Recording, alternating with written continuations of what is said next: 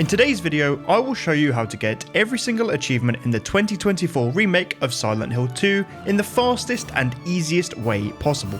There is a total of 43 achievements in Silent Hill 2 Remake, ranging from unmissable progression-related achievements, combat-based achievements, and ending-based achievements, as well as some really difficult achievements such as Interact with Bread and Spend 10 minutes on Toluca Lake. Any achievement unlocked and collectible will be timestamped in the description, which will be all memos, all photos, and all glimpses.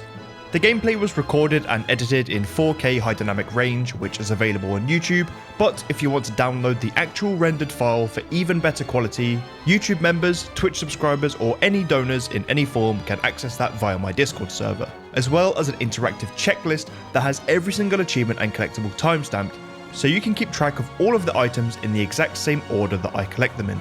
These videos take an enormous amount of time to create, so any support would be appreciated, and the link to the Discord will be in the description. That's it for the intro, guys, and we're going to get into the first playthrough. Before starting the run, make sure to pick the light difficulty on both puzzle and combat.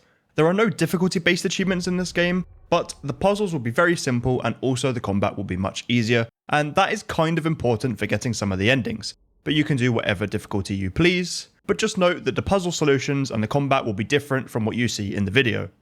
As soon as you gain control of James, turn around and go left, heading out of Silent Hill. This will give you the first achievement of the game, No Turning Back Now, and that is to leave Silent Hill in the observation deck area. Now you just need to run along the usual path until you reach the auto parts store. The next part is just a slow jog to the graveyard where you'll meet Angela for the first time, and I'll use this quiet segment to discuss what achievements you're going to get on this first playthrough. The first playthrough will get you the following achievements. There are 16 story progression related achievements, so you're going to get all of them guaranteed as long as you beat the game once.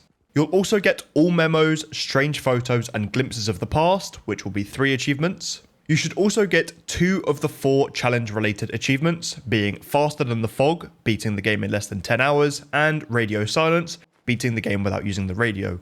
Although getting Faster Than the Fog on this playthrough is optional, and you can always get it on the New Game Plus playthrough, where you have access to the chainsaw and it should be a lot quicker.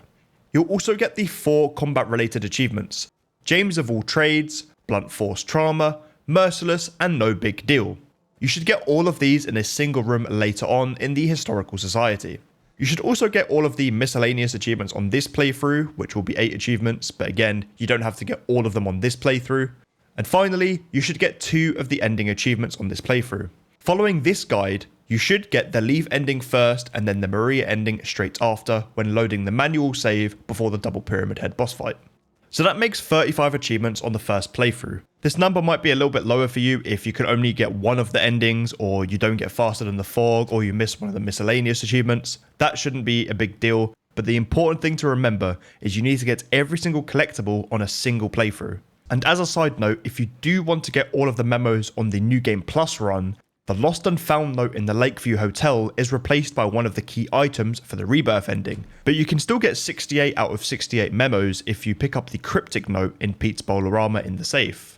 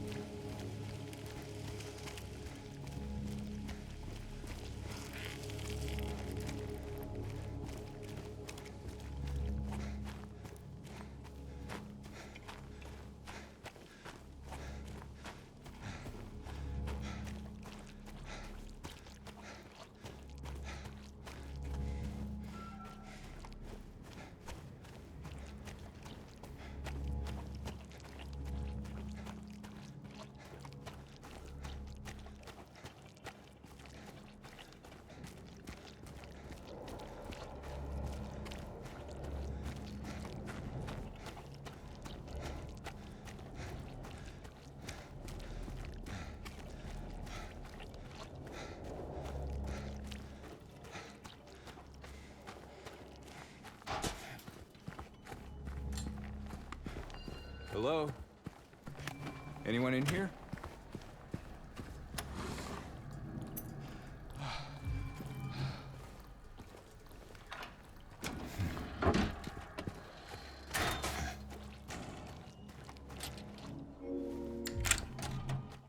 Once you've acquired the key and opened up the autoparts door, head straight to the end of the path. You will find the first glimpse of the past, then you can just continue following the path until you reach Silent Hill.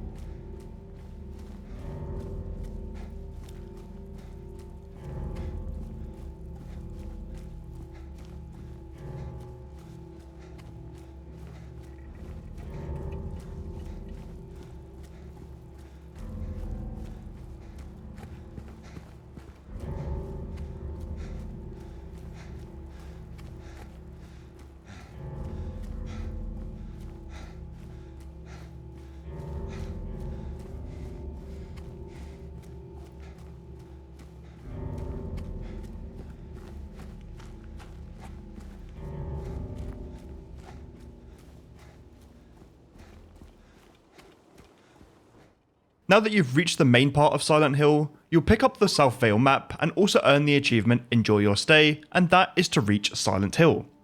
From here, head straight and go into the flower shop and collect the first memo of the run, Flower Shop Message.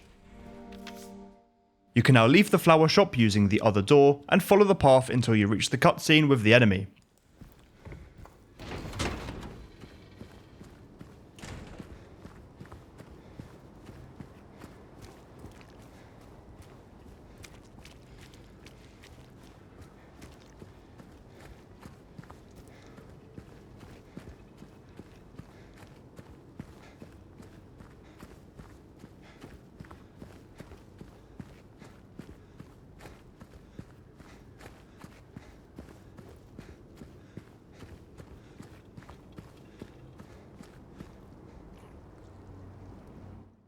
After skipping this cutscene, head forward and slightly to the right, where you will see a metal fence with a Do Not Enter sign, which is the second glimpse of the past.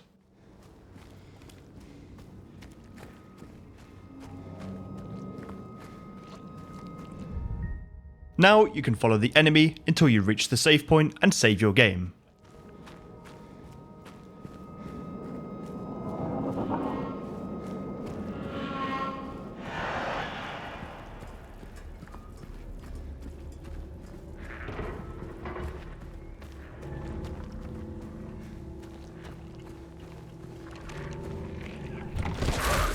Hello?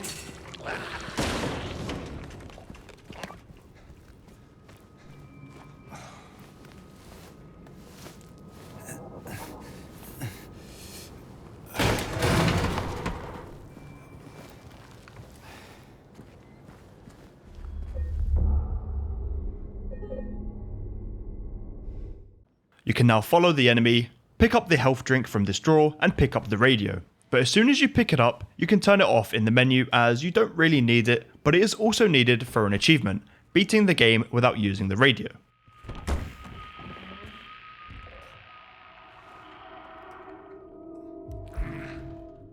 Stay back.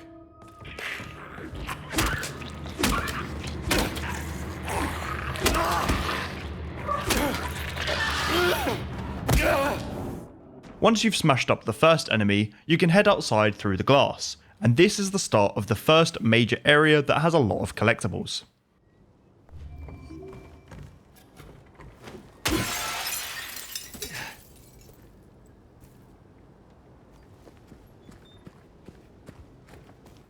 The first one is glimpse number 3, and that is the bloodstain on the fence to the right.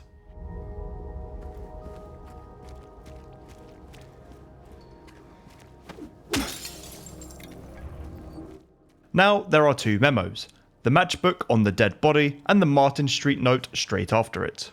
You can also begin to work towards the Shattered achievement, and that is to destroy 50 windows. After collecting the Martin Street note, head left and grab Neely's bar coin from the cafe register.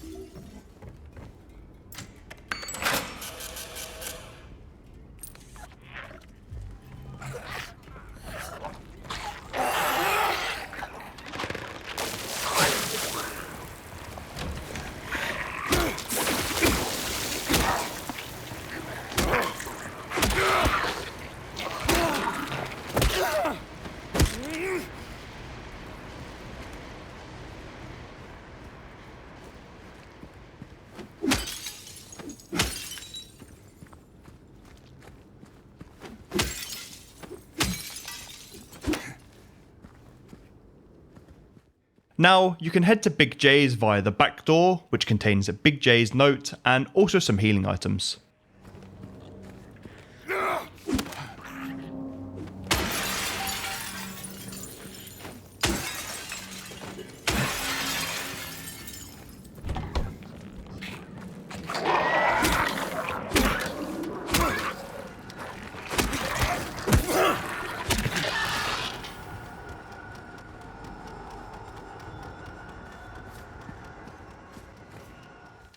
Once you have picked up that note, leave via the front door and head right, making your way towards Groovy's record store and smashing some windows along the way.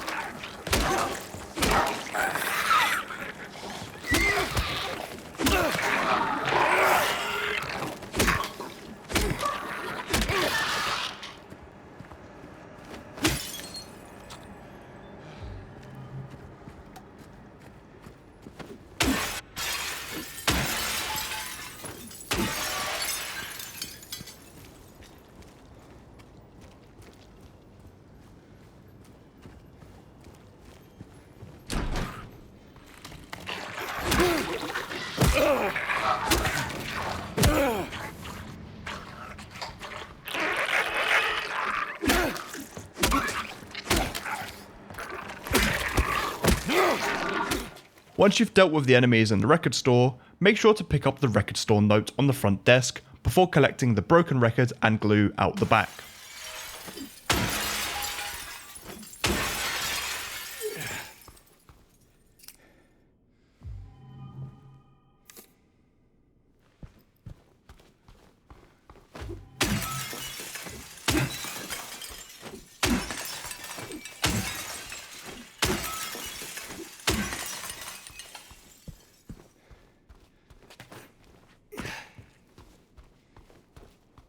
When leaving Groovy's record store, head right towards the Grand Market, smashing some windows along the way, and you should get the Shattered achievement.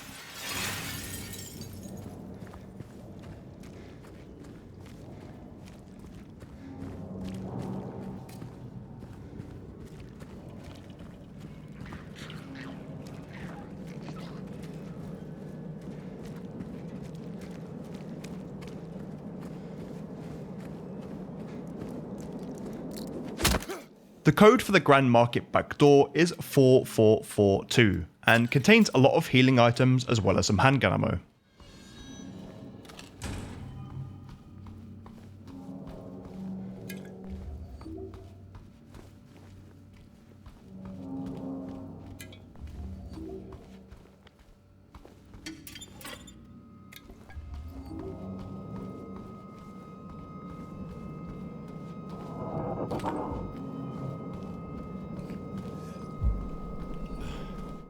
Once you've collected all of the items, leave out the door you came from and stick to the right of the road, collecting the first strange photo of the run, which is behind the window in Silent Hill Fresh Meat.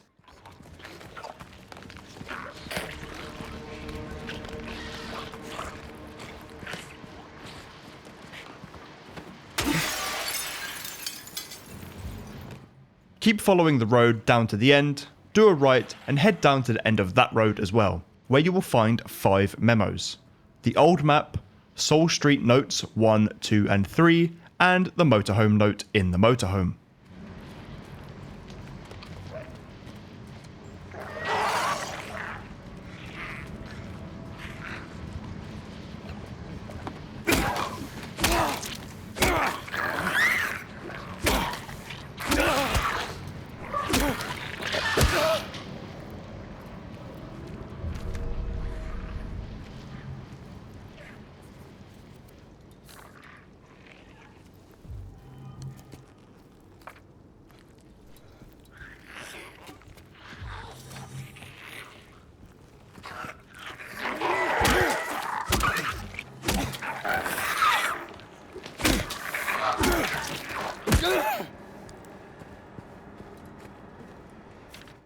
Once you grab the motorhome note, turn around, do a right and enter the Saul Street apartments.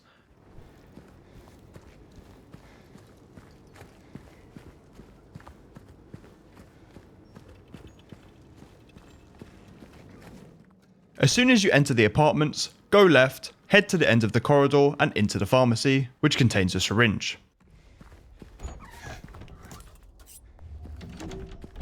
Then head to the front desk by pushing back this wardrobe and pick up the apartment key as well as the small note on the desk.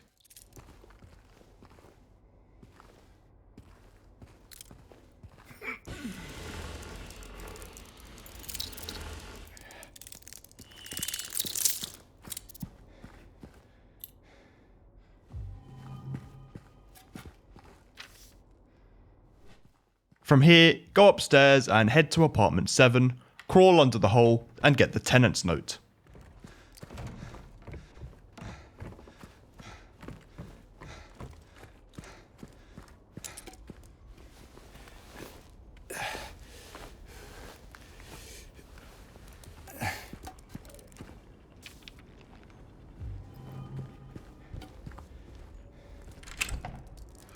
You can now go to apartment 5 and use the apartment key. Follow the path until you enter another apartment, head into the right room, the bathroom, and grab the jukebox button hidden in the hole.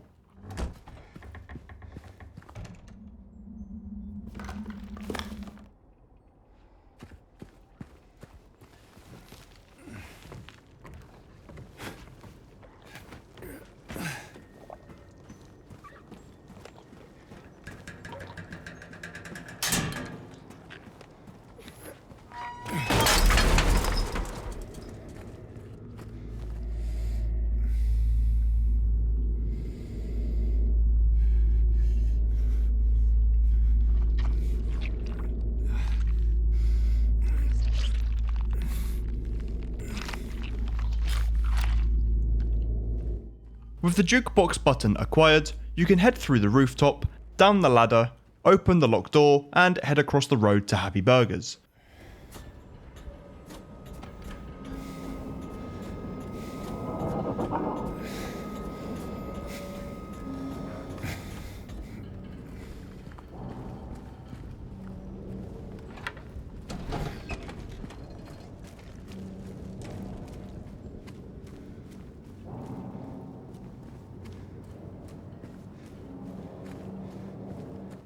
There are no collectibles in Happy's other than a couple of healing items and a couple of annoying enemies.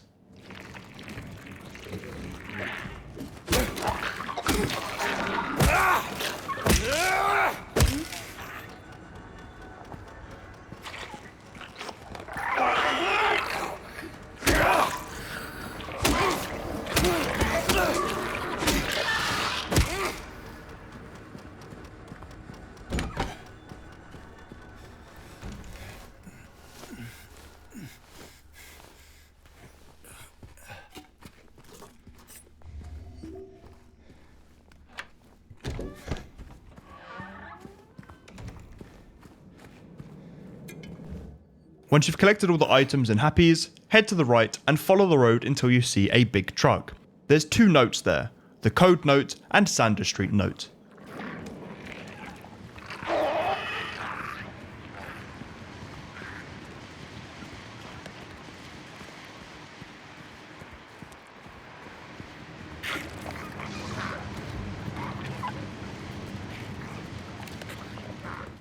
With all of these items collected, you can now head back to Neely's bar and fix the jukebox.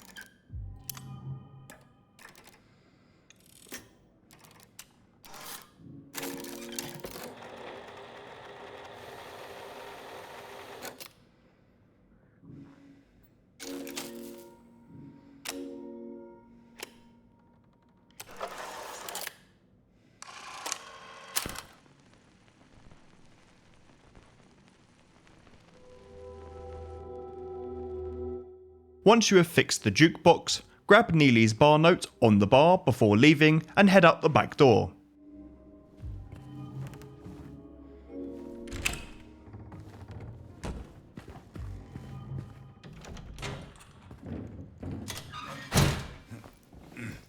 After jumping through the gap, there's a health drink to the right, and the backroom note is on the left.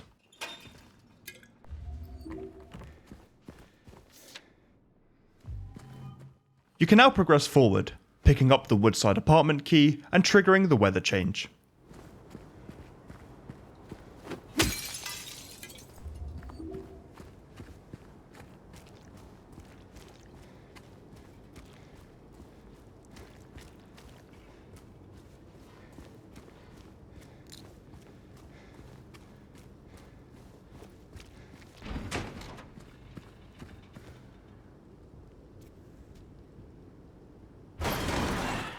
If you have all of the collectibles up till this point, there should only be 5 left, and all of them are located right next to Woodside Apartments.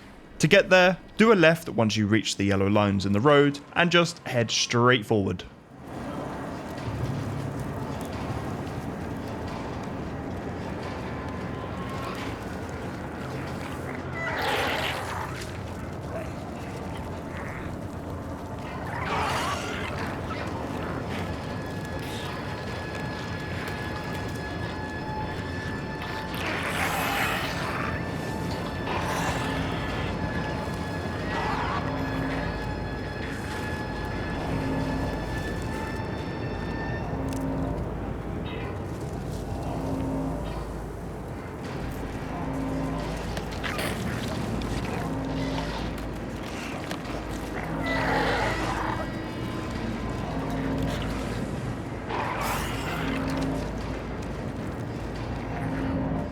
The first thing you'll get is the barrier note, then the glimpse of the past right at the end of the road, then turn around, stick to the left and grab the strange photo next to the trash can,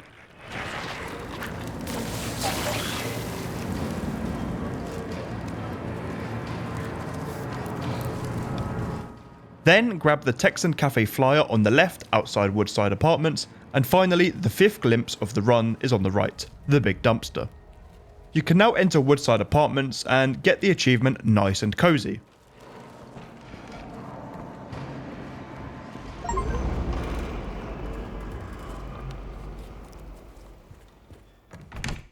I show all of the notes and photos that you should have at this point, and if you are missing any, you will need to reload a save, because at this point you won't be able to go back and get any of those collectibles.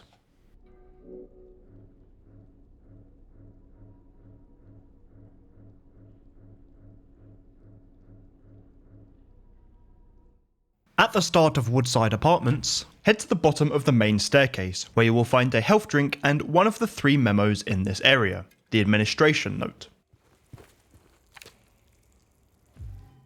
Now you can head up to the very top of the stairs to get some handgun bullets, and then head back down to the 2nd floor, where you'll pick up the flashlight. Hello? Is anyone there?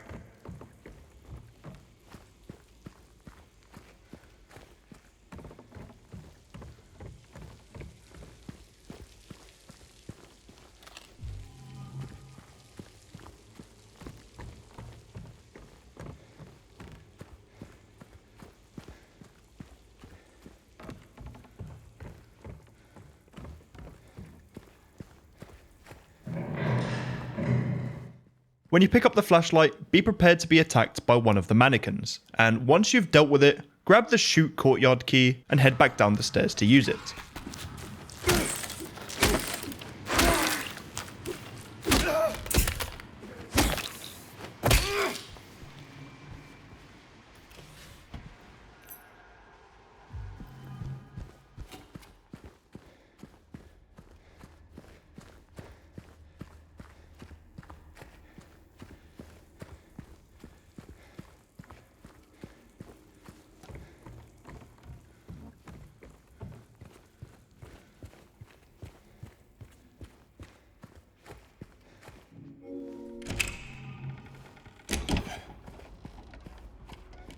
Entering the courtyard, move the pushable object in line with the window, climb through it and head through the corridor, and then examine the key at the end of the hallway.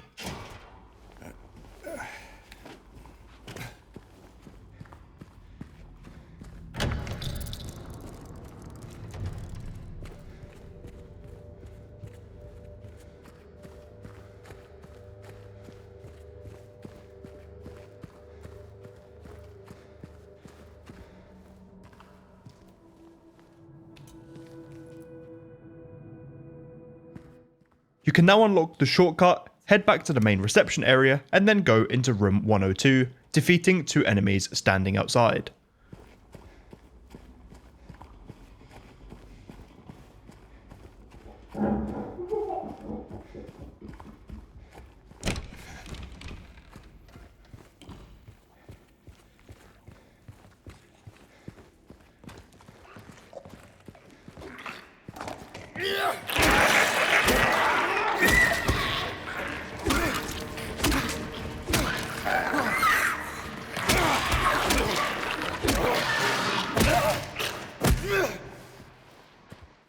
With the enemies defeated, head into room 102 and grab the third strange photo of the run, Valentine's Day. Now you can head through the door that Laura has just opened for you, go into room 108 to grab the golden apple, and finally pick up the second floor hallway key.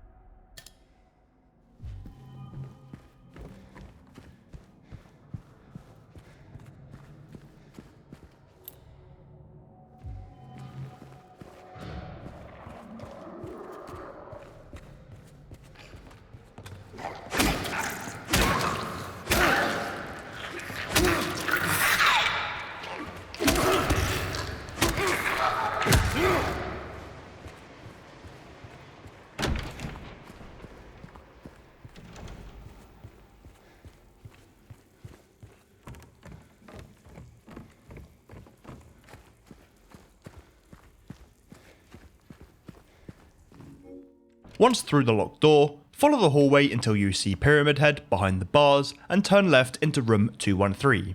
Head straight into the bedroom and examine the wall, giving you a glimpse of the past.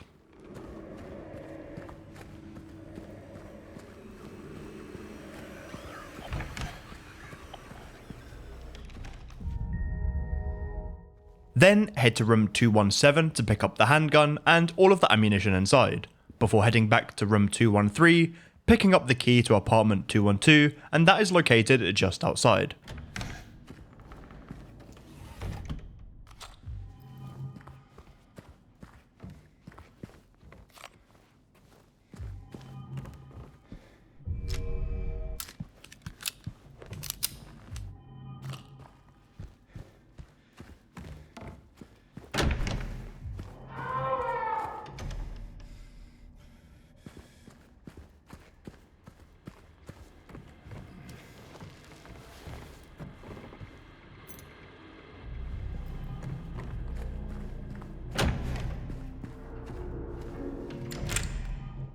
Follow the path through the next apartment and kill the mannequin that is in this room.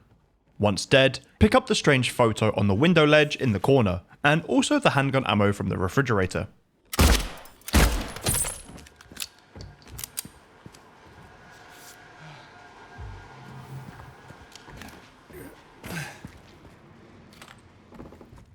From here, exit the room and follow the corridor all the way to the end, and head into room 208.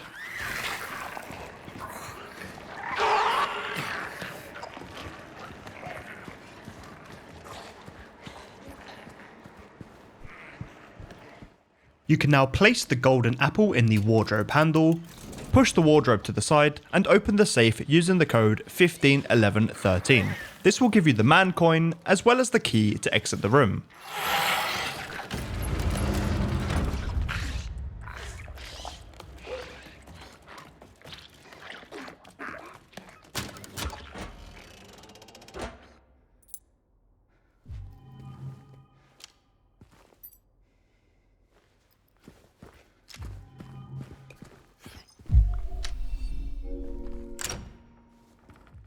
Upon exiting the room, head to the room just outside and to the left.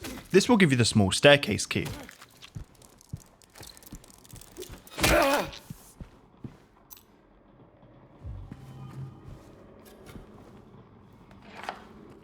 Follow the path and you'll end up in the room with the welcome home balloons and a few enemies. Take care of the enemies first and then shoot every single one of the balloons on the wall, and this will give you the achievement Let's Not Party.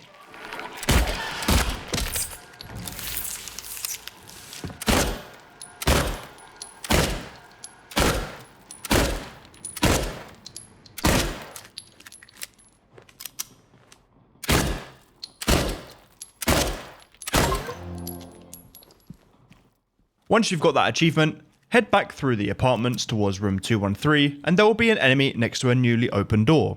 Head through that door and use the key on the Toluca lock.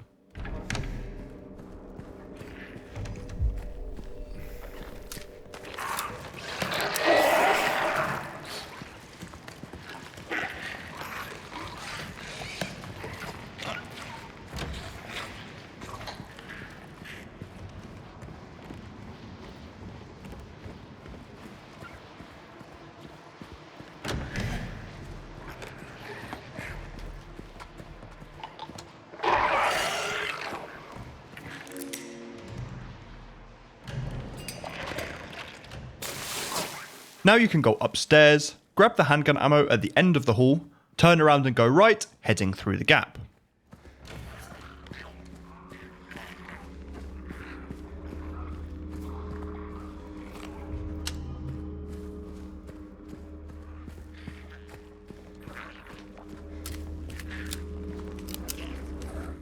There's a few enemies in this area, so take your time to not take too much damage and feel free to use the handgun to take them out.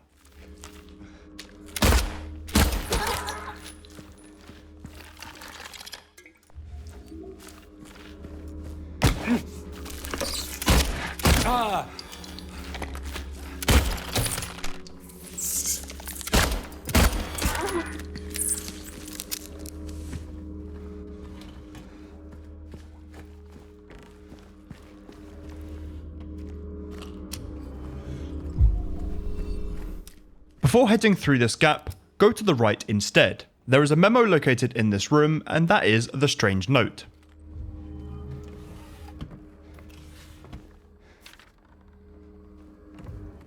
Same thing for the next area, plenty of enemies and another memo.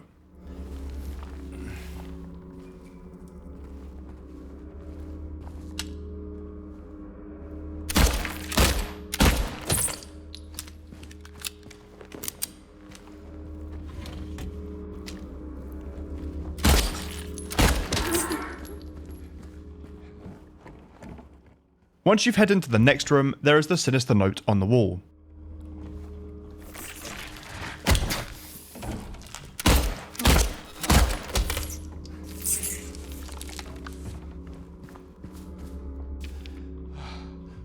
Now you can go through the gap on the bottom of the wall, head into the laundry room and drop the soft drinks down the chute. This will give you access to the woman coin a little bit later.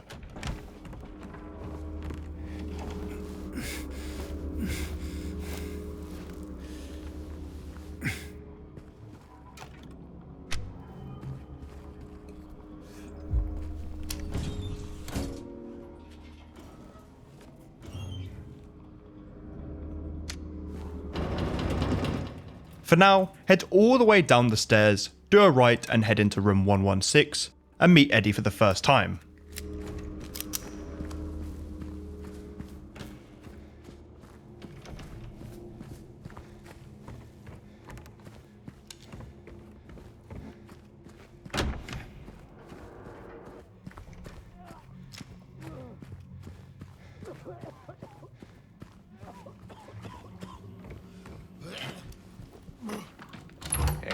Who's there? It wasn't me. After skipping the cutscene, head towards the swimming pool where the snake coin is located in the baby buggy.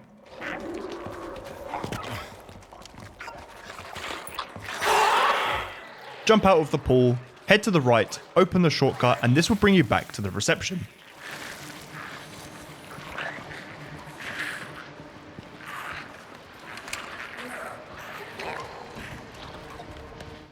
You can head into the chute courtyard to collect the woman coin, and you can now solve the puzzle in the back of the reception.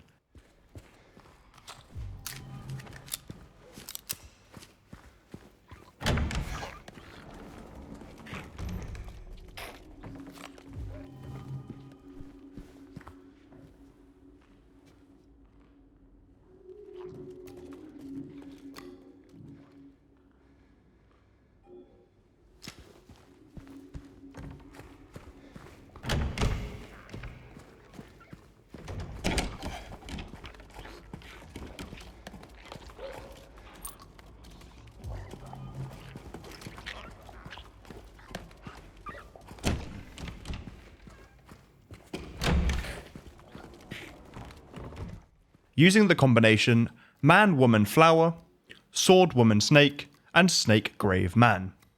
And since you'll be going for the Leave/Maria ending on this playthrough, you should put the woman coin in the slot when asked for who is at fault. Now at the time of recording this script, and today's date is the 24th of October 2024, nobody is 100% certain how this affects the ending or even if it does, but I've done it in my playthrough, so you should do it in yours.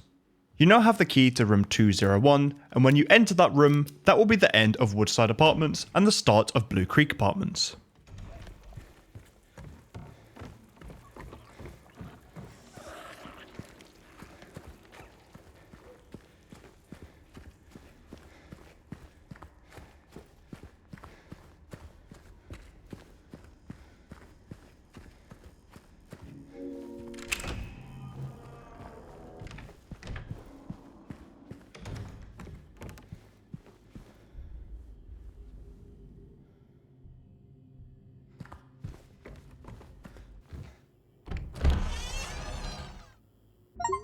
When you reach Blue Creek Apartments, you can just carry on going forward until you reach the save room where the clock puzzle is located.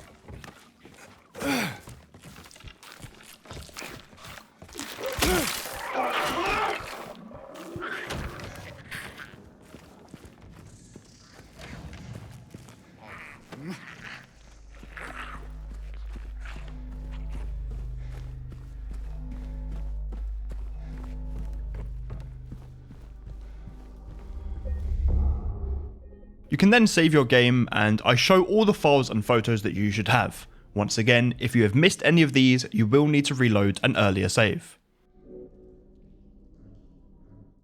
Now you can start cracking on with Blue Creek Apartments. There's actually no collectibles until you open the door using the winged key, just before Angela, and there are only 4 collectibles in total, 2 photos and 2 glimpses.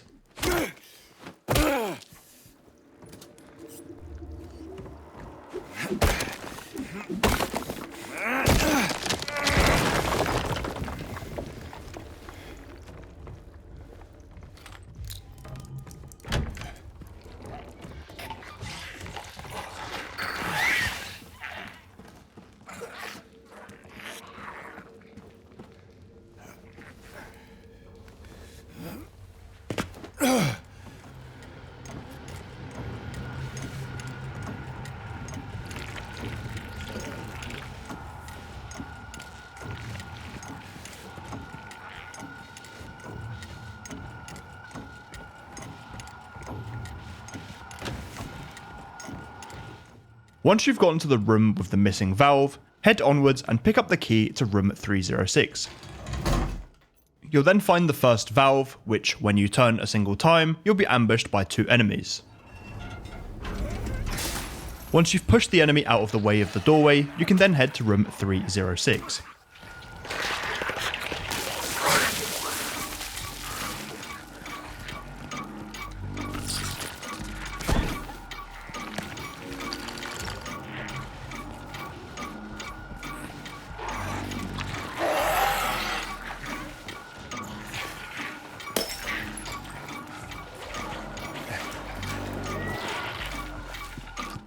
This room contains a few enemies, so make sure to take them out before removing the valve.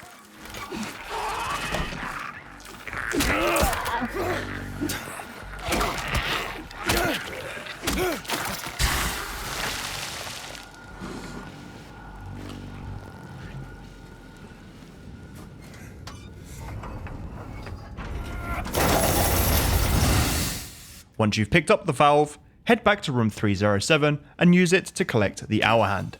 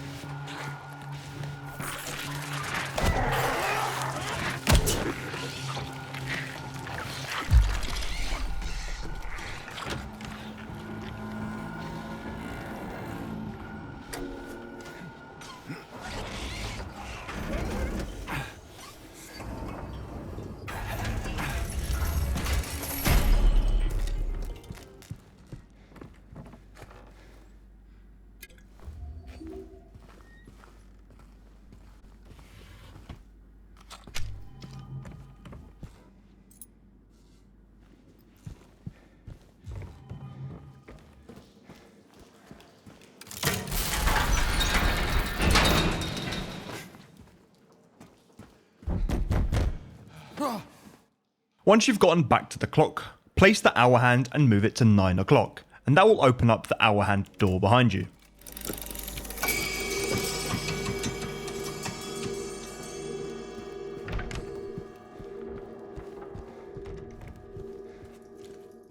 From here, you want to break into the bathroom and pull the minute hand out of the toilet.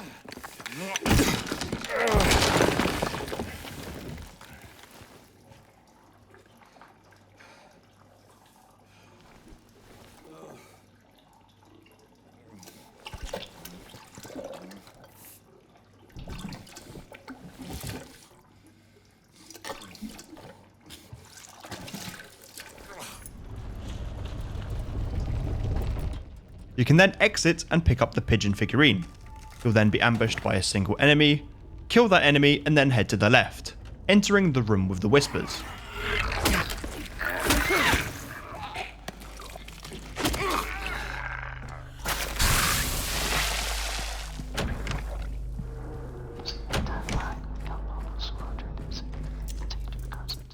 Grab the malformed figurine part and kill another enemy that ambushes you, and exit taking a right, running down to the end of the corridor and breaking the wall.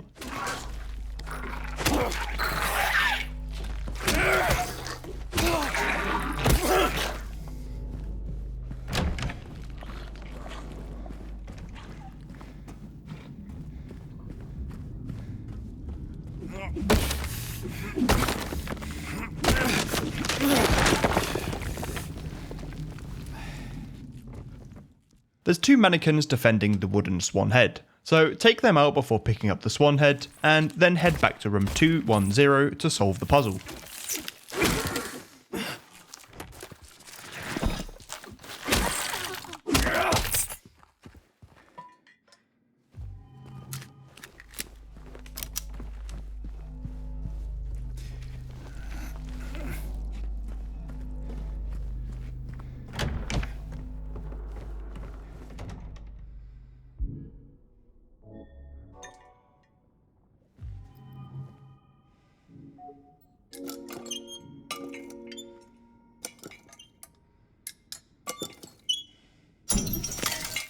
Lastly, collect the winged key and use it on the door to your left and drop down.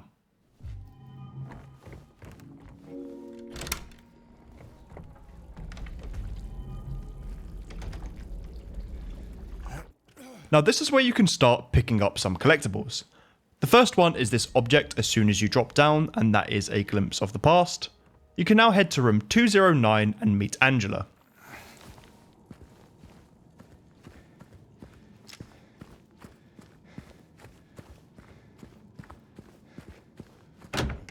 Now, I'm only going to say this once. Do not examine Angela's knife at all on this playthrough. If you do, even if it's just once, reload the save. Also make sure to pick up the key of resilience and head to the corridor to use it.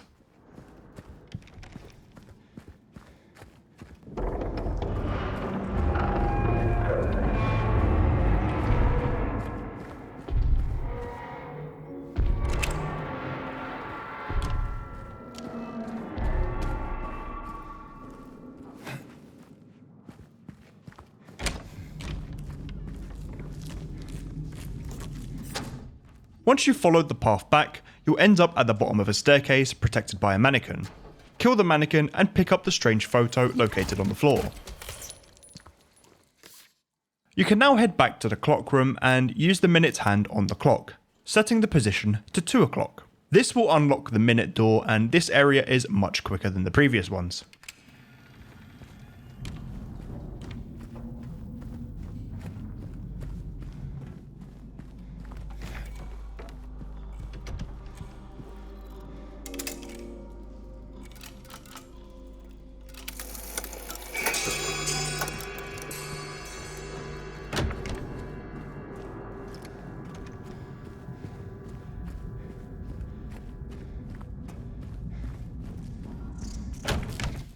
Just go to the padlock and input the code 582 and you'll now get the second hand.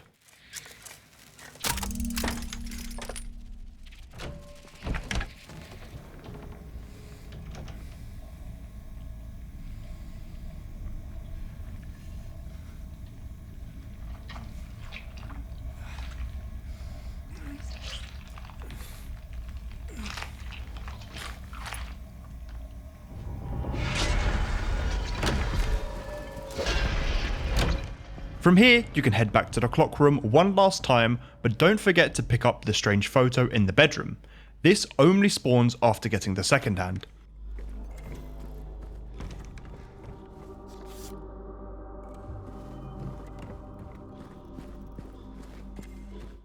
Put the second hand in the clock, change the time to 3 o'clock, and then head back to the second hand door.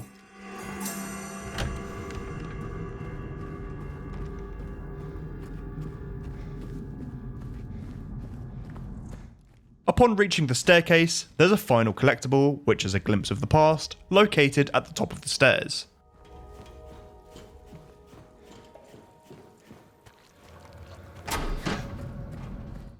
It's now time for the first Pyramid Head fight of the run.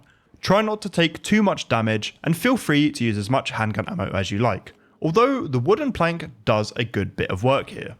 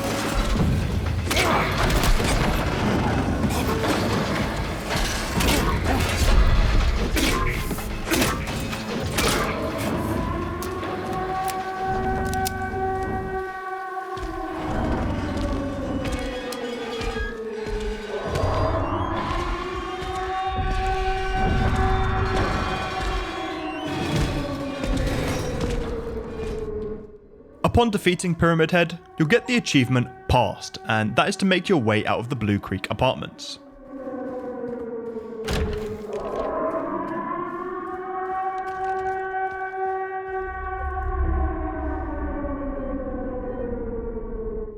Make sure you picked up the 2 strange photos by checking your inventory and also the 2 glimpses. If not, you will need to reload a save.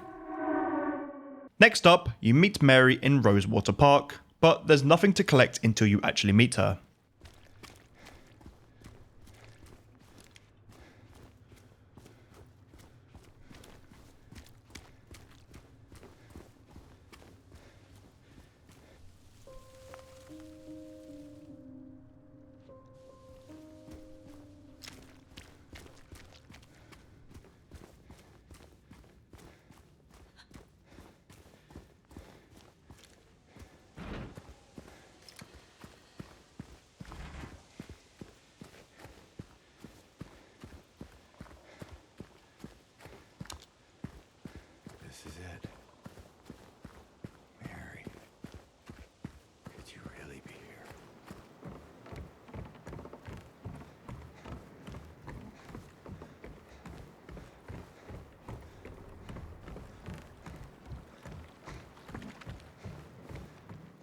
When you do finally meet her, you'll get the achievement Uncanny.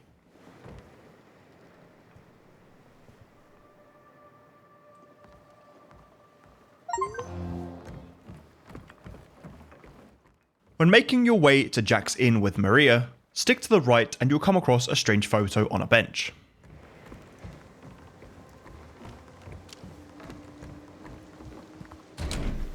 Through here. This place we're going to, what is it exactly? Used to be kind of a special place for young couples. It's important here to not stray from the intended path with Maria. Head straight to the inn and save your game. So if you do mess anything up in trying to get the Maria ending, you will always have a good place to come back to.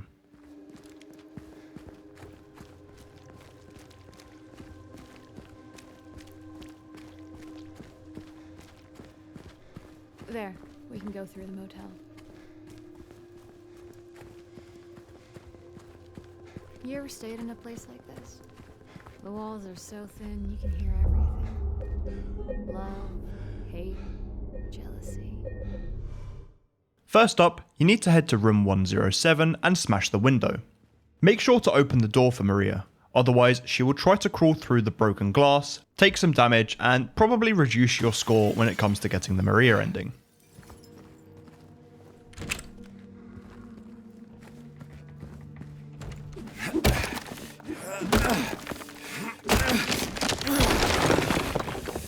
Why, thank you, good sir. Pick up the toolbox memo, exit back through the gap in the wall, and make sure that you speak to Maria here and compliment her on the dress. Hey, you think I'd look good in this one? Sure. Not quite the ringing endorsement, but hey, I'll take it. Then head back to reception, pick up the reception desk note, and input the code 0451 on the safe. This will give you the gate key and also trigger Maria to be attacked. Be as fast as possible to save her so she doesn't take a lot of damage, and you can now head through the gate.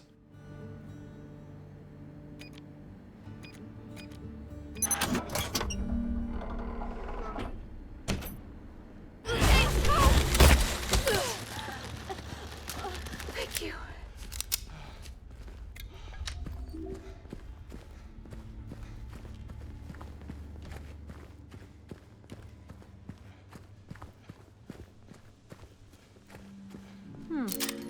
So that's what it was for.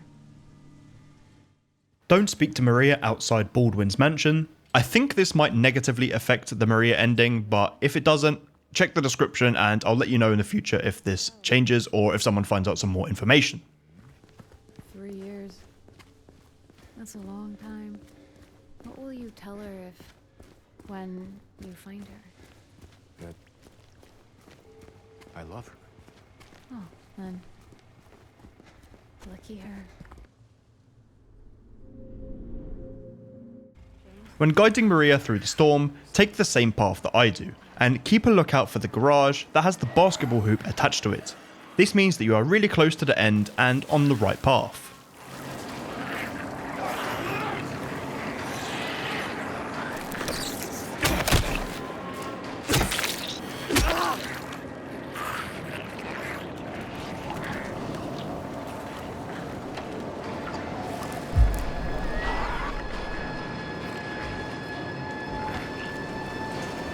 Over there!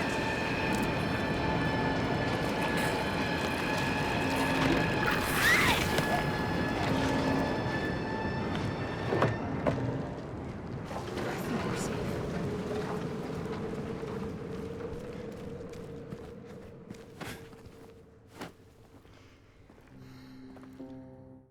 Upon entering heaven, there's a strange photo on the left desk. Collect that and then proceed to the main lounge.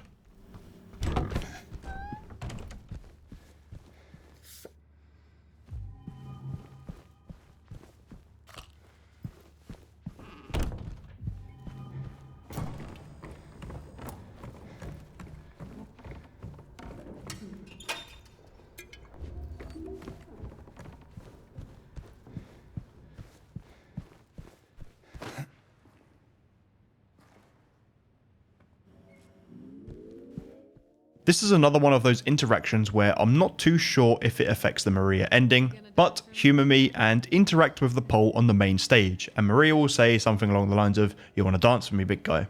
Do this before leaving.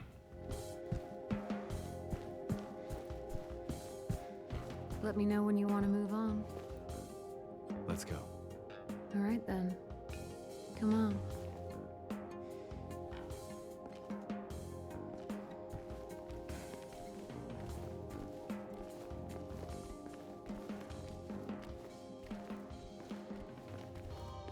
We shouldn't have stayed here this long. Hey, it's okay. We're almost there anyway. Good. No more delays. I need to find Mary. Well then, let's hope you will.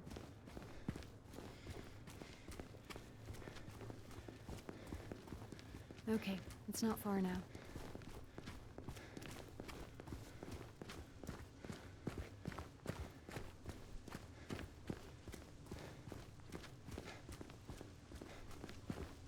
Look, we're on the other side of that chasm. Some detour.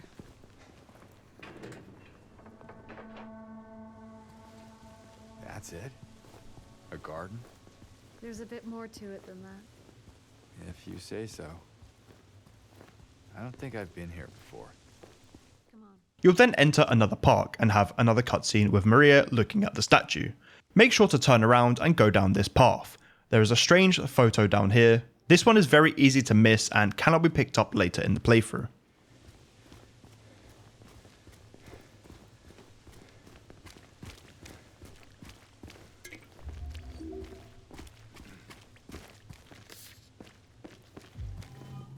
You can now follow the path until you reach the smashed window at the theatre.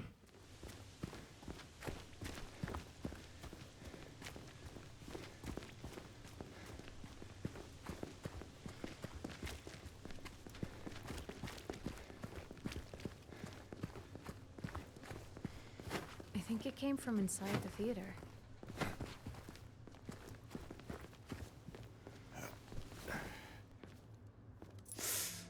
You okay? Follow the intended path through the theatre until you have the cutscene with Eddie.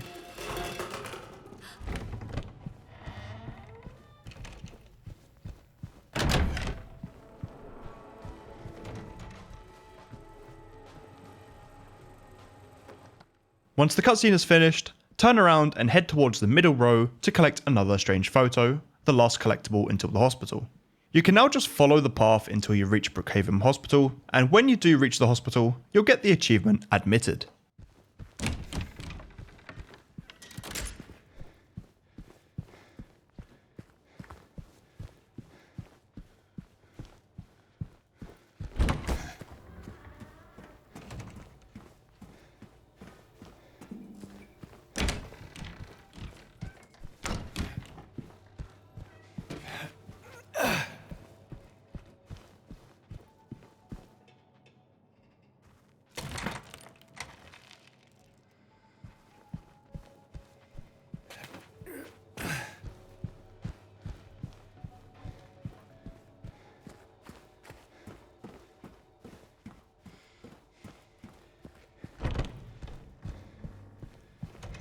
Laura, stop! It's dangerous!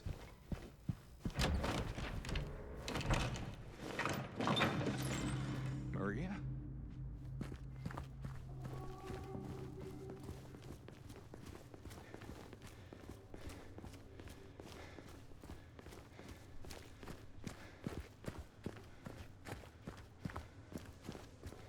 James, look.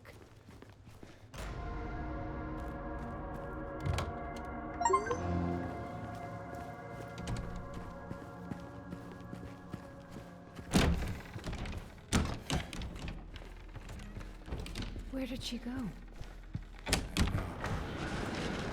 Let's go.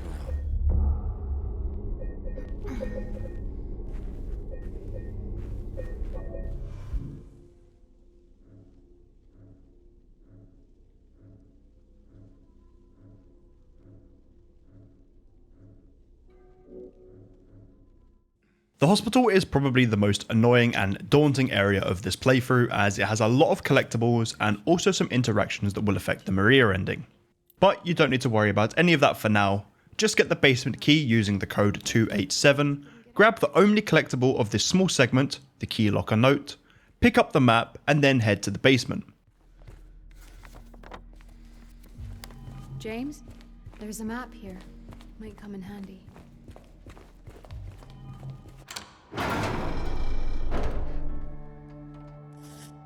Why would she run from us? I don't think she likes me very much. But why? I don't know.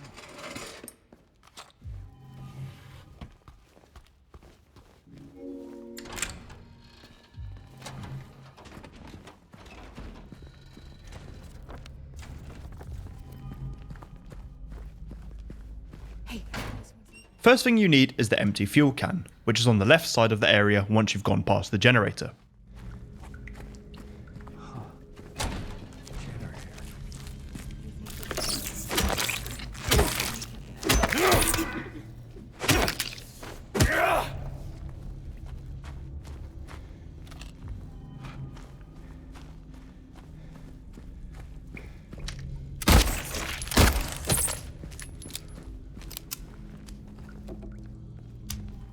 And to access the fuel, it's across on the other side.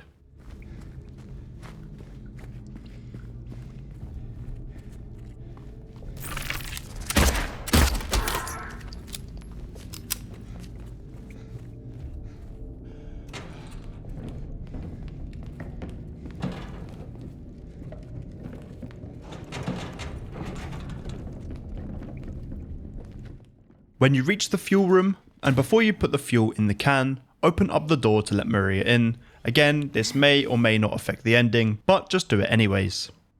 I'll be right back. better.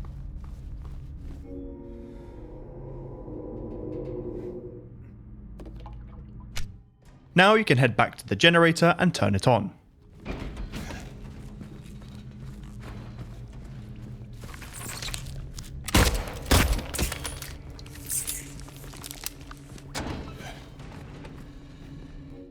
The elevator will be turned on and you can use it to go to the second floor.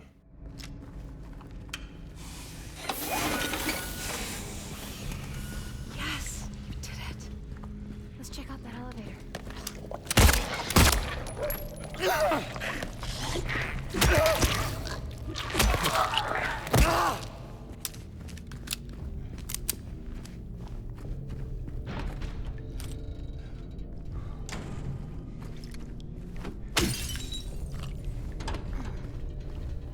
I think they're gone. Now.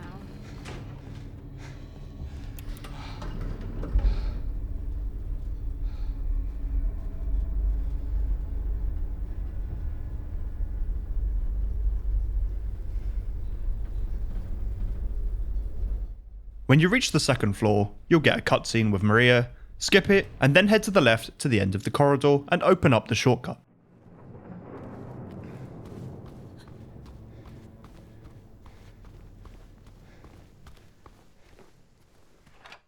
And finally, head into room C3 to save your game.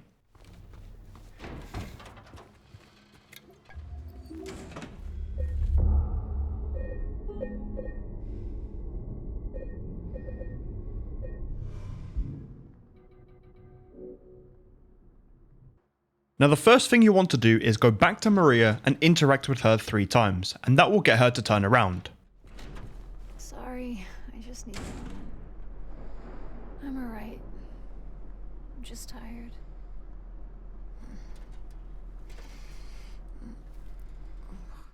Once that's done, it's time to start clearing up the hospital. First thing you should do is take out this nurse in the main hall, as you'll be coming through this area a couple of times. Where is that girl?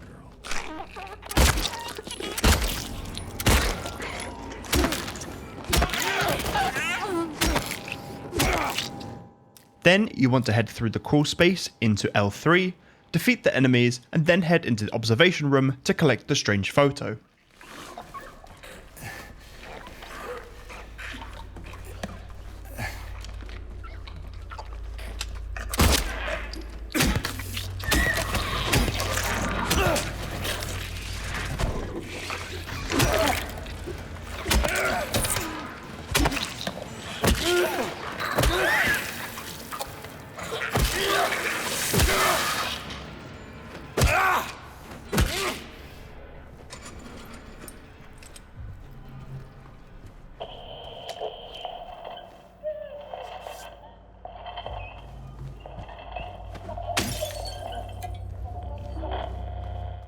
Next, head to the nurse's station window to collect the staff memo and then use the code lock, inputting the code 3578 to open the door.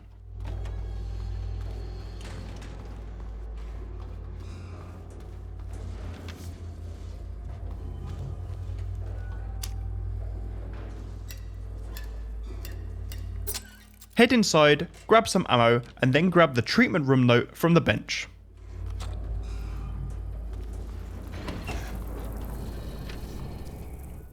From here, head straight and go up the stairs. A nurse will come out of room D2, but there's nothing in that room except the nurse, so make sure to take her out.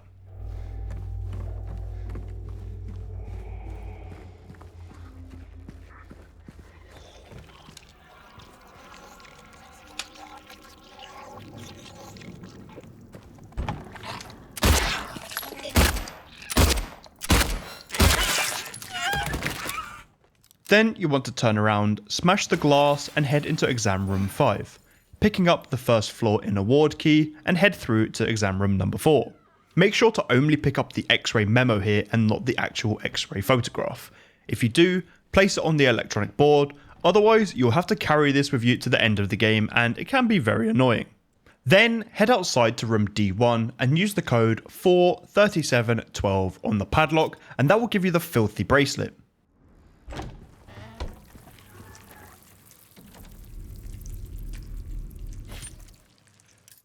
From here, you can now head back down the stairs.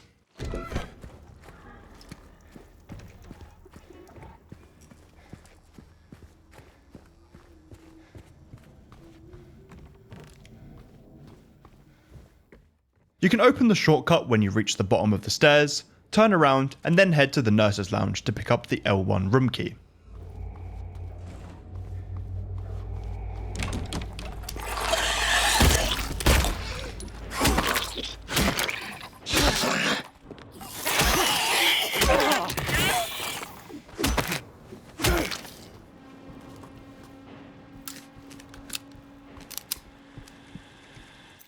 Next, head to the women's locker room, grab the bent needle from the teddy bear, as well as the shotgun and all of the resources in the locker room.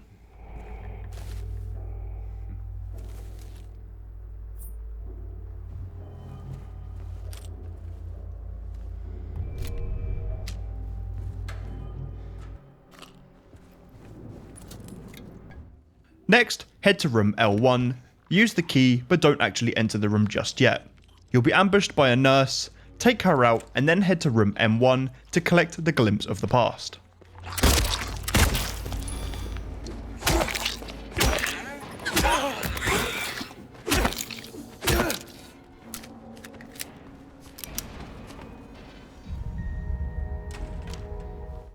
Next stop is the laundry room to get another glimpse of the past as well as some shotgun shells, and finally into room C1.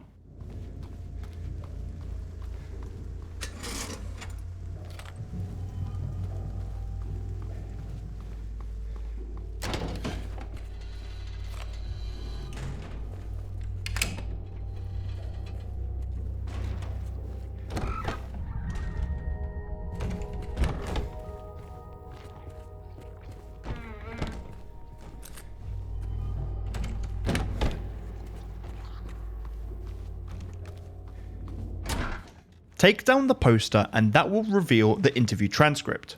Now you want to head back to Maria and talk to her. This is very important for the Maria ending, and once that's done, you can save. If you have missed any collectibles in the hospital till this point, it's not the end of the world because all of them will still be accessible.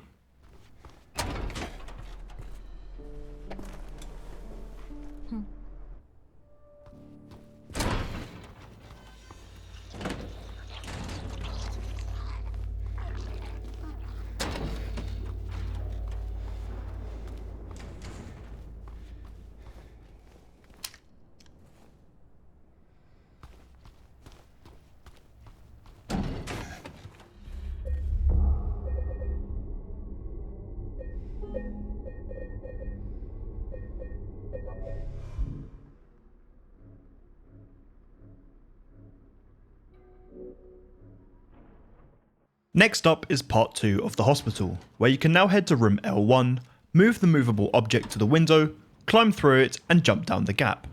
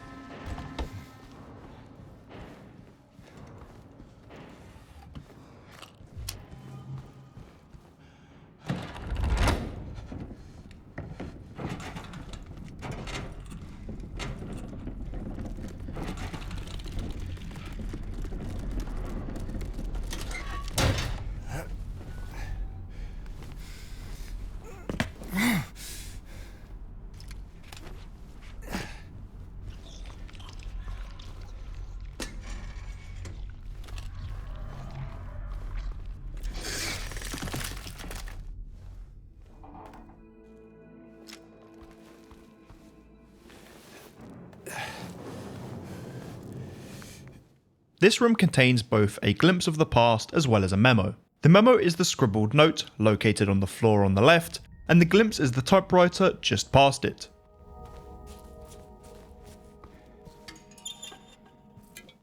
You can now grab the marked bracelet and take out the mannequin that spawns.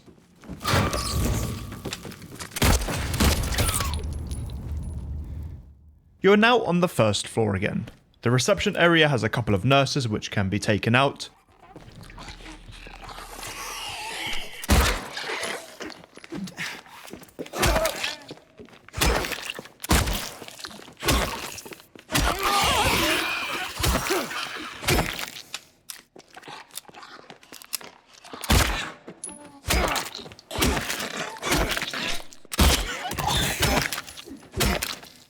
Use the 1F in a ward key and head to the room that's straight ahead.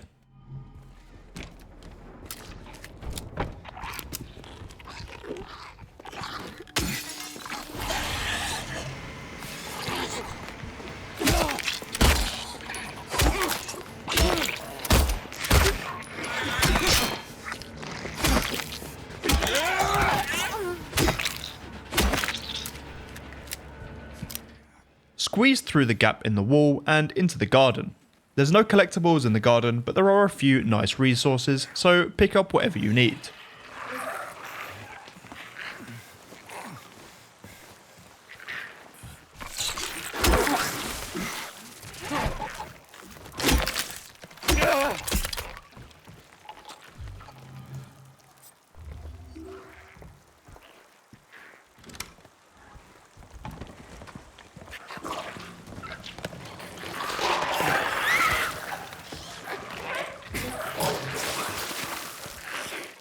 Entering the pool area, you don't have the maintenance key just yet, so head through the shower room and collect the medical tube in the room on the left.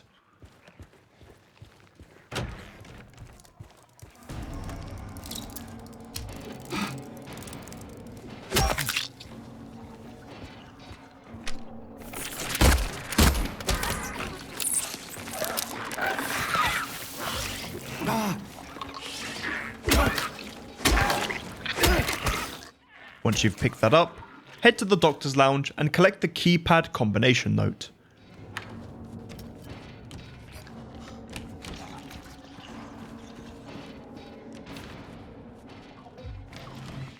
Now you can head back to the pharmacy where you were earlier and combine the medical tube with the bent needle to collect the maintenance key in the drain.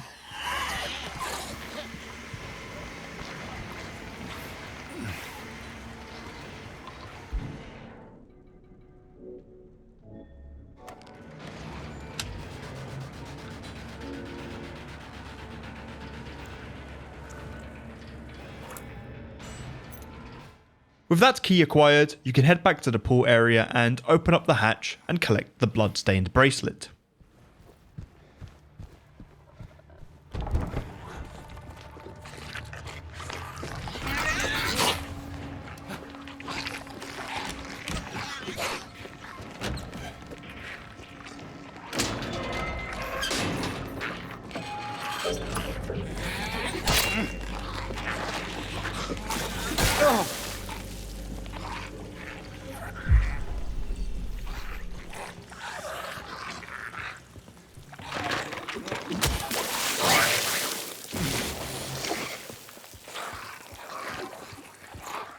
While still on the first floor, head to the room in between exam room 2 and exam room 3.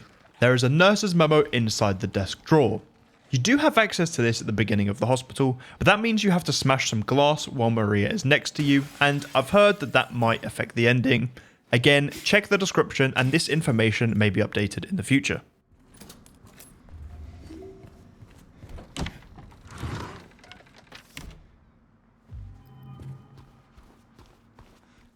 One final step before heading to the director's office, and that is examination room 1. This room is now unlocked and has a strange photo in the drawer.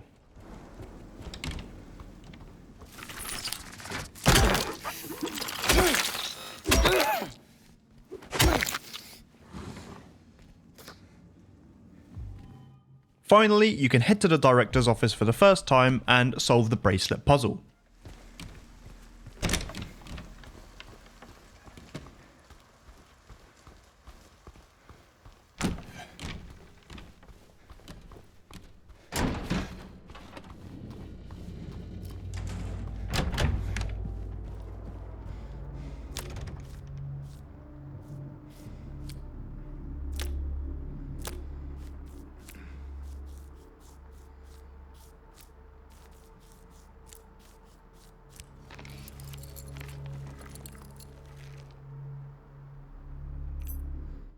After you've picked up the storage room key, pick up the 3 evaluation cards in the corner before heading into the storage room.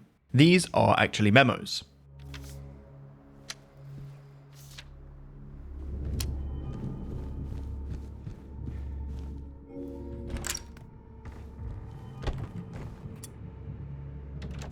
With the safe button acquired, you can head to the safe and open it using the solution shown on screen. This will give you the safe note as well as the rooftop key.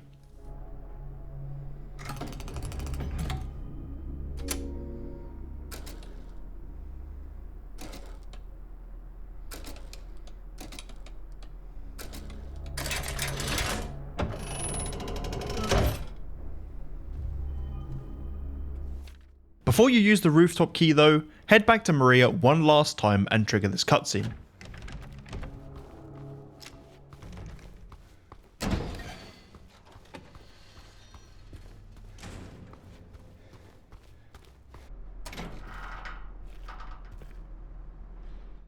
That is the hospital complete, but I'd recommend saving before heading to the rooftop and make sure that you have all of the collectibles, as once you read the file on the rooftop, there's no coming back here.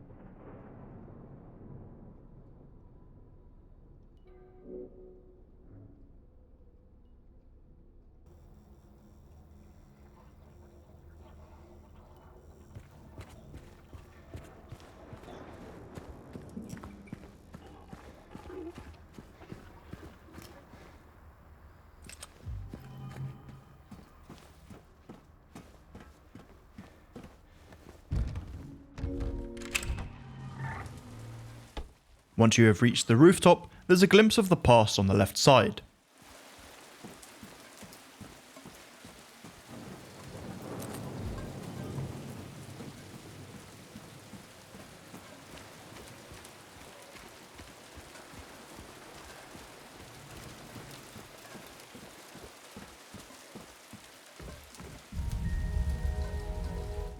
Once you've examined that, you can then head into the room with the lights, examine the page from a diary, and get choked by Pyramid Head.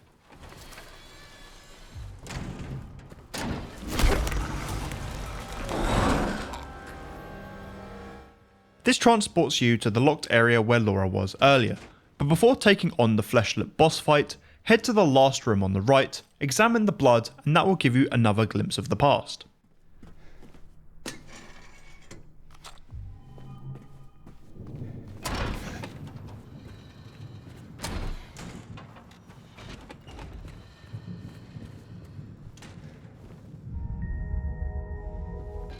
you are now ready to take on Fleshlip, which is a pretty simple boss.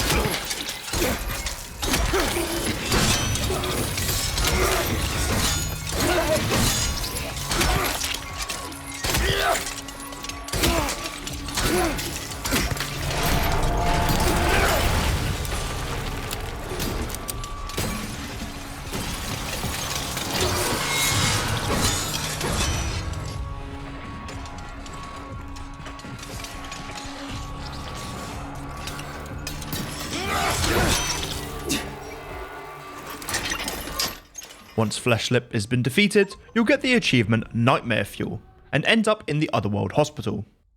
There's an evaluation card memo on the wheelchair as soon as you leave the spawn room. Once you've collected that, head up the elevator and save your game.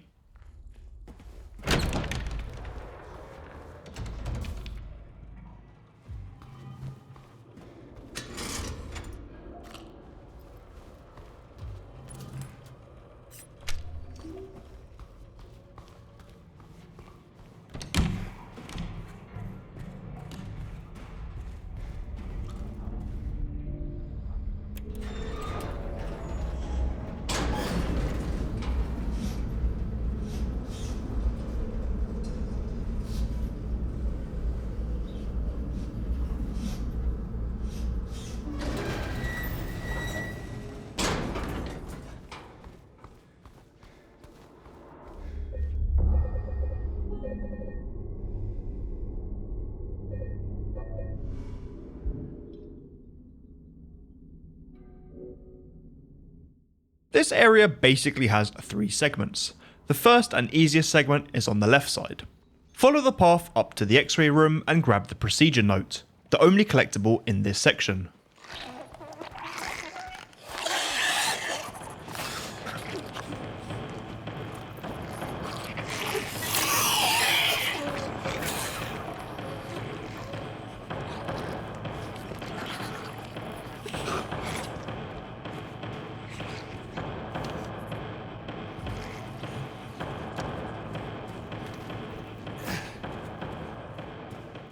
Defeat the few enemies in this area before breaking the wall and heading down the ladder.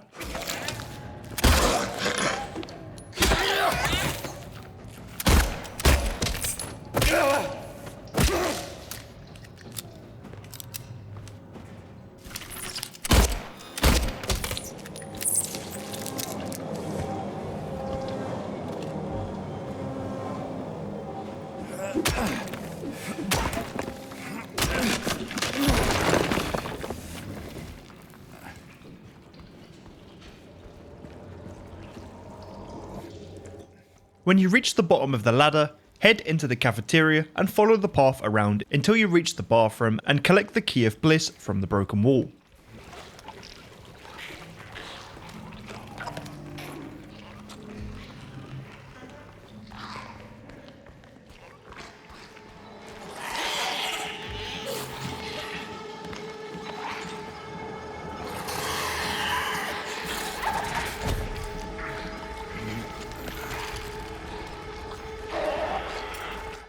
You can now head back to the dummy in the wheelchair and use the items to get the lapis key.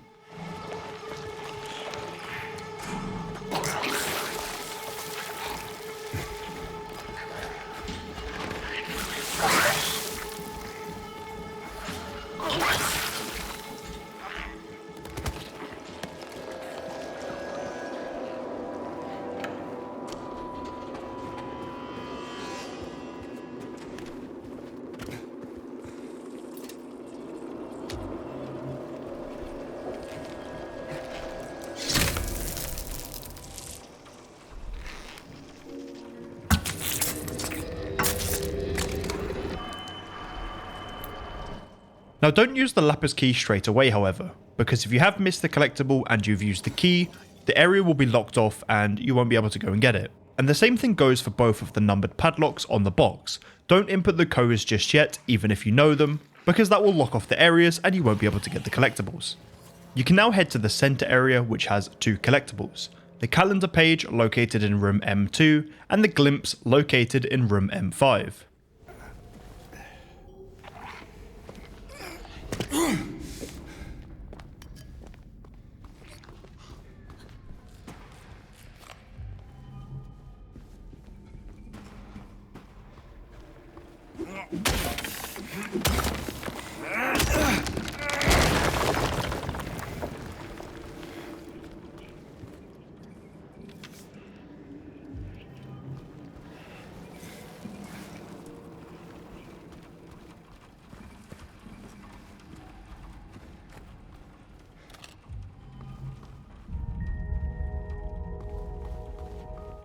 Now you can head to the third and final area, probably the most complex one.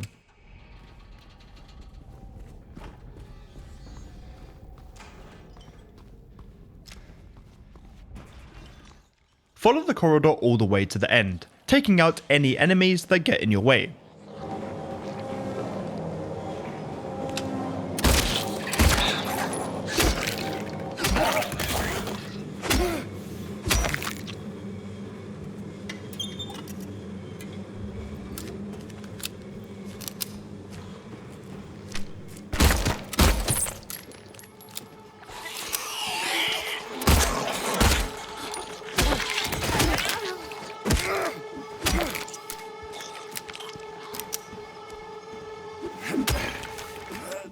Smash through the wall and you'll enter the shower room. Take out the couple of enemies in there before moving the wardrobe out of the way and pushing the movable object into place.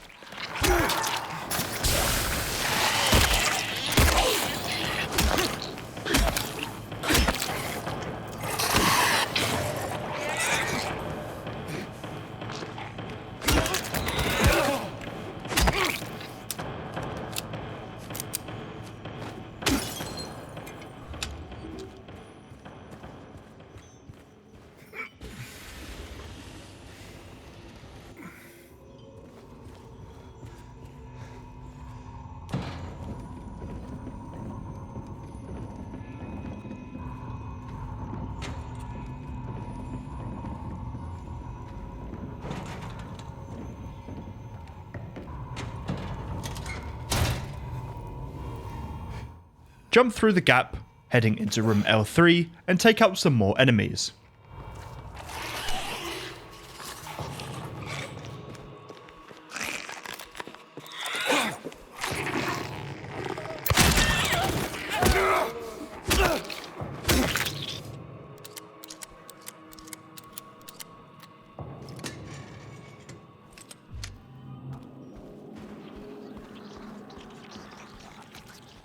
You can then head into the observation room and pick up the patient's note on the left.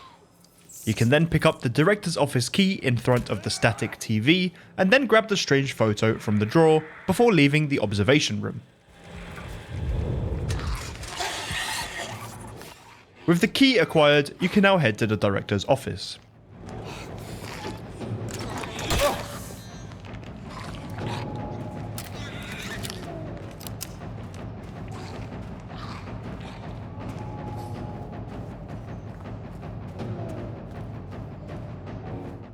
As soon as you enter the director's office, grab the manic scribble memo on the right before heading up the ladder.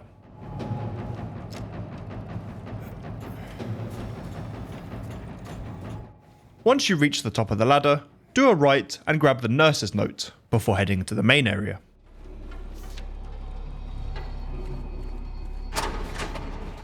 Follow the red cable until you reach the room with the generator, and you don't even need to turn it on, you just need to use the crawl space to get the final collectible of this area, the director's note.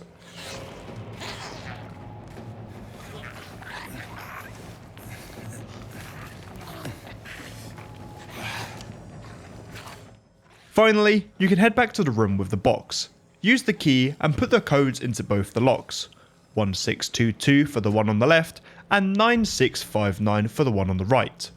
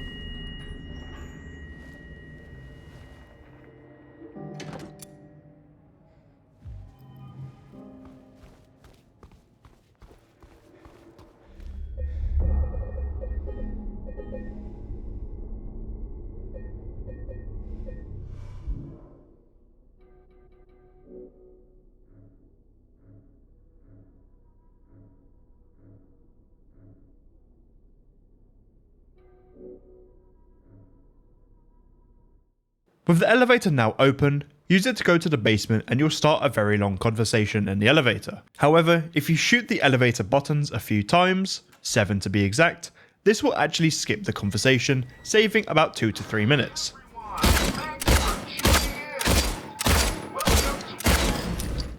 If you don't want to waste the bullets though, don't worry, just save them and spend the extra time in the elevator.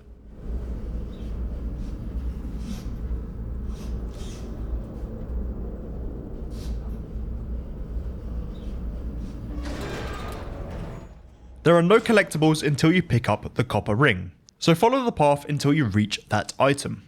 You could also explore and take out some enemies and pick up some resources if you are low on them.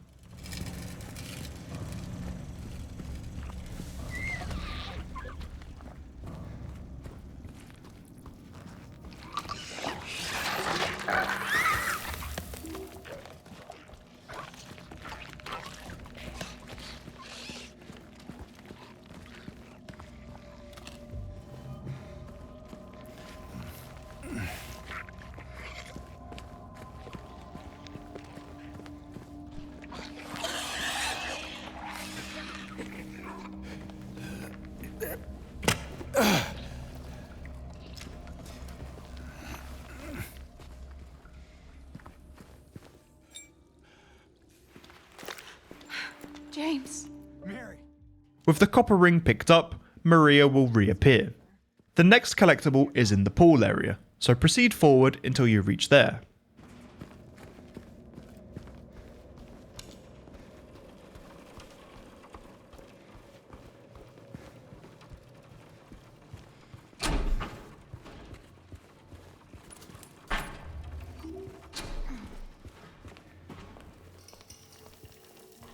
What the hell is that? Well, what do you know? A stroll in the rain. How romantic. Maria. The collectible in the pool area is on the benches on the right side, and that is a strange photo. Yeah. Sorry.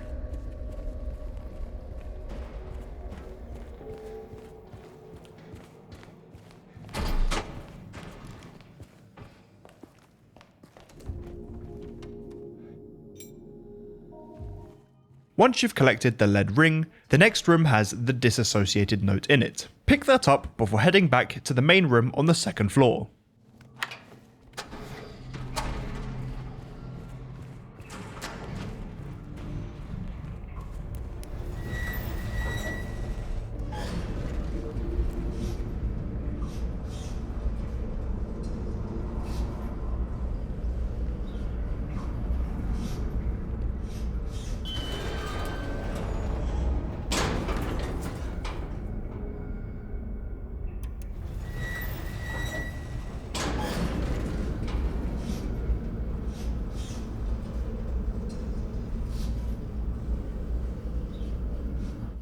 Again, this is one of those things that may or may not affect the ending. Put the lead ring in the right hand of the character on the wall and the copper ring on the left hand of the character.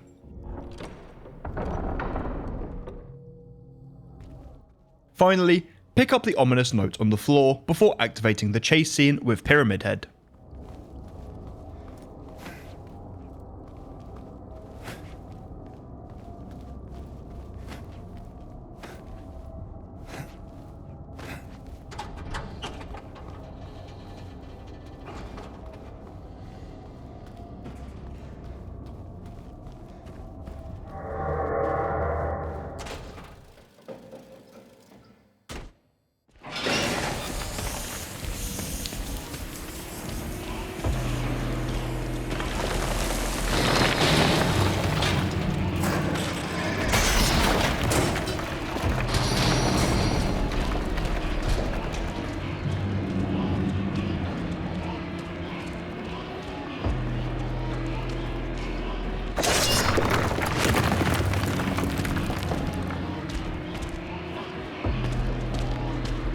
There! An elevator!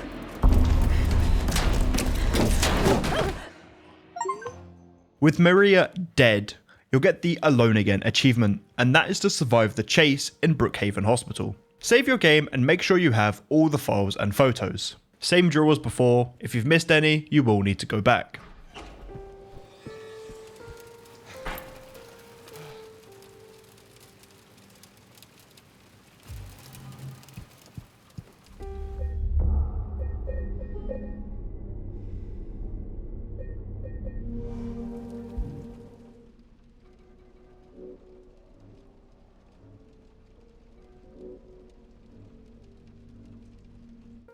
Once you've saved, pick up the hospital entrance key and head to the street. There's no collectibles until you reach the motorhome, so just stay alive and collect some resources until then.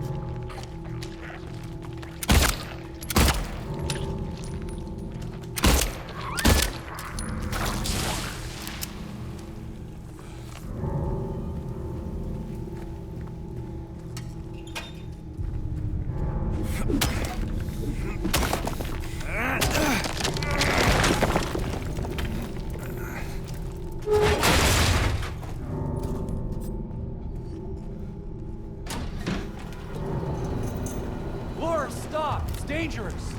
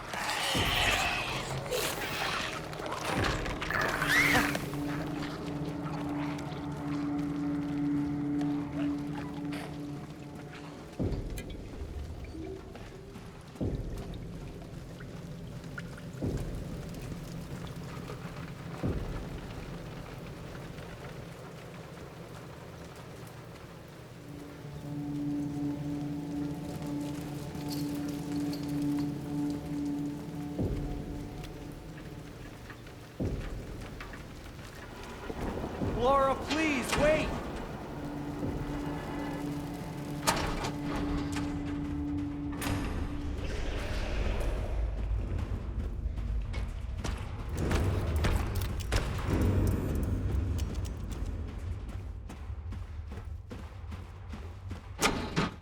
Once you reach the motorhome, make sure to pick up the note on the map and save your game. She go.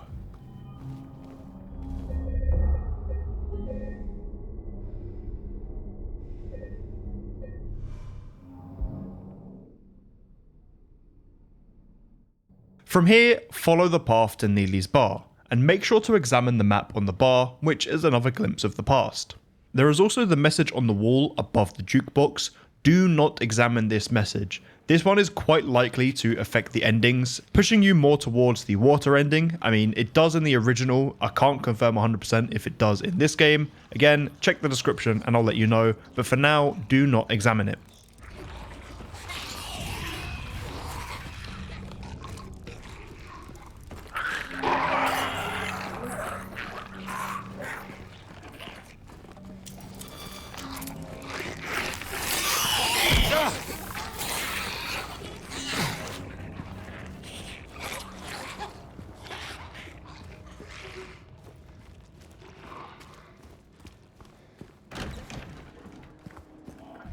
Now you can just follow the path until you eventually reach the ringing payphone, which contains the wrench but also the letter.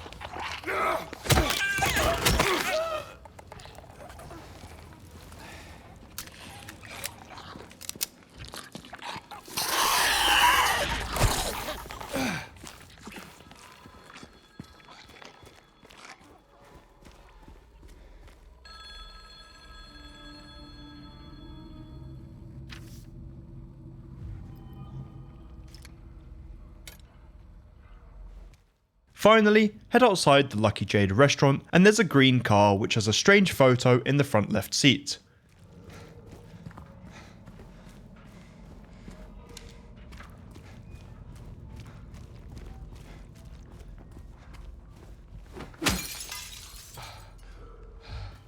Now you can just head to Rosewater Park and speak to Angela.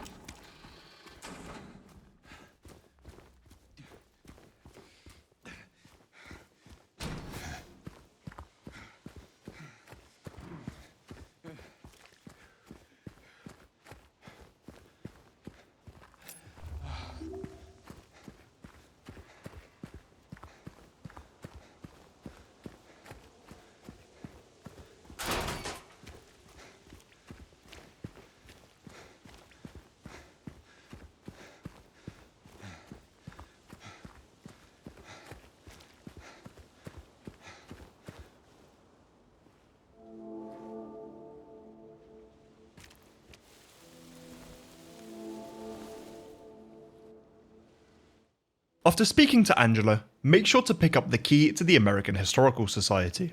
The return to South Vale West is a fairly long segment of mostly running, but there's not that many collectibles. First stop is Pete's Bolorama, where you will examine the pizza, which counts as a glimpse, but will also give you the achievement Leftovers, and is kind of a reference to the original Silent Hill game with Eddie eating the pizza.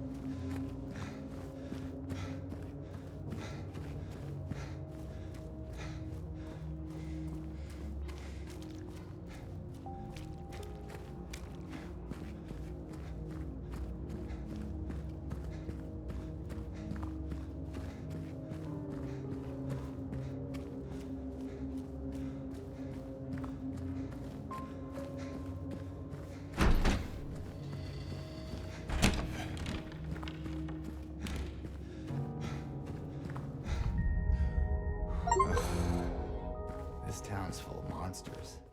But once you've got that achievement, head outside and to the right. There are some stairs leading to a door, that is also another glimpse.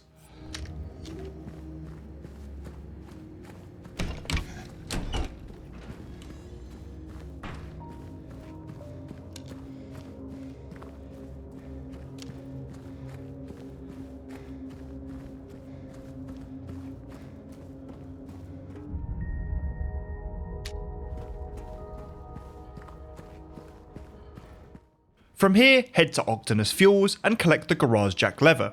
This will be needed in a little bit, but for now, head back to Jack's Inn and go into room 106.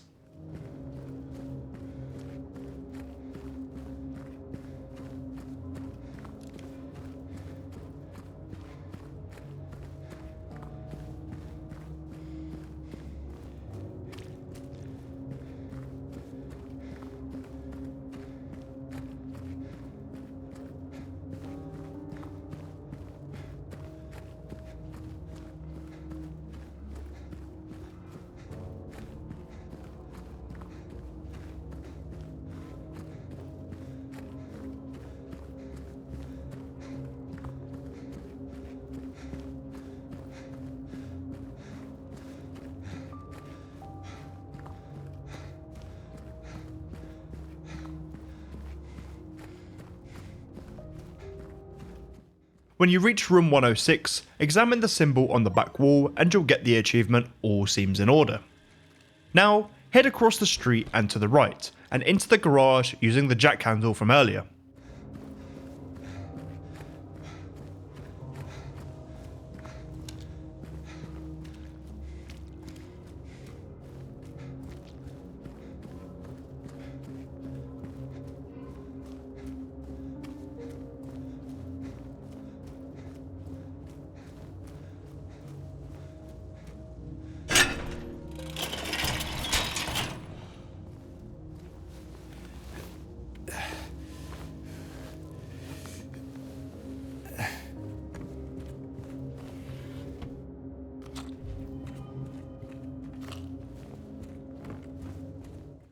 From here, you find another strange photo. Finally, you can head all the way down the road and past the Historical Society building, where you will find the last memo, and that is the bloody note.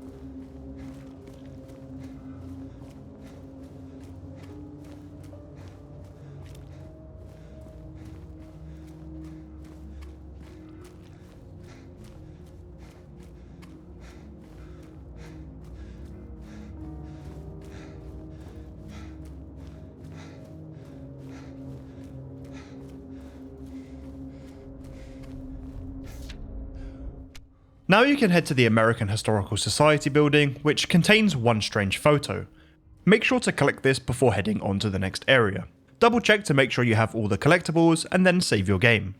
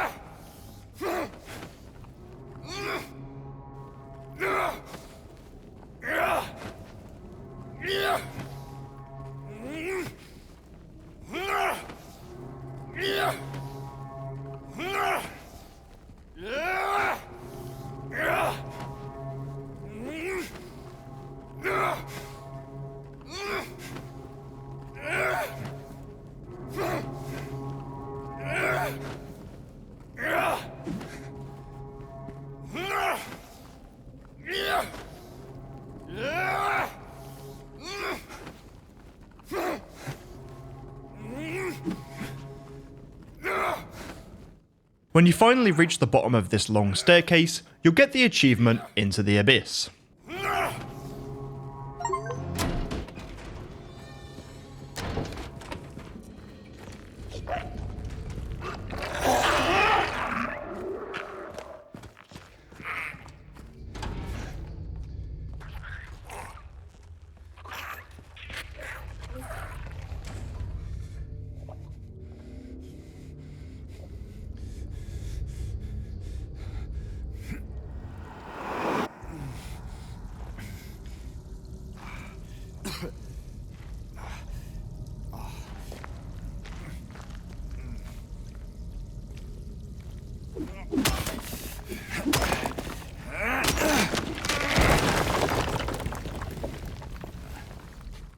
Now, the Historical Society is a very small section of the game, but you actually get some of the more annoying achievements in a single room.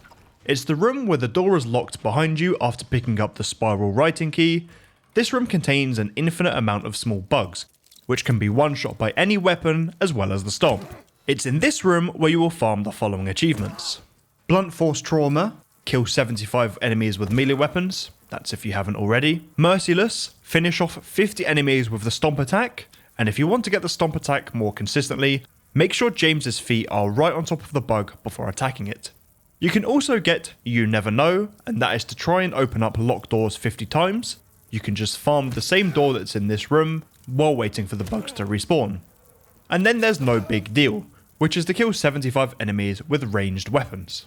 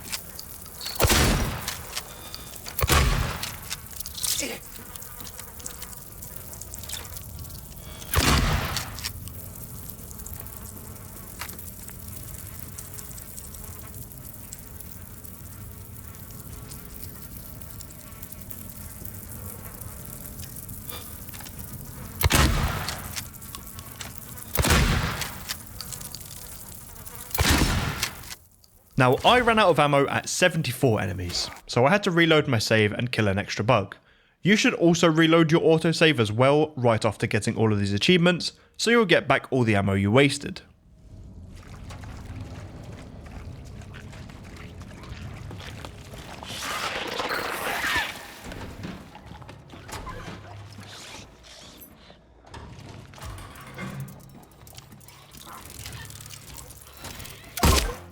Now you can just follow the intended path until you reach the cafeteria with Eddie, but before you speak to him, collect the glimpse on the right side tables.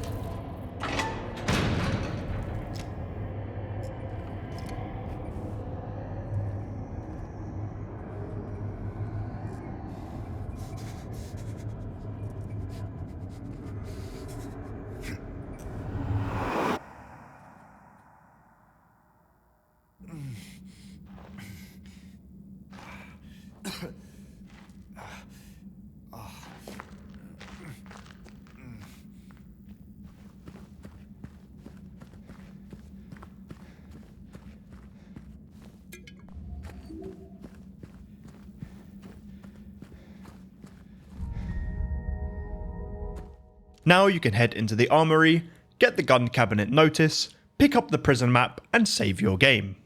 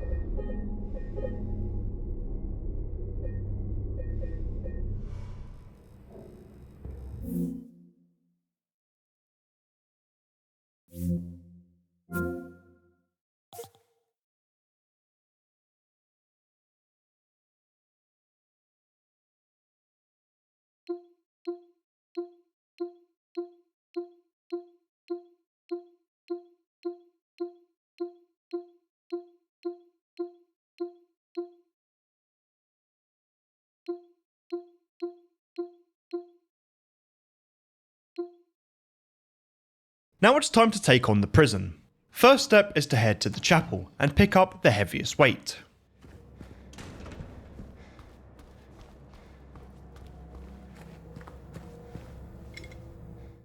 Now you can head to the main cell block and head to cell A3, the cell that contains an enemy.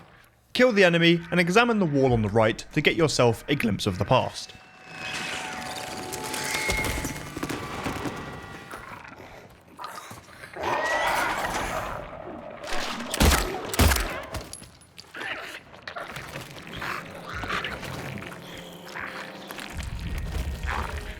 Now you can head to the yard and use the weight to open up the serpent door.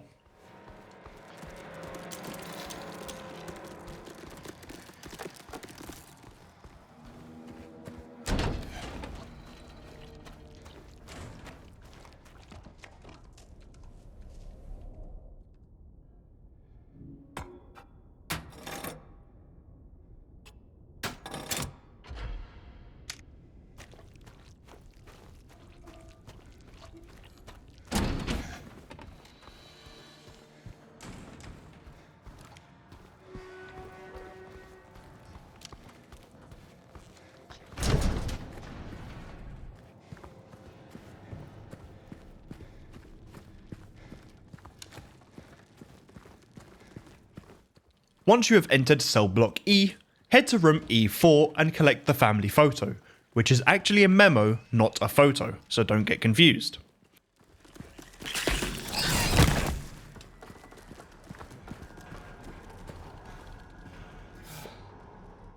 Then you want to head through to the witness room, which contains a small simple puzzle.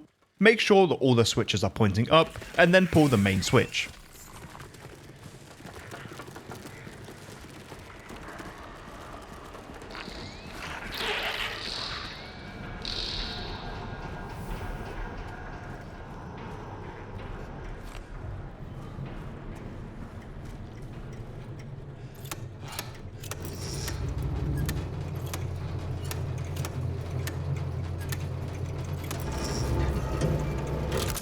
You can then head into the death chamber to pick up the medium weight.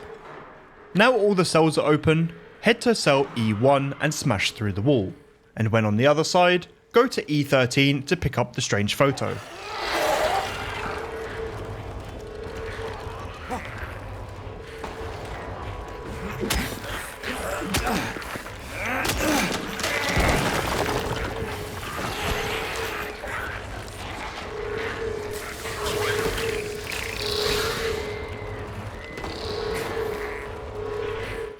Finally, head to cell E10 and go through the gap in the wall.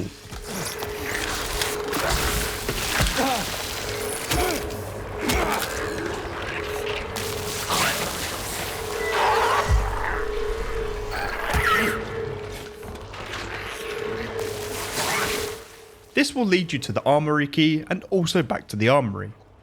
Use the armory key on the cabinet and that will give you access to the rifle.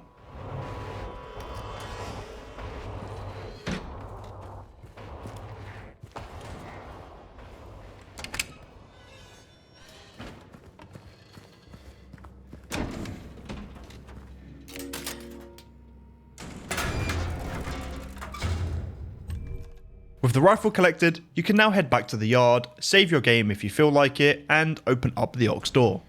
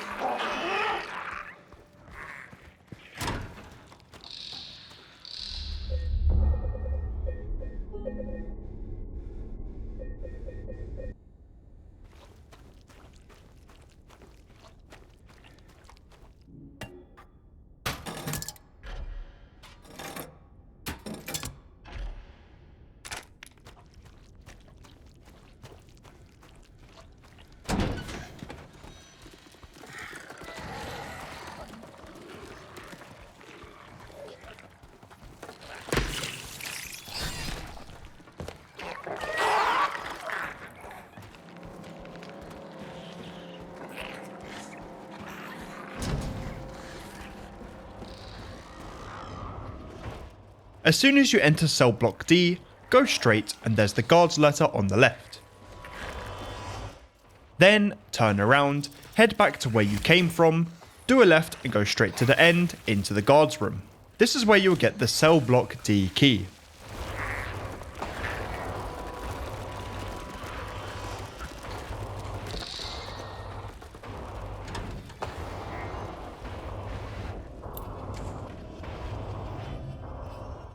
Then you'll want to use the key on the locked door and head to cell D5, which has the threatening note and also the shiv key.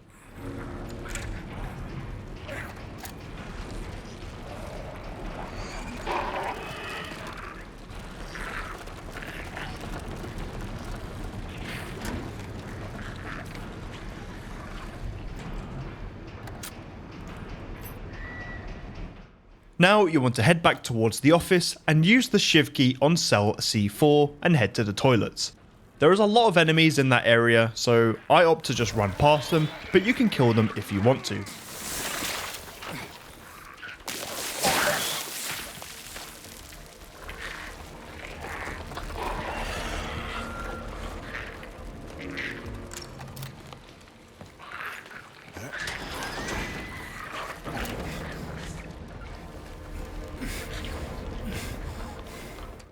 Once you've gone through the crawl space, pick up the paranoid note which is on the pipes in front of you.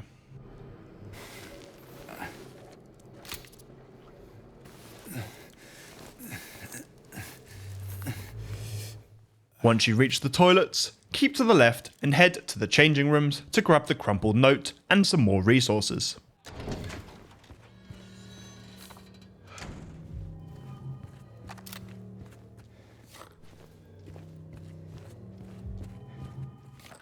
Then head to the showers, stick to the right side and get another glimpse of the past from the wall.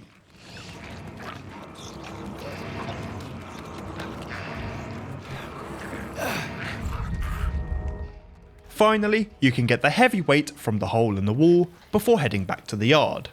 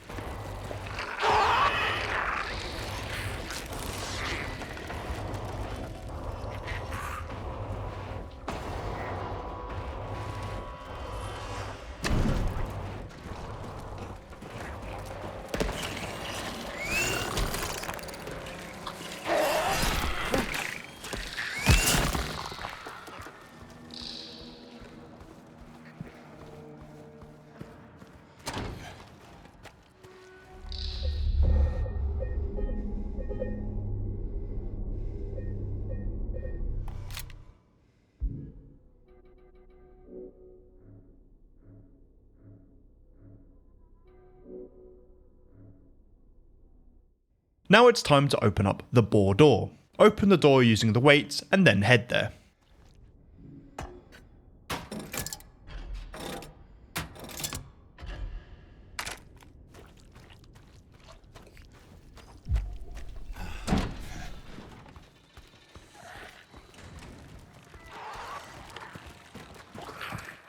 This area is thankfully a lot easier. When you enter the bore area, turn right and follow the path to the end. Eventually, you'll reach the old man is always prepared memo.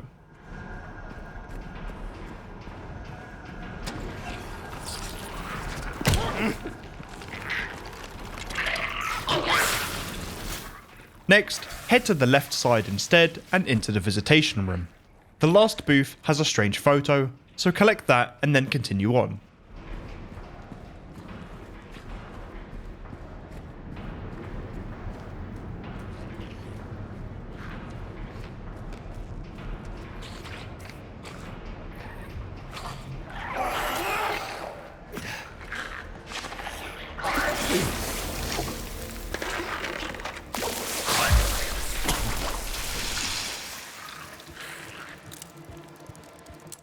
When you reach the writing on the wall that says "Reap what you sow," do a right and examine the hatch on the floor. That is another glimpse of the past. Then head to the back of the infirmary to pick up the upper floor key and the unfinished report.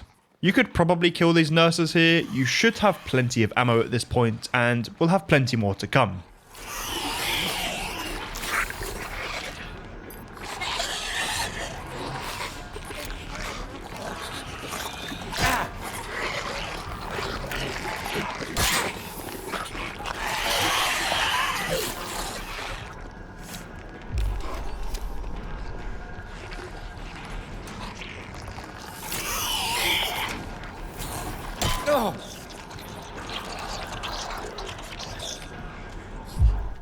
Use the upper floor key on this door, head up towards the typewriter and just press the tab key until the drawer opens, and this will give you the light weight.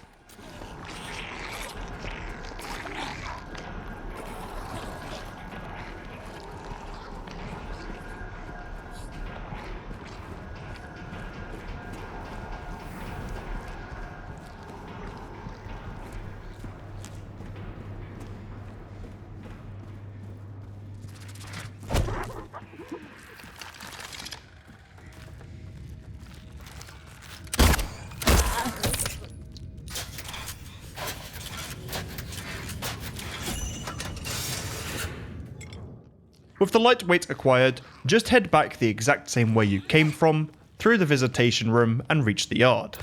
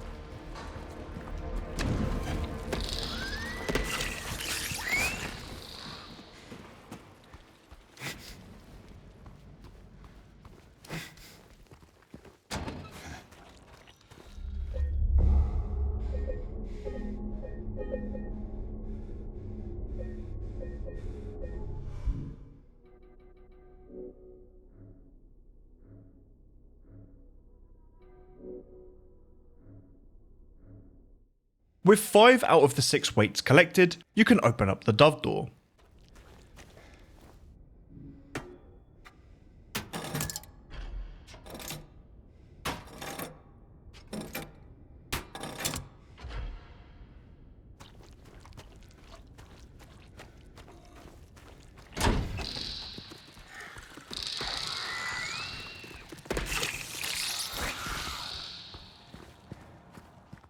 This will give you access to another simple area, which contains the last weight, and also the last memo of the prison. Follow the path all the way around until you reach the cell control room, making sure to look out for the mannequins along the way.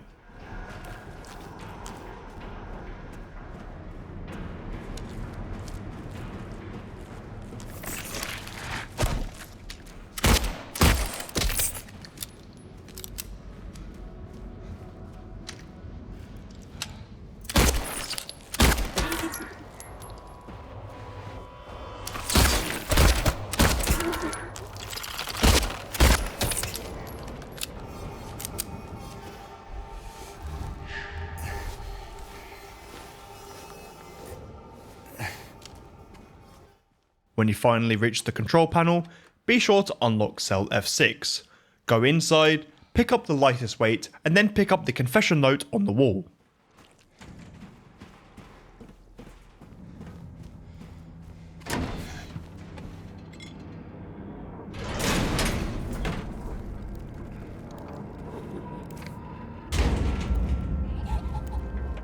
That's all the collectibles for the prison, and once the door is finally unlocked, you can head back to the yard and fully solve the weights puzzle.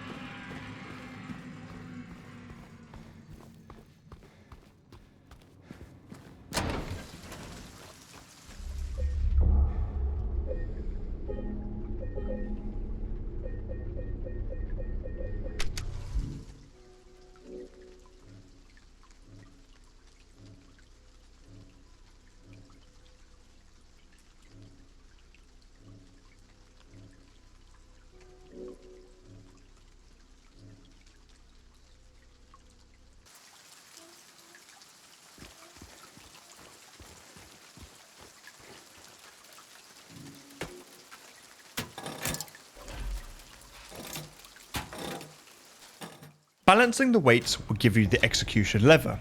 You can use it on the gallows and then figure out which noose to use. The solution will be different for everyone, so you can either figure it out by solving the riddles, or you can just brute force it by trying all of the nooses.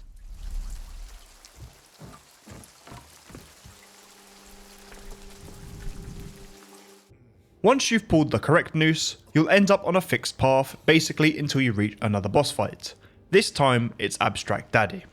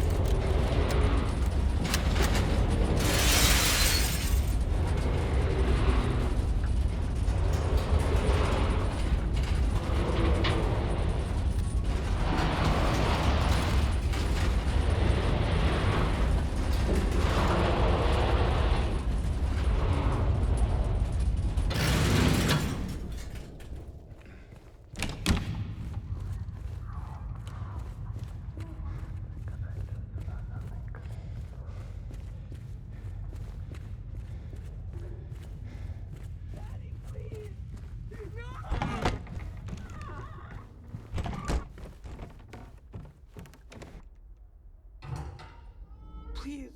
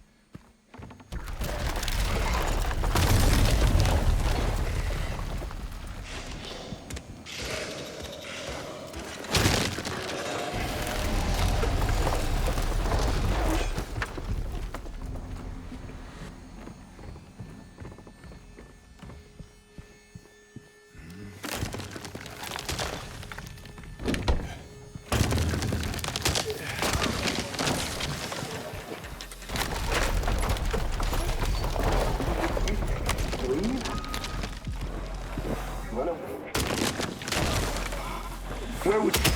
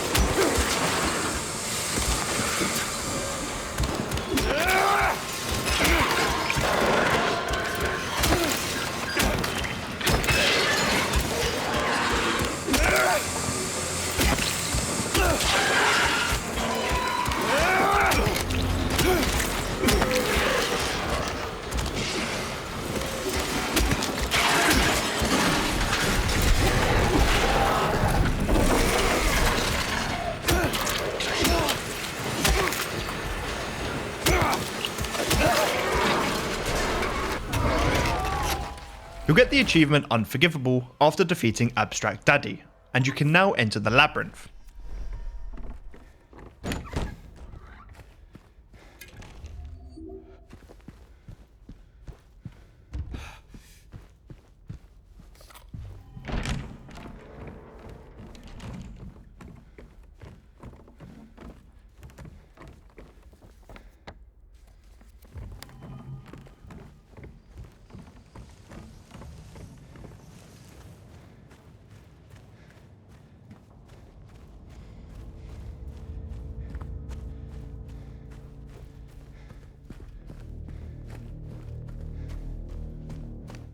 When you finally reunite with Maria, this is another one of those things that might affect the ending of the game.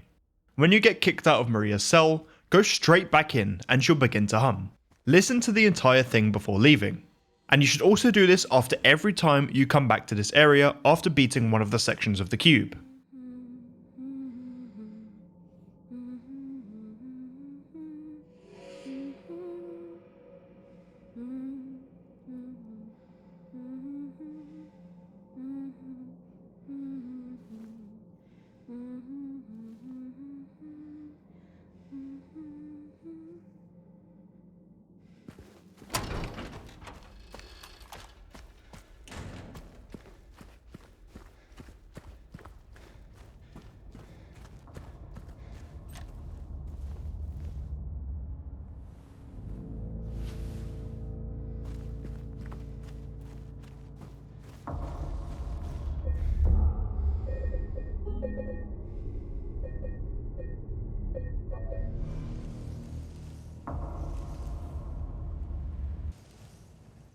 The first area you need to go into the cube is the triangle that has the cross at the bottom.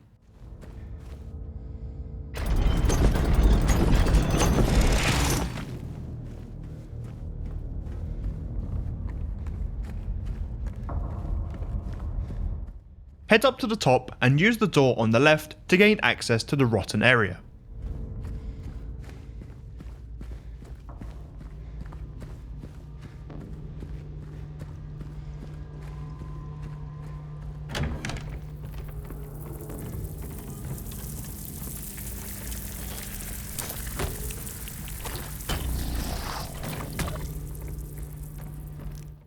When you reach the room with the save point, you can save your game if you want.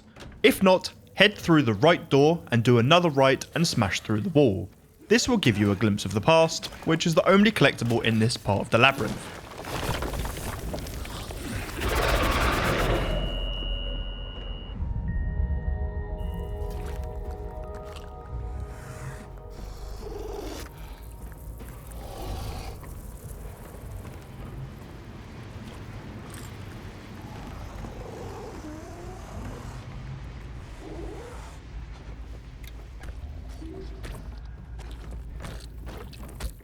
Then you want to stick to the right throughout this whole area, and that will guide you to the items that you need to progress. You'll know that you're heading in the right direction initially when you need to climb over an object.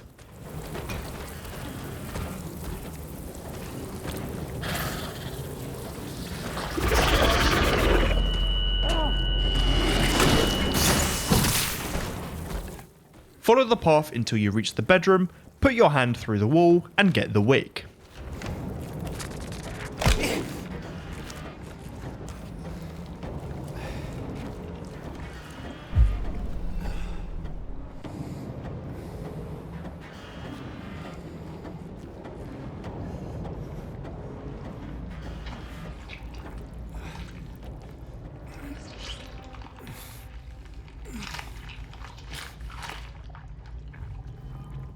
Continue onwards, making sure to stick to the right side.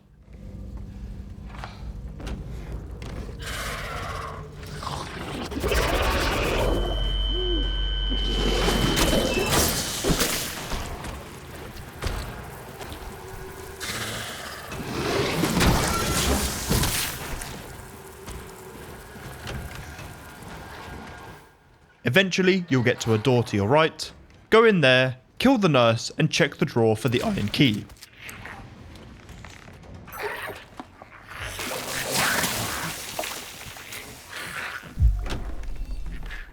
Same thing afterwards. Stick to the right and follow the bloodstains.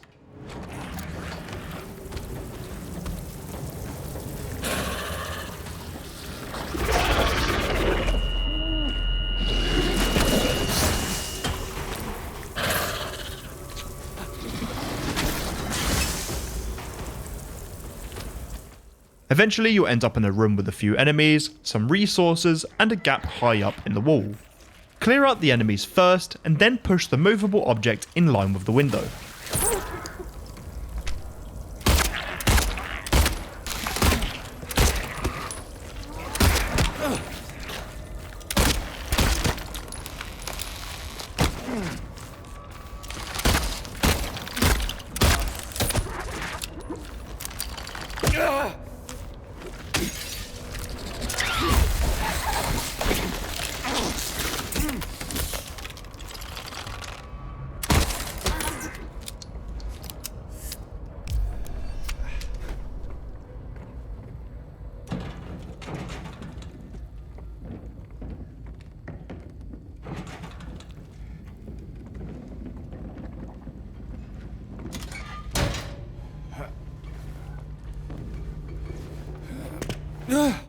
You'll then end up in a kitchen, and you'll need to examine the refrigerator to gain access to the lighter gas.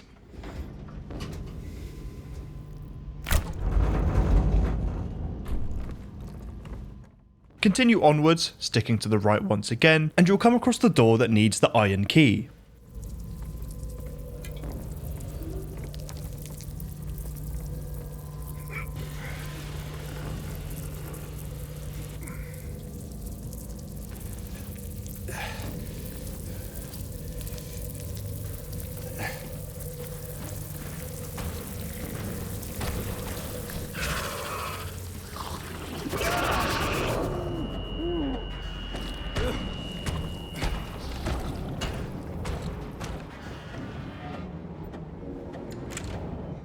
Open the door, don't examine the bath just yet, and head to the right.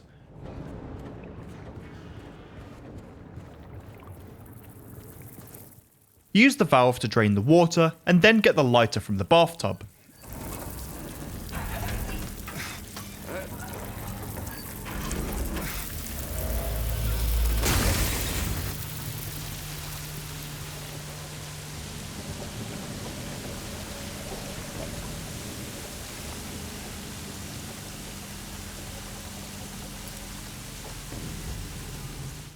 Finally, still sticking to the right, you can use the lighter on the rope, opening up the floor and jumping down, bringing you back to the main area of the labyrinth.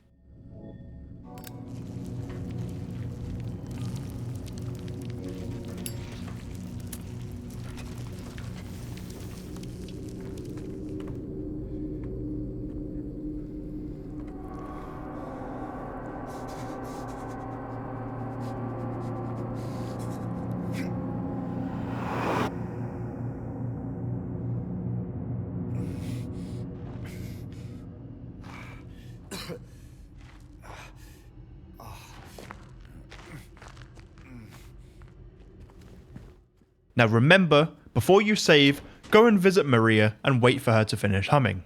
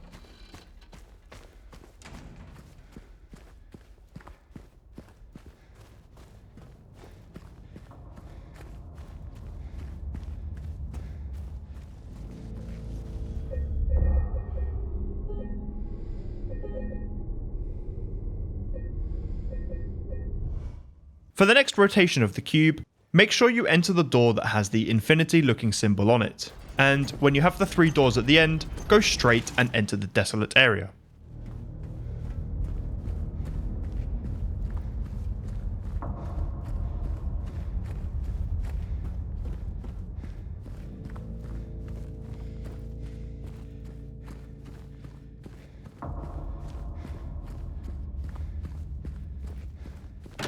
There's no collectibles for a while, so just follow the path until you reach the small key.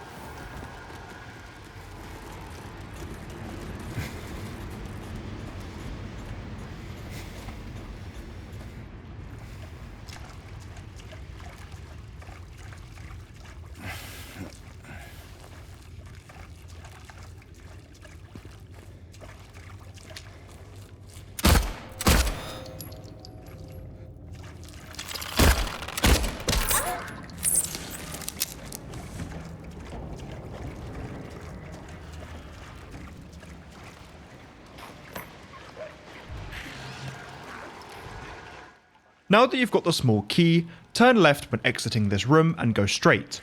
Follow the path around until you reach the ladder, and then you can use the small key to unlock the handcuffs.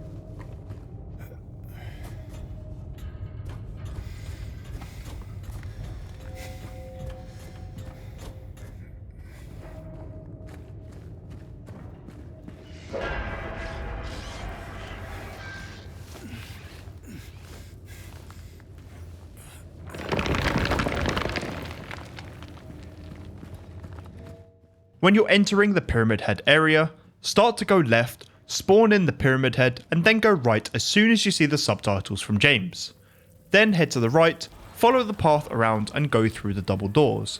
This will give you the achievement Inner Sanctum, and that is to find his room.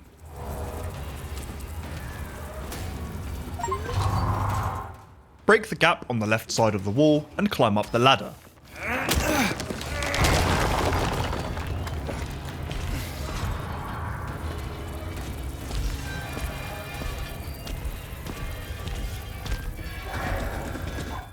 This hallway has a few annoying enemies, so you can use the rifle here to take one of them out. This should give you the James of all trades achievement, and that is to kill an enemy with each individual weapon: the wooden plank, the steel pipe, the handgun, the shotgun, and the rifle. You might already have it at this point, but this is where I get the achievement.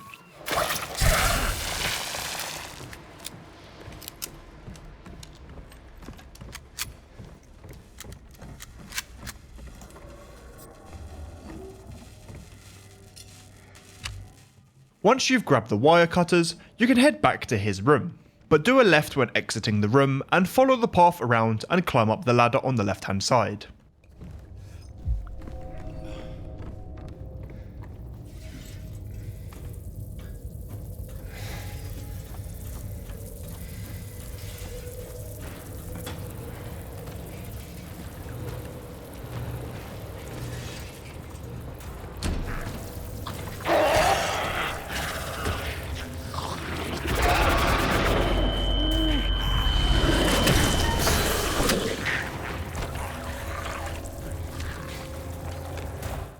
At the top, there is a strange photo.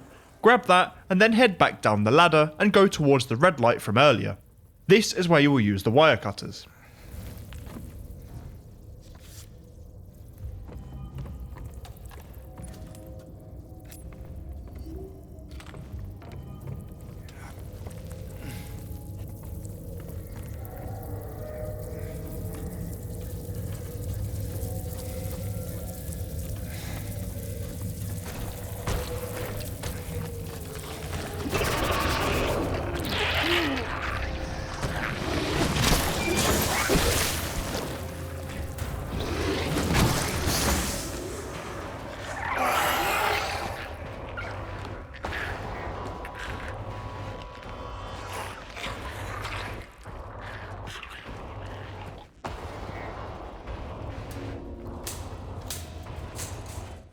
Follow the path along and you'll end up back at the cube. Once again, make sure to go to Maria and wait for her to finish humming before going to save your game.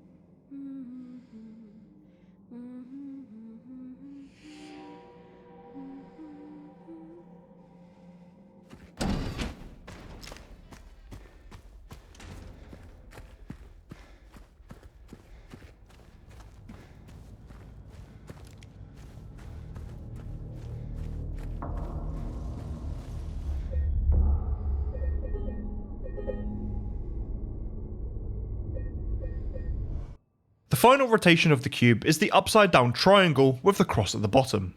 There is also a strange photo at the bottom of these stairs here, so make sure to not miss it.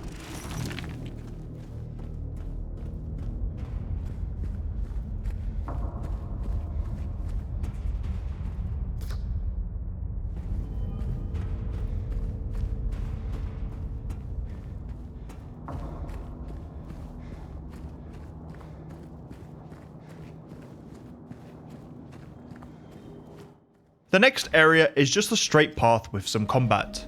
Be sure to check out the rooms completely after surviving the waves of enemies because there are some good resources in them.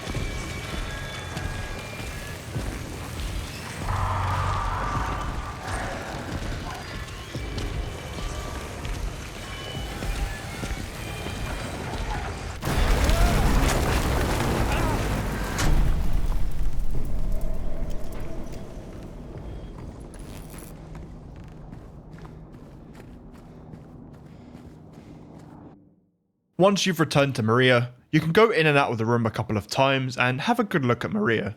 This may or may not affect the ending, but this one is quite unlikely. But you can do it anyways, it's not that big of a deal.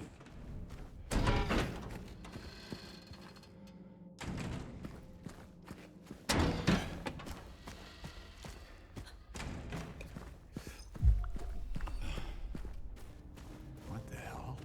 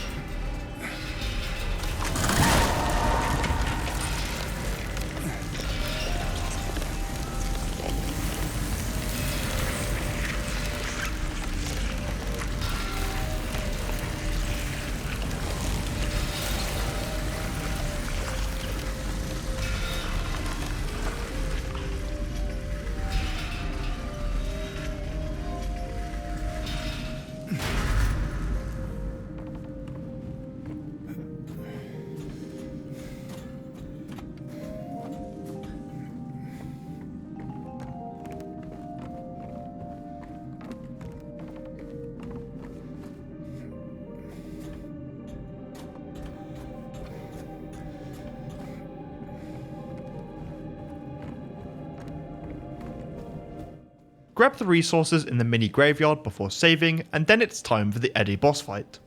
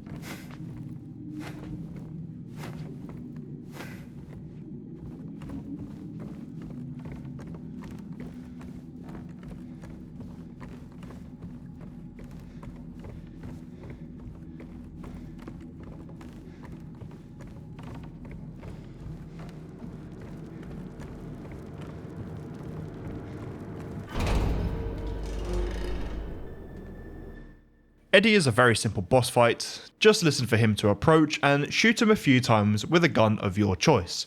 It's quite smart to use the handgun here and save your heavy duty ammo for the more important boss fights later, and if you take too much damage it's probably wise to reset and try it again until you don't take as much damage.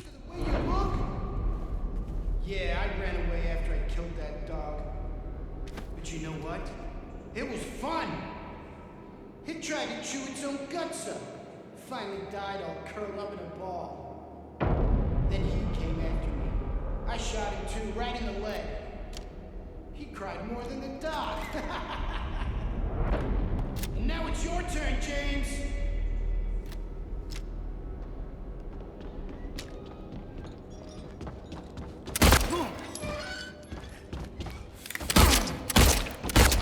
I can see you.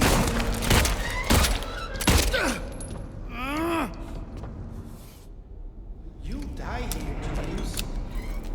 You'll squirm and squeal and cry like a little girl. And then you'll just curl up and die. And it's gonna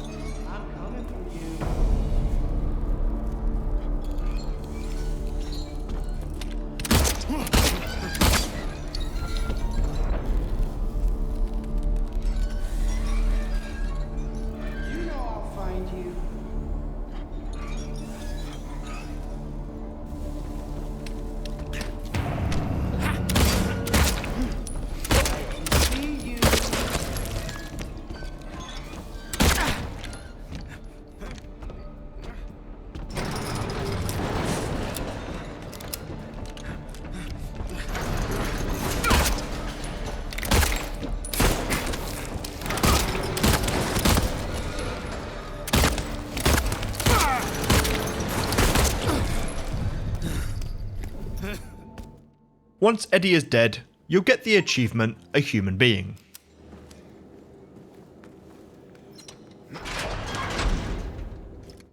After exiting the freezer, go outside and stick to the right. You'll find a strange photo.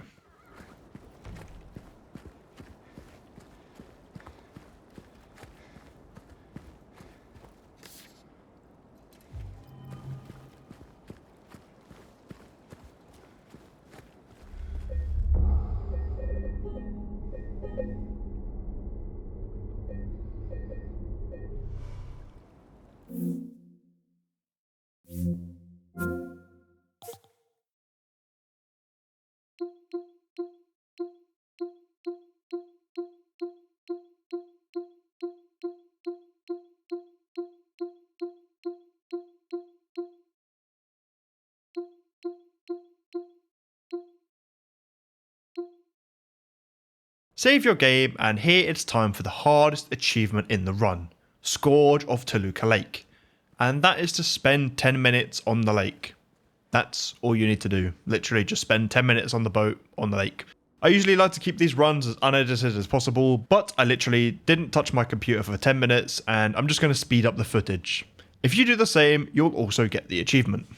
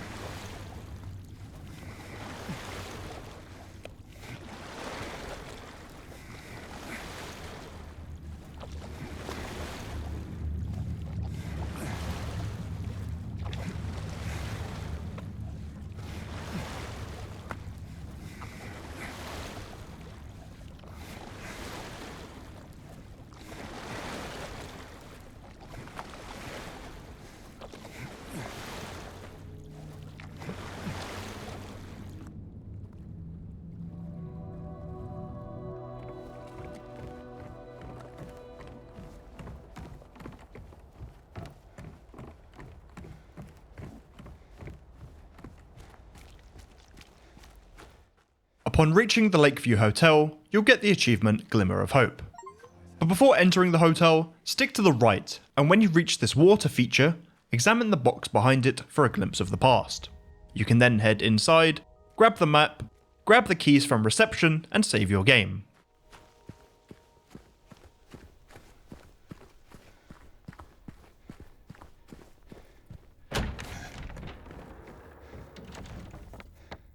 Our room.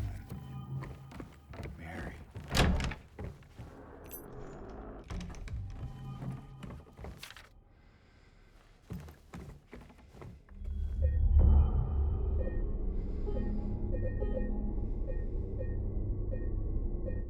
The first port of call is the Lakeshore restaurant. Head there and Laura will give you Laura's letter.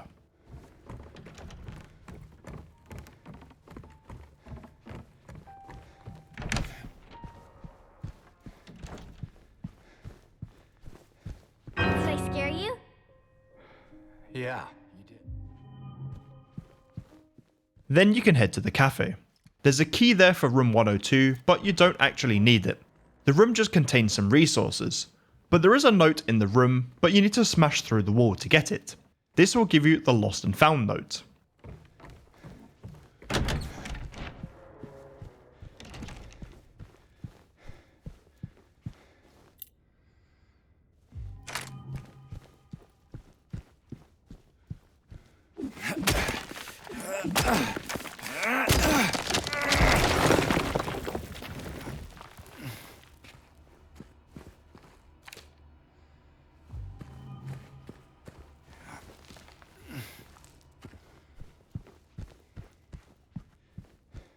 Now, track back to where Laura was heading and go into room 104. The drawer on the right side has a strange photo. Pick that up and then head to the utility room.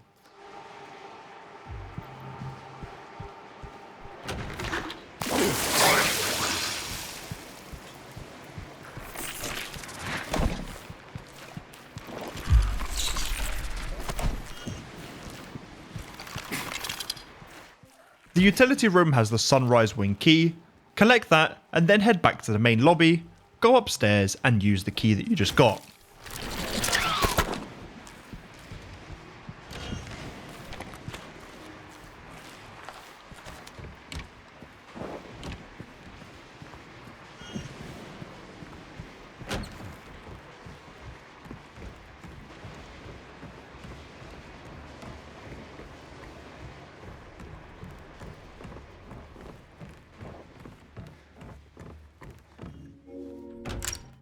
As soon as you enter the sunrise wing, head left and climb into the cloakroom, and go through into the hall. Pick up the key to room 202, take out the hiding mannequin, and then get the ripe apple at the back of the room. This is key for the endings later on.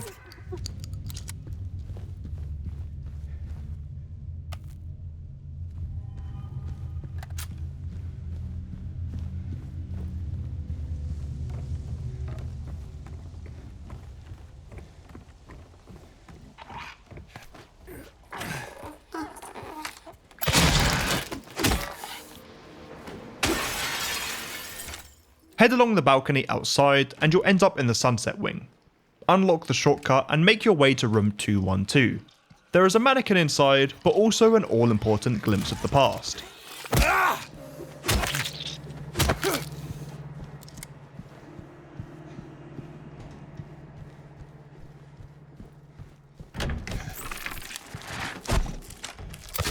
Examine that and then head up the stairs to the top floor and into the conference room.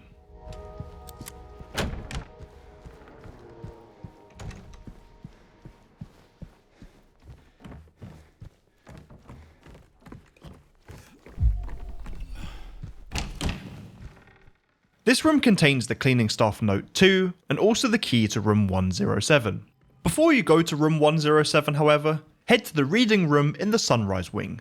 Pick up the 4 books and place them in the correct locations to open up the hidden room.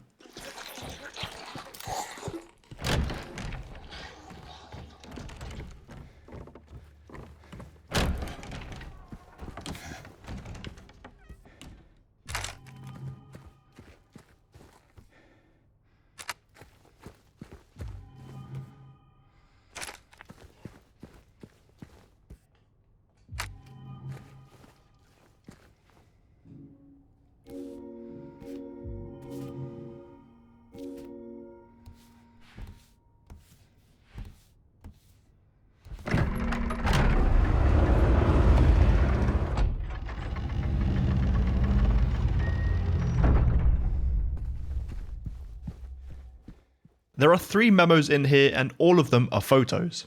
Stain, door and gate photos. You can now open up the briefcase using the code DARKWISH, and the code will be different for you if you are playing on any other difficulty.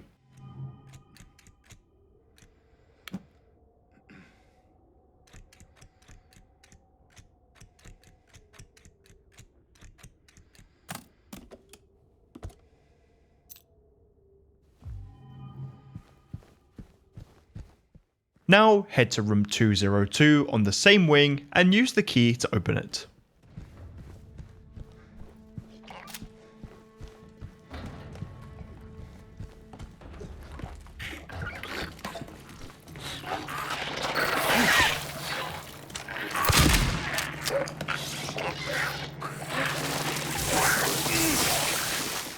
Head straight into the bedroom and pick up the mirror shard and fix the mirror.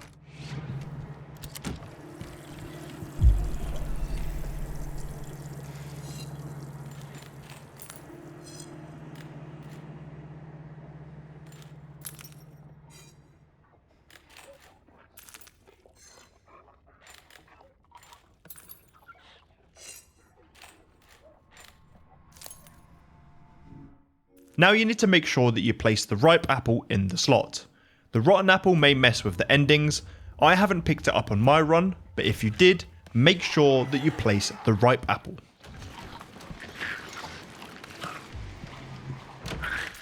You can now head down the stairs and into room 107.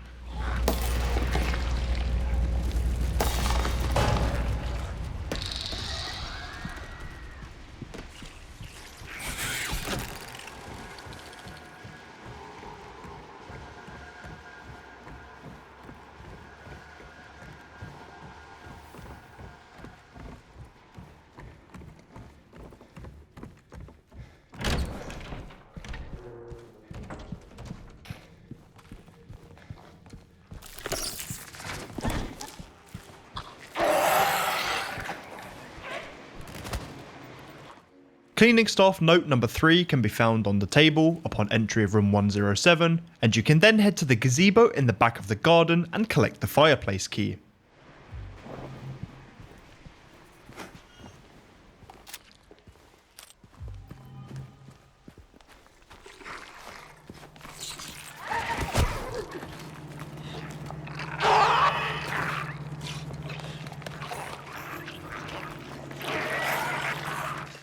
For the final part of this segment, head back to the conference room and use the fireplace key. Be prepared though, there is a mini boss fight coming up, and that is with a Mandarin, but with some more health than usual.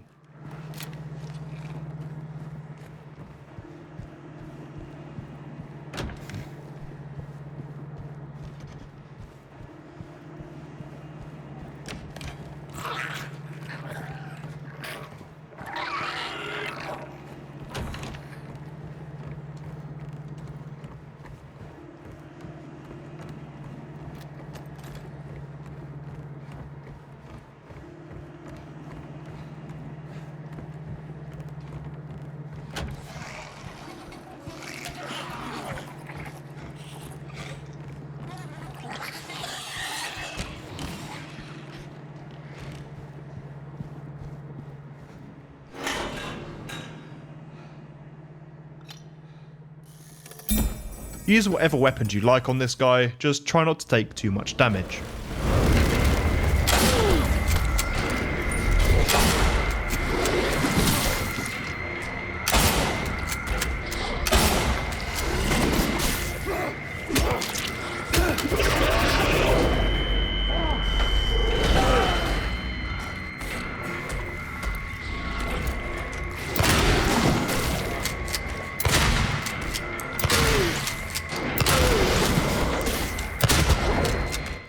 With the Mandarin dead, you can now head to the employee elevator on the second floor, put every single item inside the locker and save your game.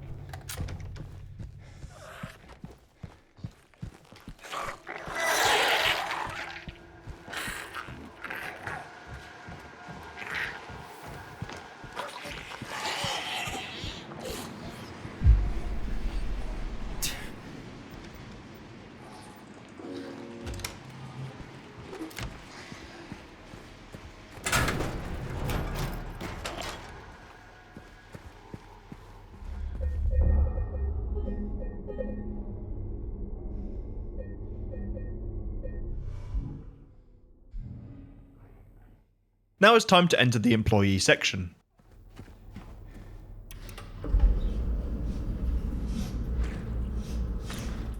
First step is to go into the cafeteria. Jump through the window, squeeze through the gap, and grab the green gemstone in the kitchen.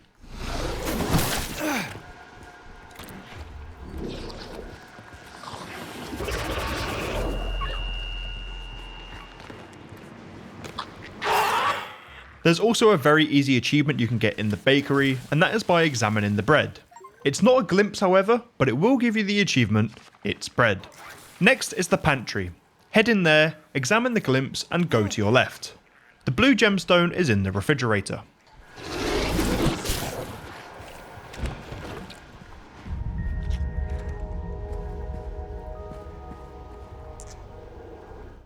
Finally, into the manager's office. Push the wardrobe out of the way and get the red gemstone from the box on the left.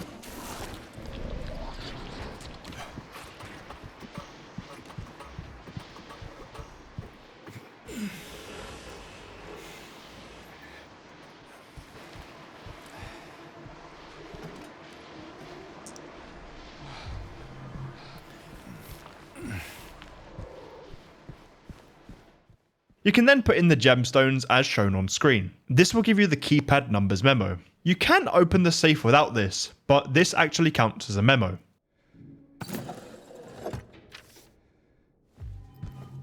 Go and open up the safe using the code 7414 and get the videotape as well as the basement key, allowing you to leave this area.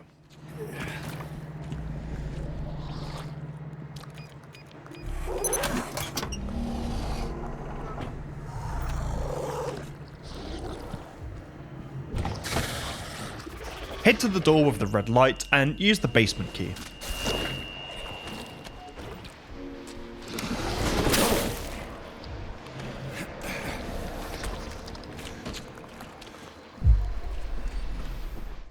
Go down the stairs and keep to the right. Head through the door at the end of the corridor and grab the pump valve.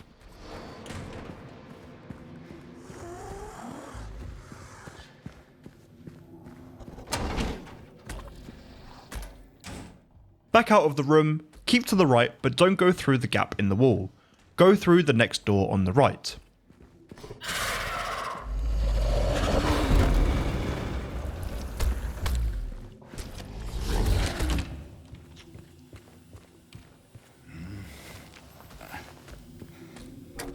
Use the valve to turn off the steam, head into the boiler room and grab the Venus bar key.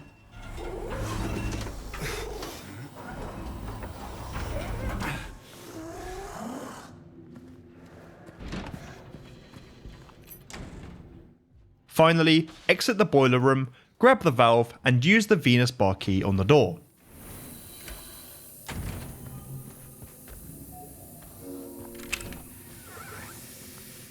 Use the valve one last time and you'll be in the Venus bar. Turn right as soon as you enter to grab the strange photo and don't forget to pick up the Little Mermaid figurine.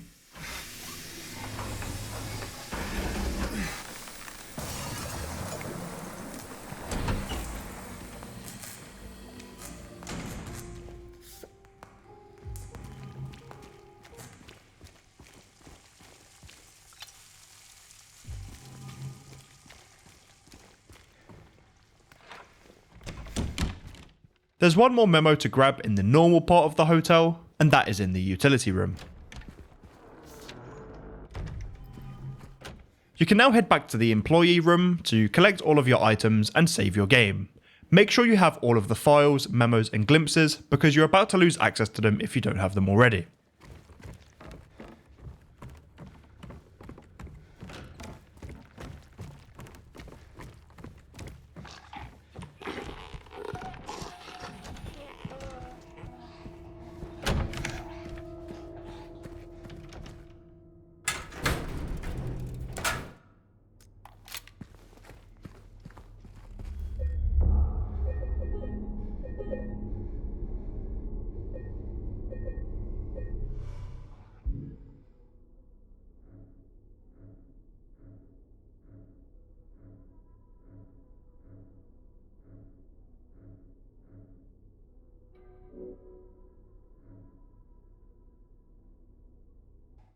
Now onto the final stretch of the all collectibles run, and you need to head back to the main lobby now that you have all of the figurines.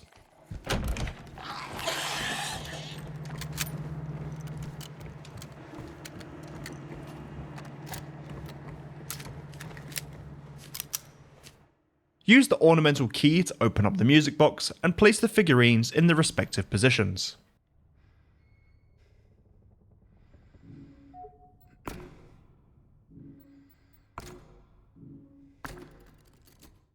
Solve the puzzle as shown on screen, and then use the code 721 on the keys on the bottom.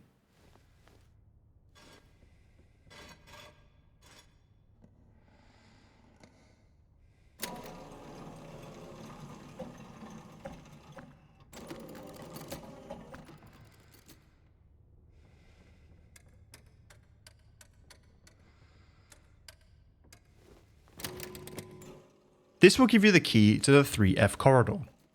Head upstairs to the 3F corridor and use the key to open up the lock. You can now head to room 312, giving you the truly special achievement.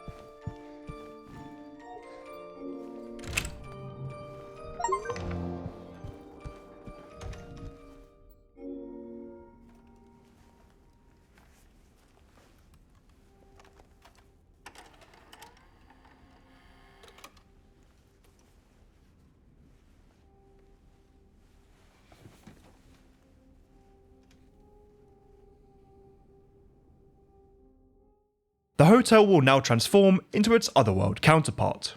You should now make your way towards room 302. That's the area to go to progress, but also has a strange photo.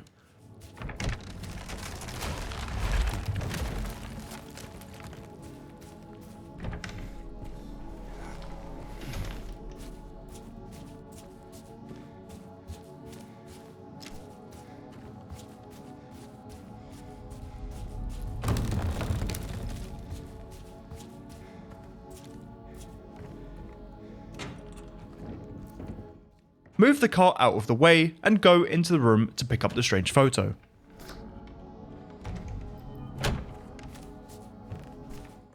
Now you can push the car onto the weak wooden boards, break through the floor and drop down.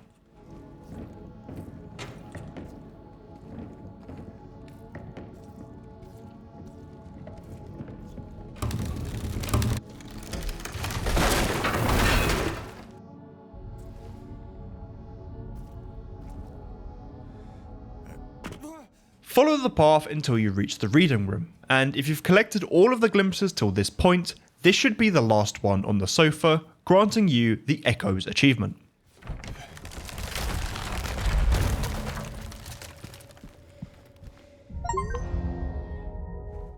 Progress forward through the cloakroom till you reach the elevator.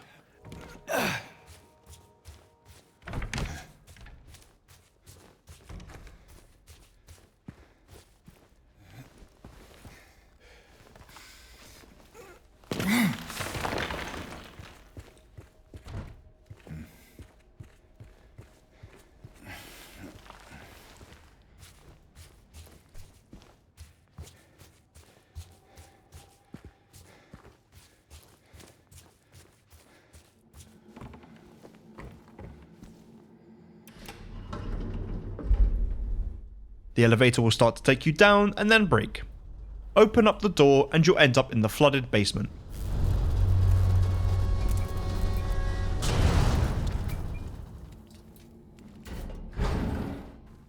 Follow the path until you reach the door with the fire on the other side. Open it and skip the cutscene with Angela.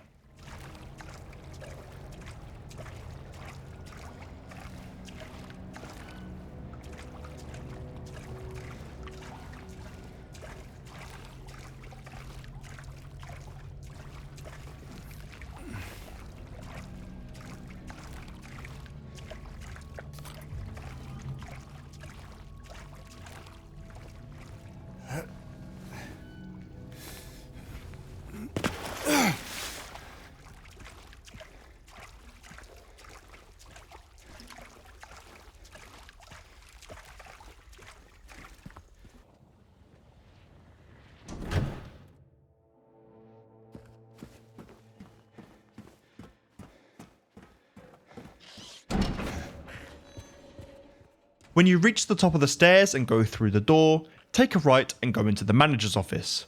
Pick up the last memo and that should give you the Archivist achievement. Keep following the path until you reach the final save point of the game. This is the big square made out of 9 smaller save squares. Make sure you save your game here though, because this is actually very important.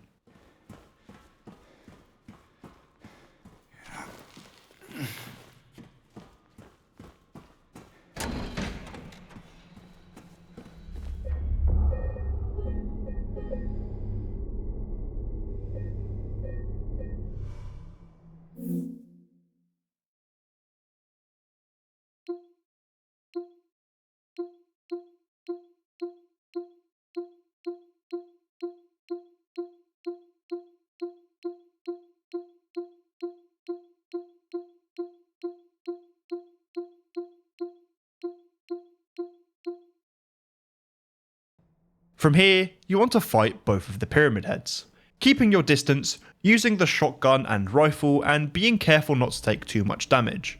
Reload your save if you take too much.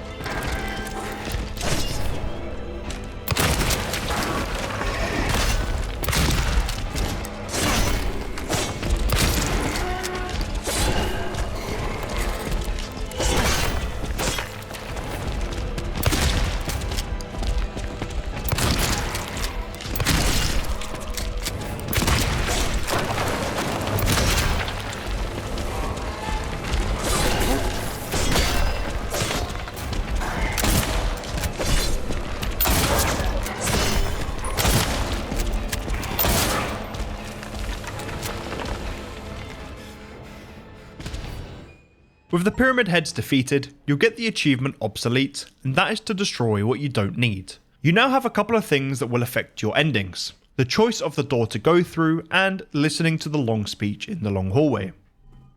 Keep it simple. Pick up both the eggs, place both the eggs, and then go through the door where you placed the scarlet egg. That is the red one. Then, do not listen to the speech in the corridor. Just sprint through it as fast as you can. Flowers? I don't want any damn flowers. Just go home already. Look at me. I'm disgusting. Between the disease and the drugs, I look like a monster. Well, what are you looking at? Get the hell out of here. Leave me alone already. I'm no use to anyone. I'll be dead soon anyway. It'd be easier if they just killed me. But I guess the hospital's making a nice profit off of me. Why are you still here? I told you to go! Once you've gone through the door at the end of the hallway, your ending should now be set in stone. Take a right and pick up the last collectible of the entire run, the strange photo, and that will give you the Pieces Unarranged achievement.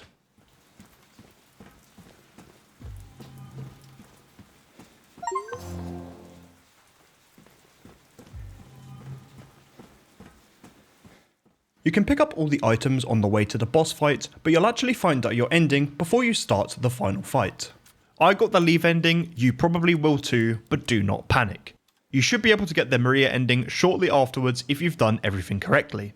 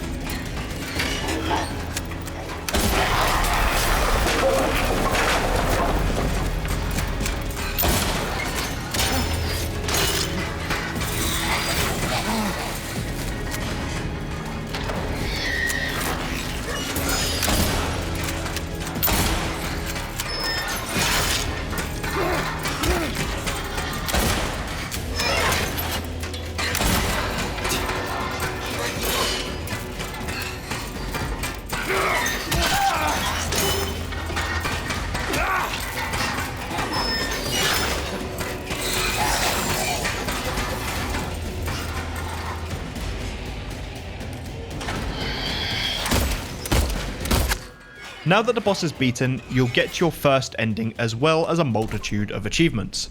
The first one you'll get is That Part of Me, and that is to defeat her. Then your ending will determine the next achievement. I got the Leave ending, so I got the Making Peace achievement. You should also get Radio Silence for completing the game without using the radio, and Faster Than the Fog, beating the game in less than 10 hours. If you didn't get Faster Than the Fog, it's not that big of a deal, you can always do it on the NG Plus run. Now this is where the magic happens. Load the game and do exactly the same thing as you just did, and you should get the Maria ending. This will be down to what I suspect is the unseen ending bonus, which was in the original game as well. Basically, if you've not seen one of the 3 main endings, the game will give you points towards it, so that would be Leave, Water and Maria.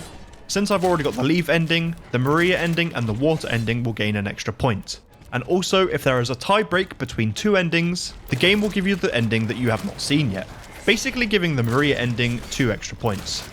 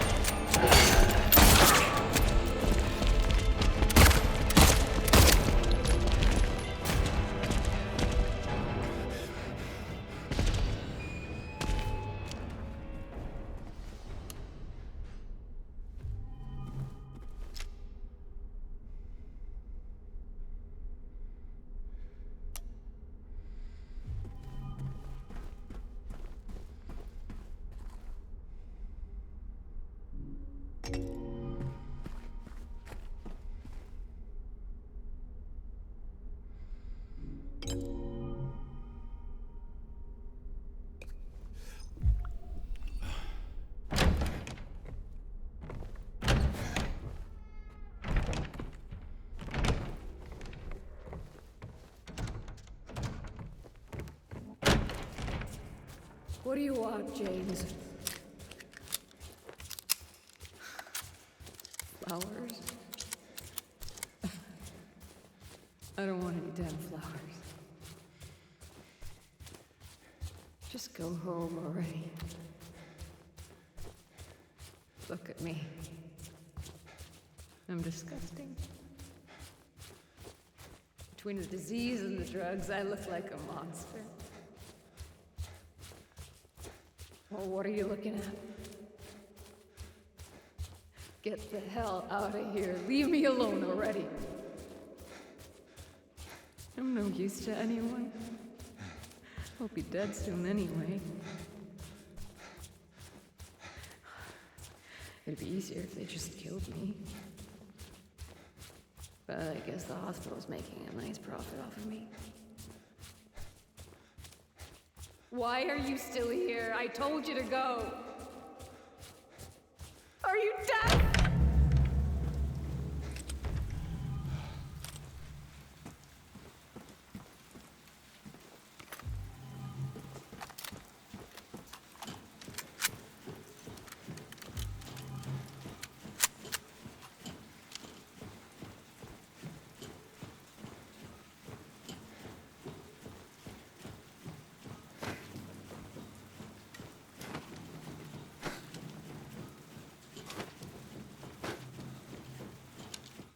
When you get to the top of the ladder, Maria should be in the bed already, confirming that you got the Maria ending.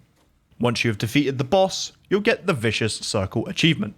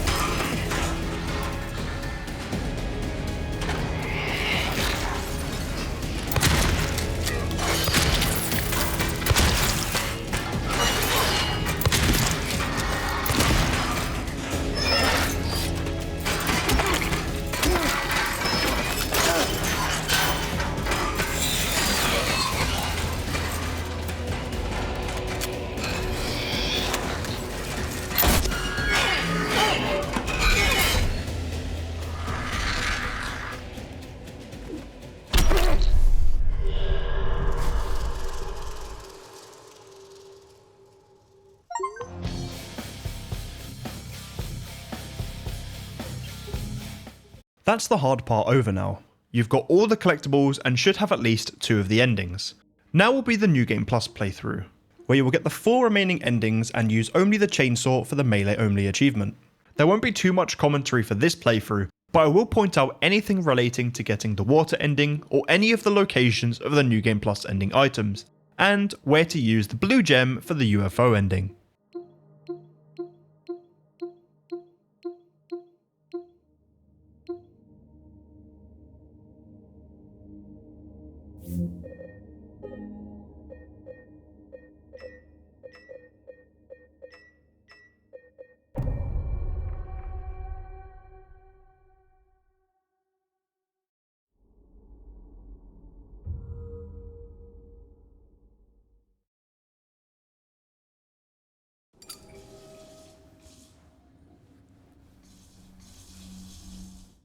So one strategy that I think worked for me when trying to get the water ending is basically limiting the amount of points I get towards the leave ending.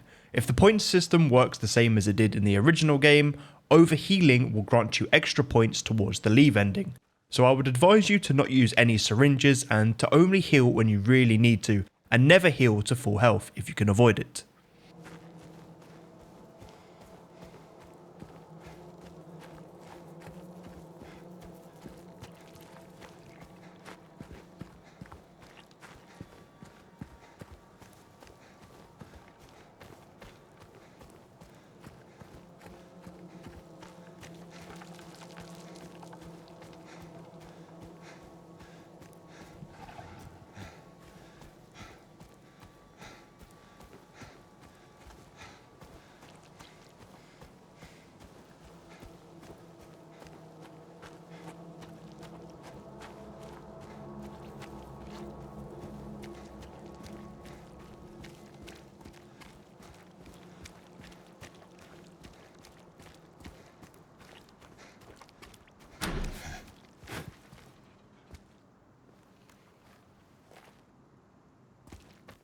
The first NG Plus item is Crimson Ceremony, located in the graveyard where you meet Angela for the first time. The other item is the White Chrism, located in Baldwin's mansion, the Obsidian Goblet, located at the Historical Society, and the Lost Memories book, located in the Lost and Found room in the Lakeview Hotel.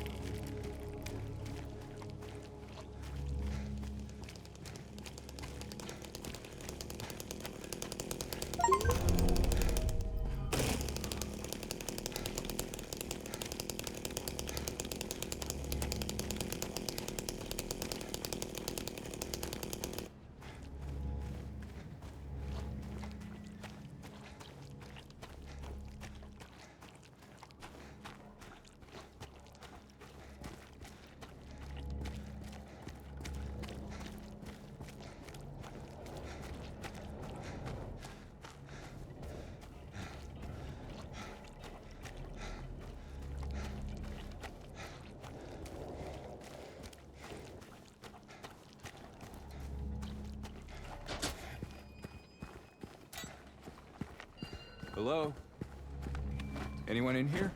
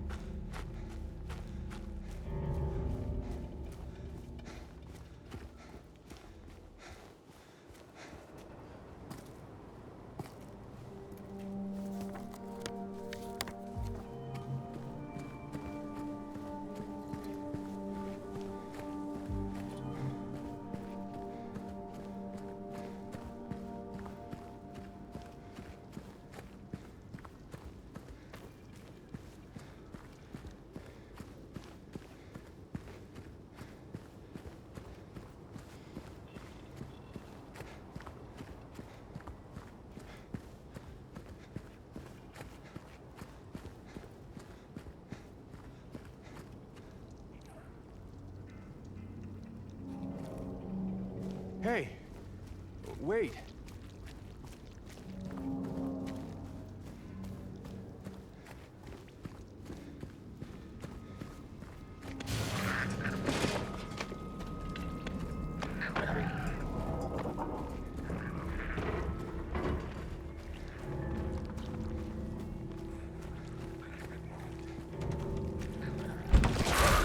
Hello?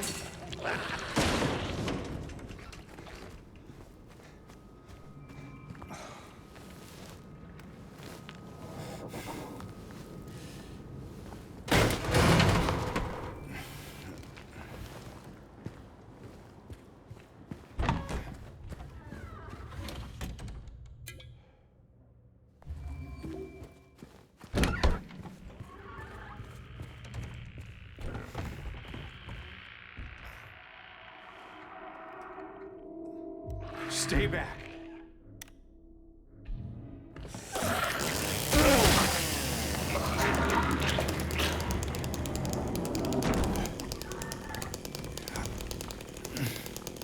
What was that thing?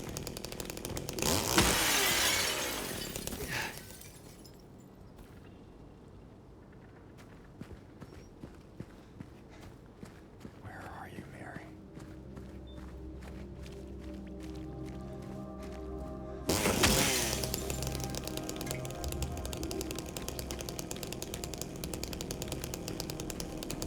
Is that?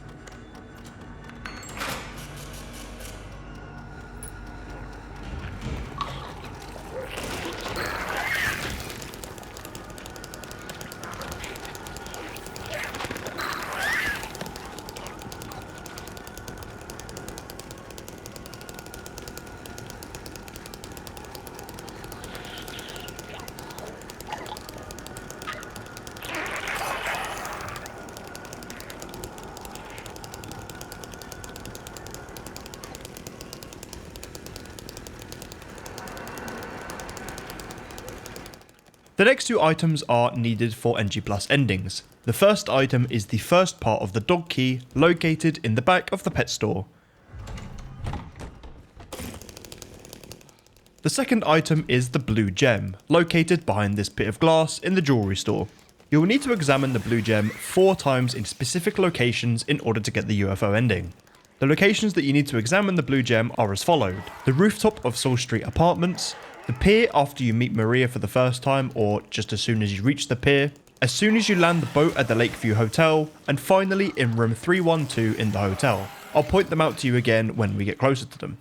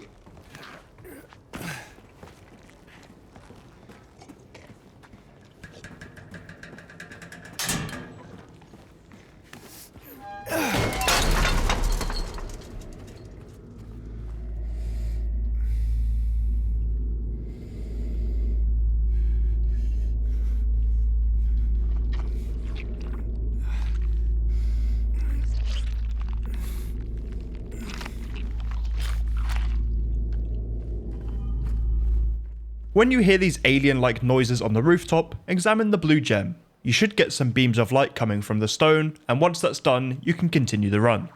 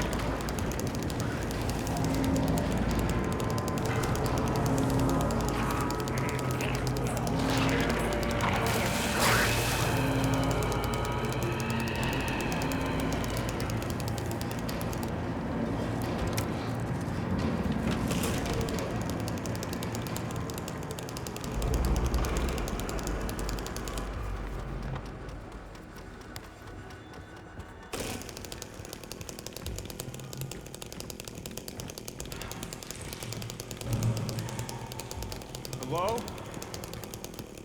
Is anyone there?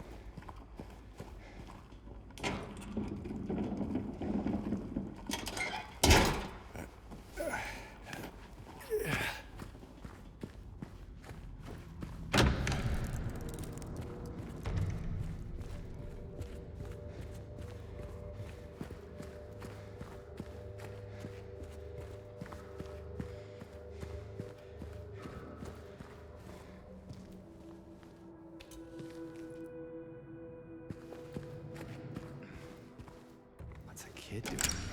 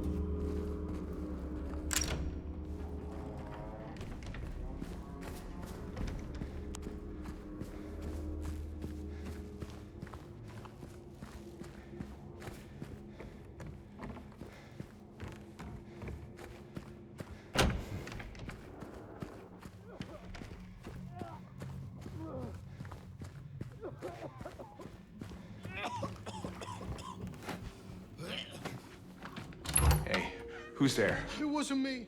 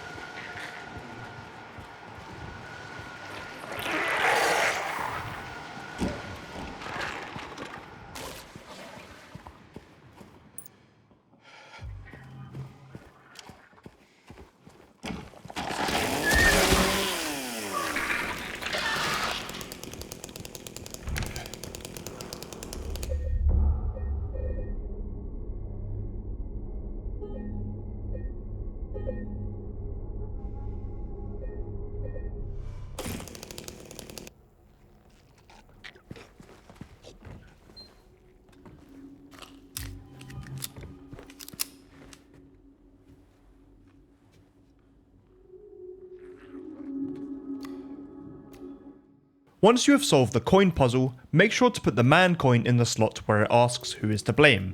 I believe this counts towards the water ending, but I am not 100% sure.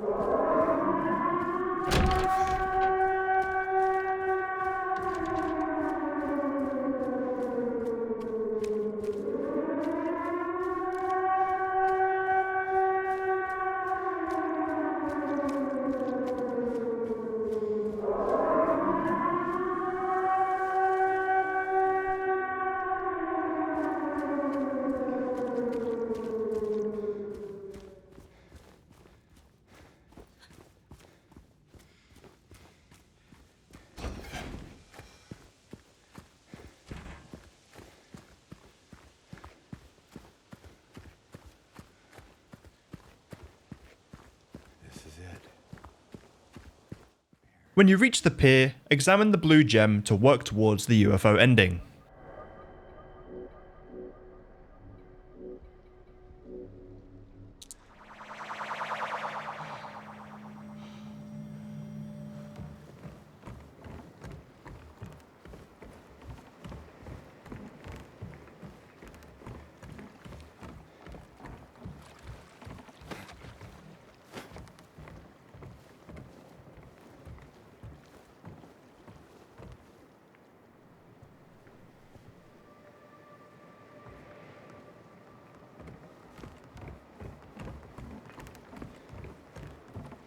Come on, let's go.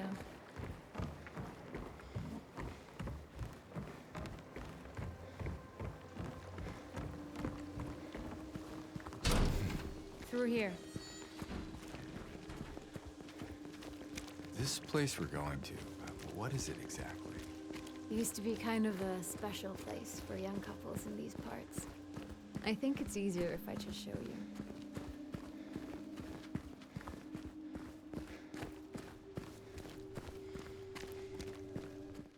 Now, when you are approaching Jack's inn, go right and continue until Maria asks James about his wife. In the original, this took 1 point away from the leave ending, essentially making it more likely to get the water ending. Already past the motel. James, your wife, what was she like? Or is... Sorry, I'm not. That's fine. Why do you ask? Just curious. I'm not sure I want to talk about it. Oh, you ever stayed in a place like this? The walls are so thin, you can hear everything. Love, hate, jealousy.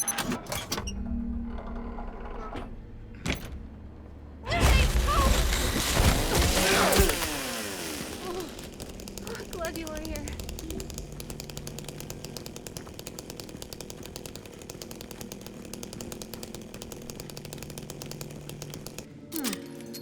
So that's what it was for.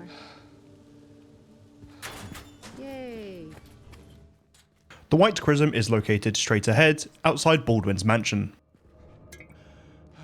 That liquid. What is that?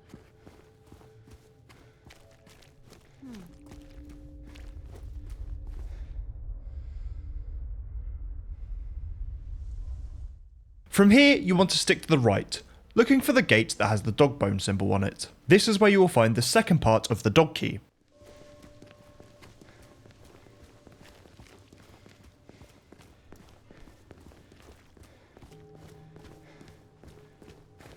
So, James. 3 years. That's a long time. What will you tell her when you find her? That I love her. Oh, then. Lucky her. What's that supposed to mean? Nothing.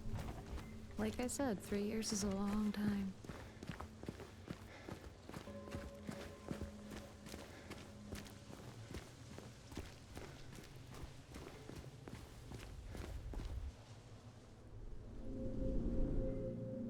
James?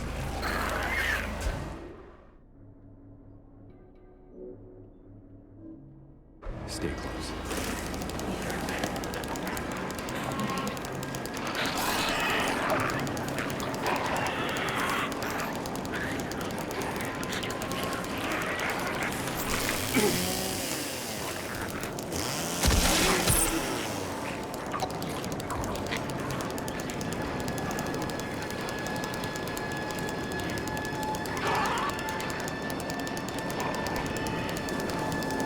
Over there!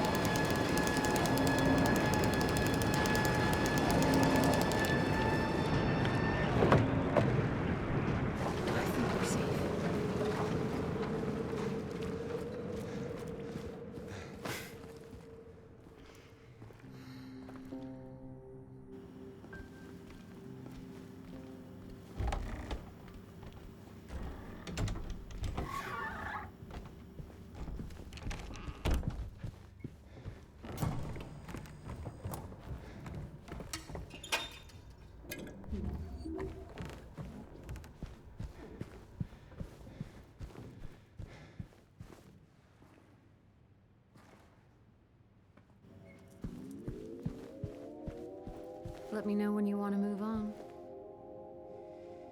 Let's go. All right then. Come on.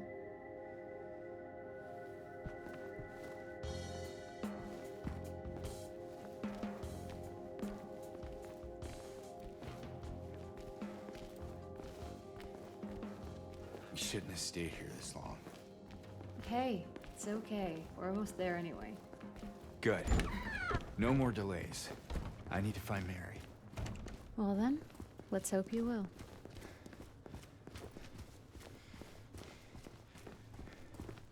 Okay, it's not far now.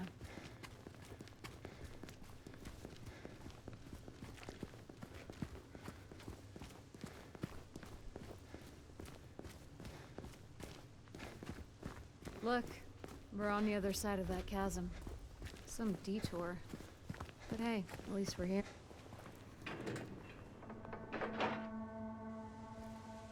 That's it? A garden? There's a bit more to it than that. If you say so. I don't think I've been here before. Come on, she's just around the corner. She?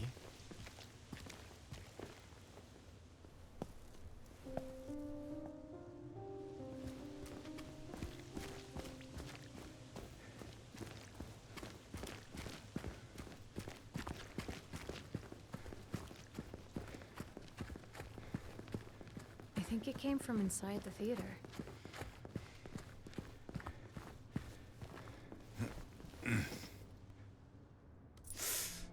You okay?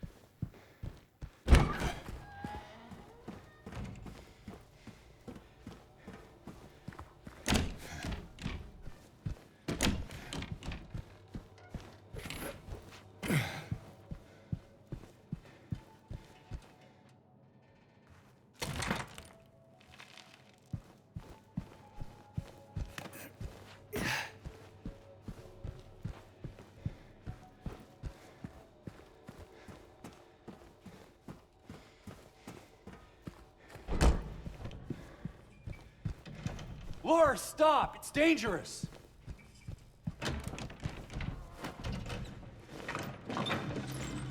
Maria?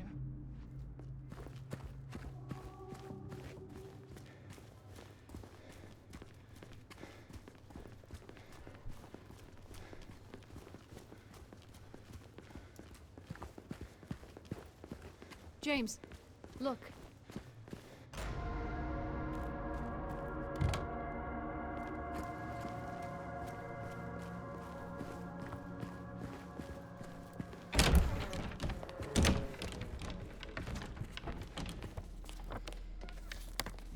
Where did she go? I don't know. Let's look around.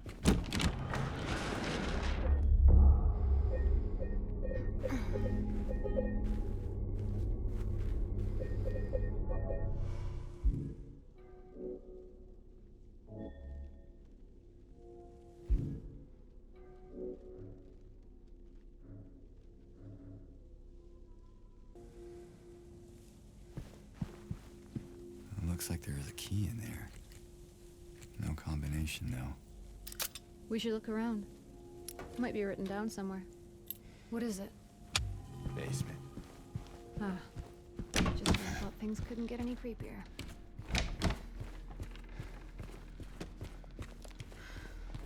This place feels so...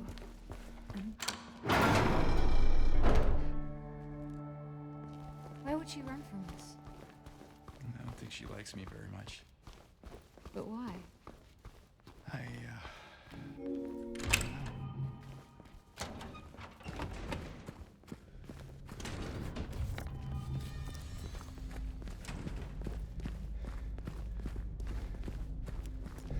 Hey, this one's open.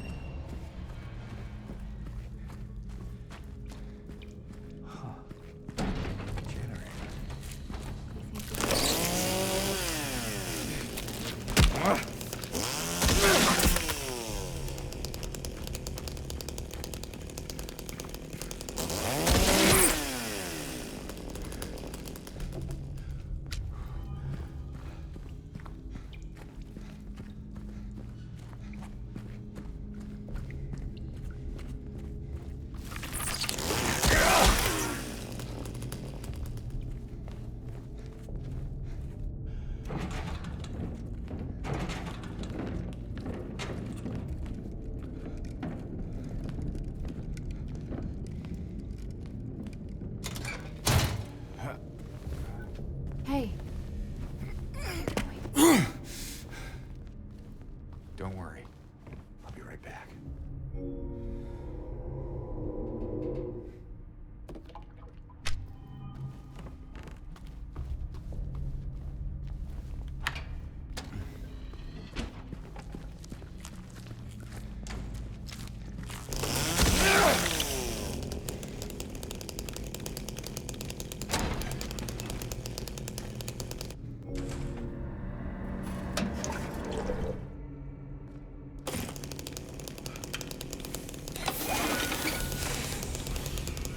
Yes, did it.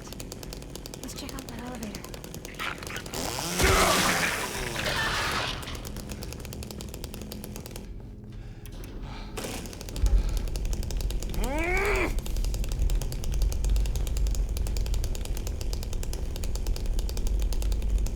I think they're gone.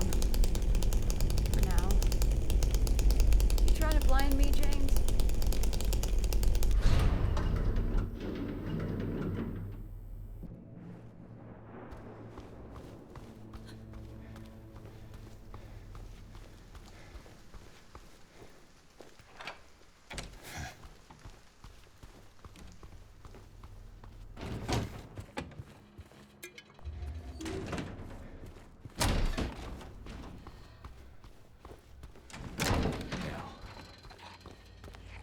Where is that girl?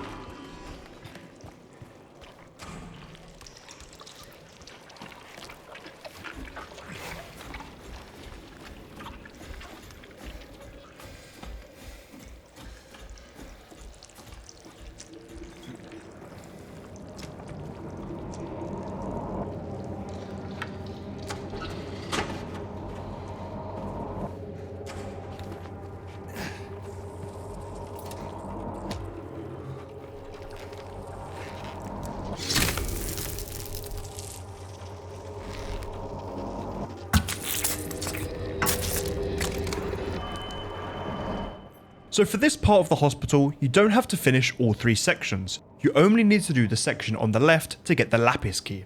But before opening the box, however, it will be a good idea to go down to flashing white caution against this nurse and ride the whole elevator down. This is one of the 2 parts of the run where I would suggest doing this, because being on low health will increase the chances of getting the water ending.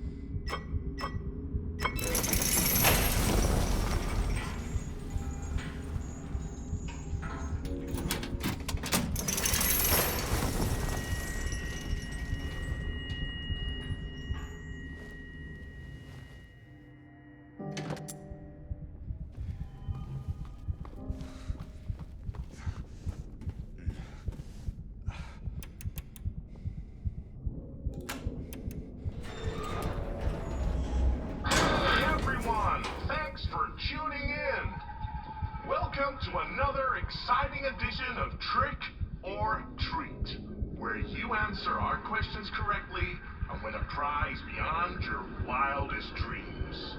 Or you fail to answer correctly and receive the punishment. It's all in the hands of our lucky contestant, James Sunderland. James, are you ready to play Trick or Treat? Excellent! Here's your first question. In the early 1800s, a terrible disease spread across Silent Hill, resulting in the death of many of its inhabitants. Their bodies thrown into the lake to sleep forever in their watery grave. How many souls were lost during the plague? 1, 42, 2, 67, 3, 85. Know the answer? Well, you better hold on to it. You never know when it might come in handy.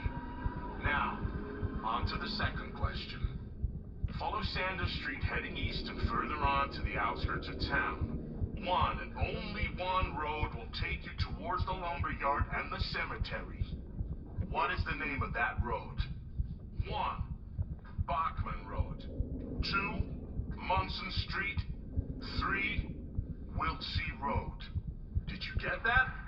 I sure as hell hope so.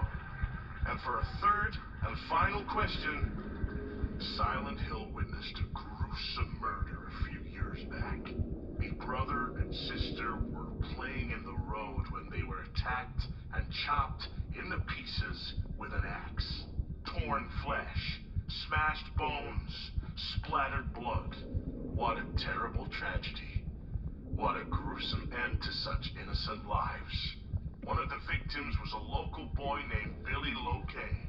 But what was the name of the other victim? Billy's sister. 1. Miriam. 2. Heather. 3. Julia. Well, that's the last of our questions. Have you got it all figured out? If so, fantastic.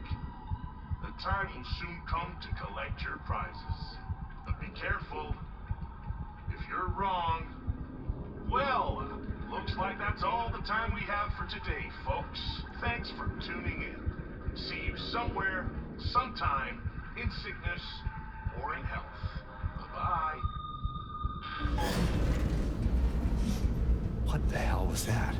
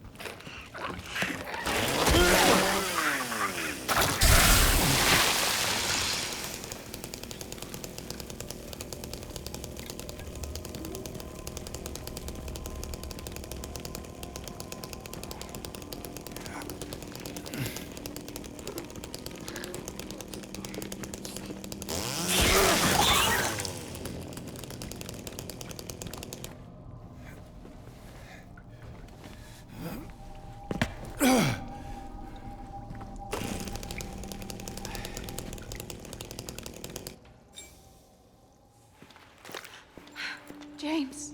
Mary! Come on, let's go look for her. You think they're gone? For now.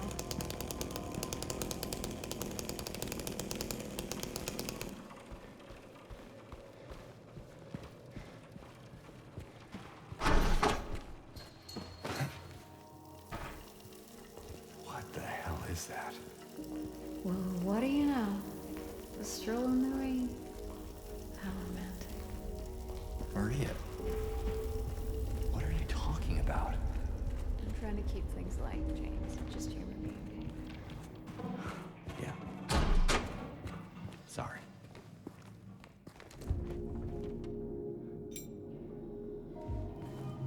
So, where to now? Come on. I think I know where those rings belong.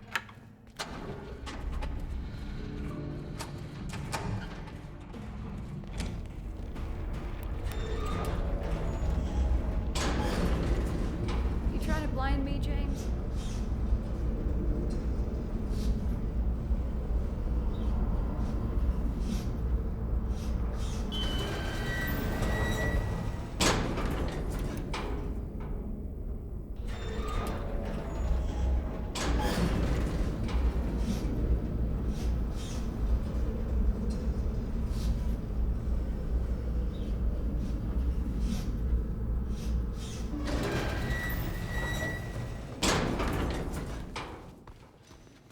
What is that?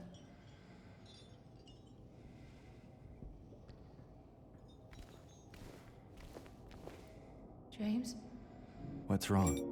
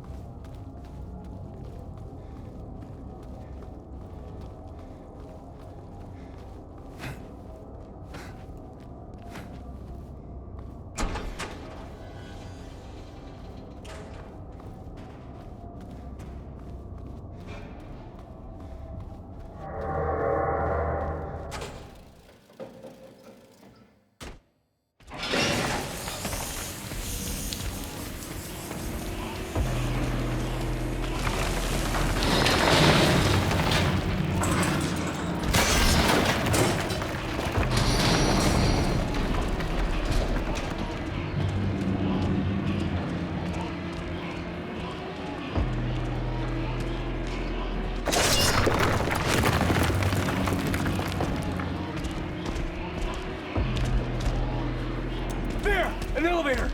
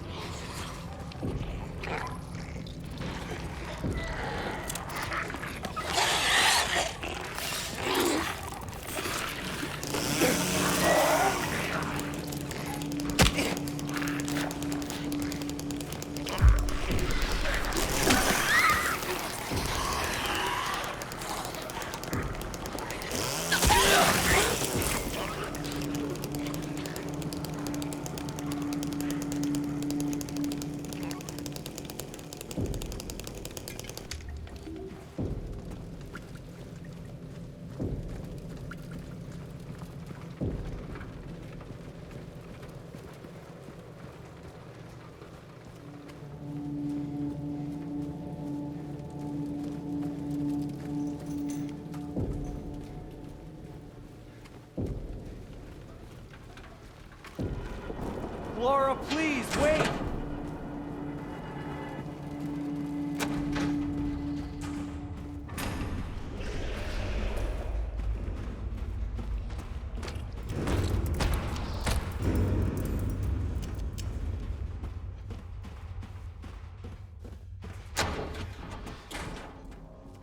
Laura? Where did she go?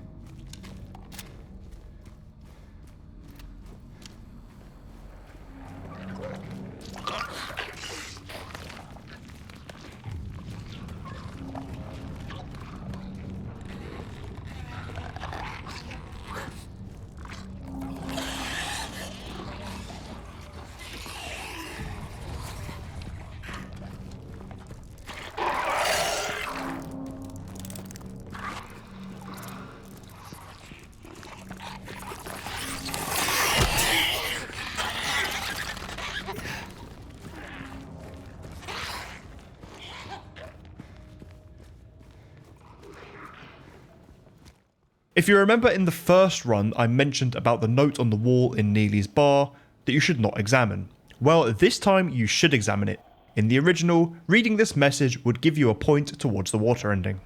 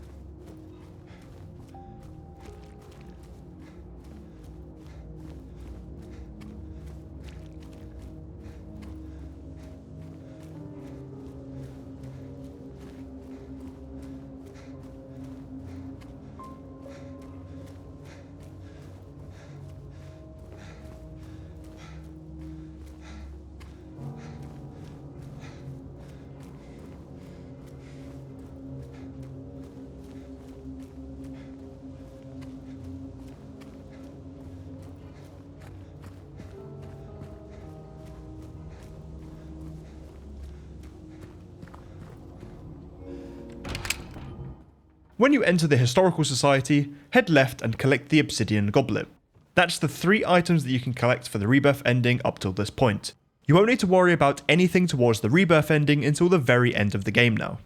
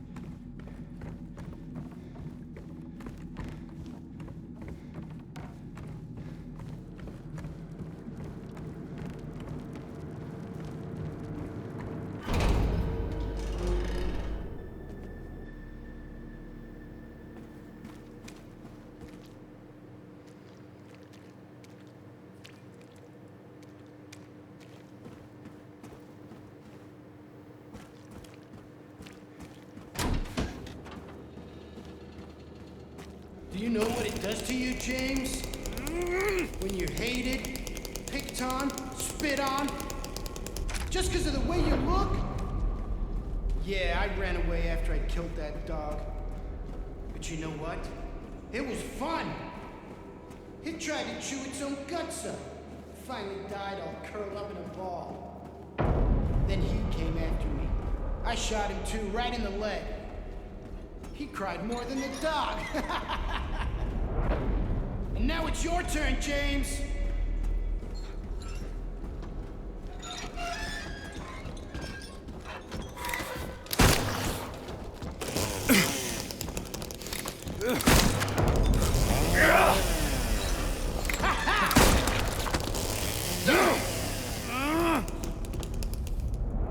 You'll die here, James. You'll squirm and squeal and cry like a little girl. And then you'll just curl up and die. And it's gonna feel great. Just like before.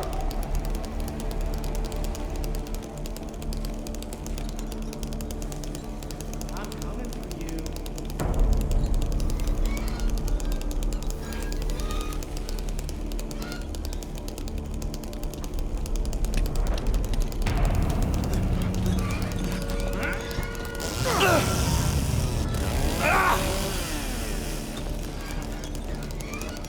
Come on, James, don't be shy.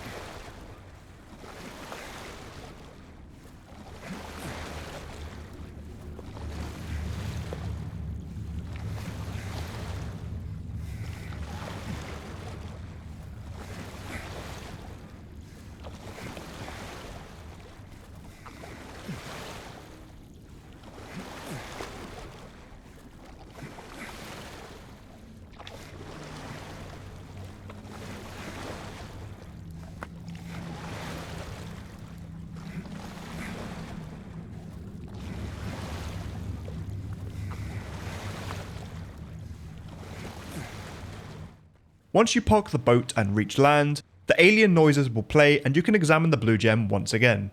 This is the last time you will examine the blue gem until the very end of the game as well.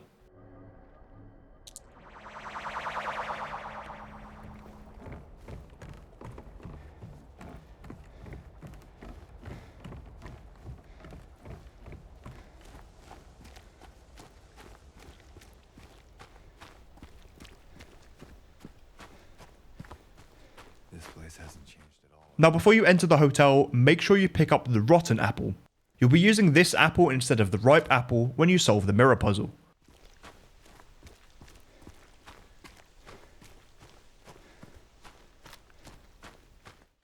The last item for the Rebirth ending, the Lost Memories book, is located in the Lost and Found room, but don't pick it up just yet.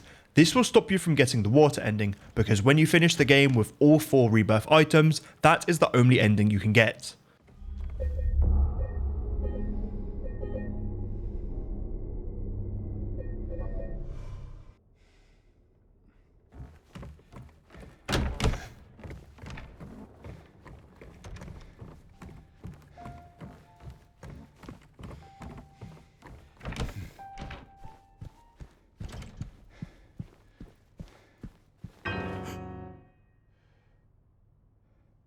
Did I scare you? Yeah.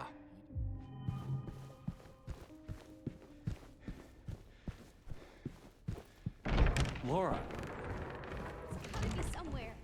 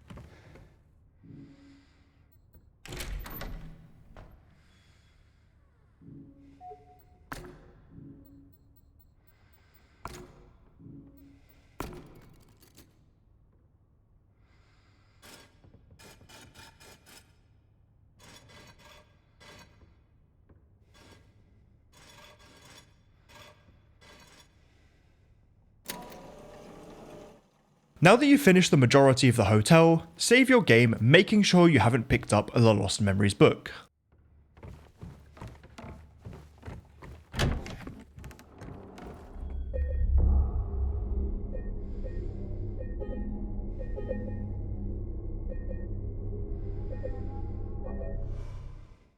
Just before you finish solving the music box, find an enemy and bring yourself down to critical health. You'll basically be in critical health until the end of the game. This will again increase your chance of getting the water ending.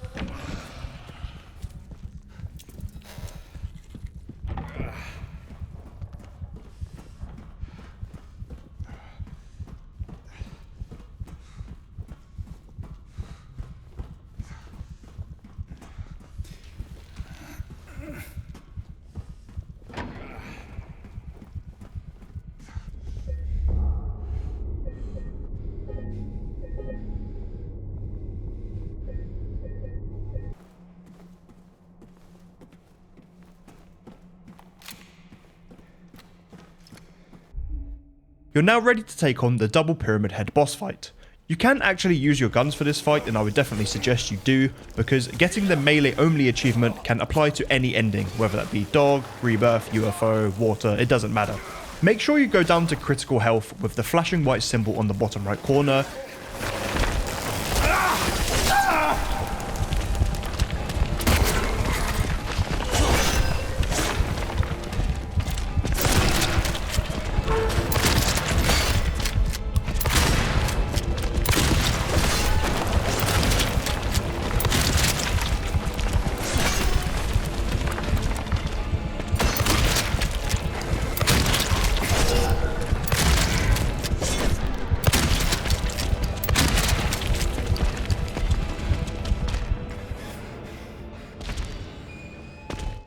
Once the pyramid heads are defeated, place both the eggs in the doors, but make sure you go through the one where you placed the rusty egg.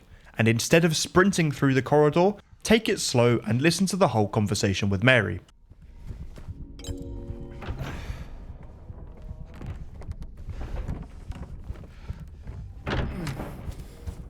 What do you want, James? Flowers? I don't want any damn flowers. Just go home already. Look at me. I'm disgusting. Between the disease and the drugs, I look like a monster. Well, what are you looking at? Get the hell out of here. Leave me alone already. I'm no use to anyone. I'll be dead soon anyway. It'd be easier if they just killed me. But I guess the hospital's making a nice profit off of me. Why are you still here? I told you to go. Are you deaf? Don't come back. James. Wait. Please. Don't go. Don't leave me alone. I didn't mean what I said. Please. Tell me I'll be okay. Tell me I'm not gonna die. Once she's finished yapping, you can start to sprint.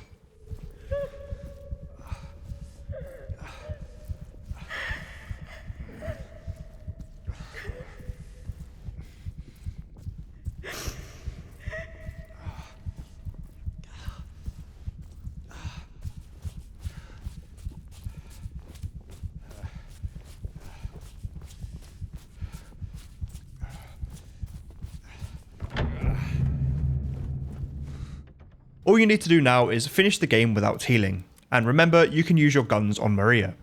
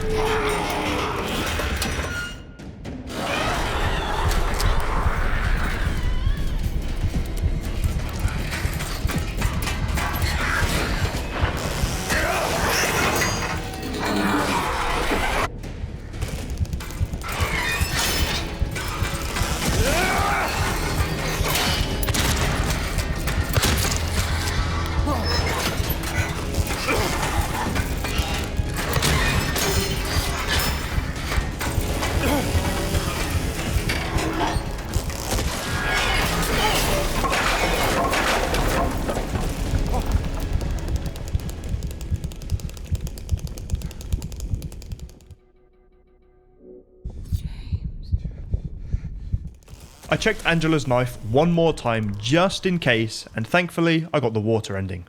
I also got the achievement for melee only because the final blow on any of the kills, whether that be the double pyramid head boss fight or the Maria boss fight, both of those final hits came from the chainsaw.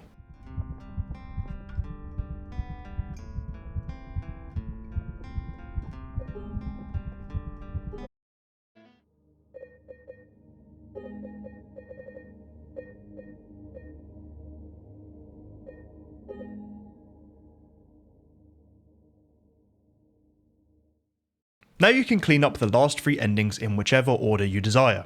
I got the dog ending first by bringing the dog key to the observation room.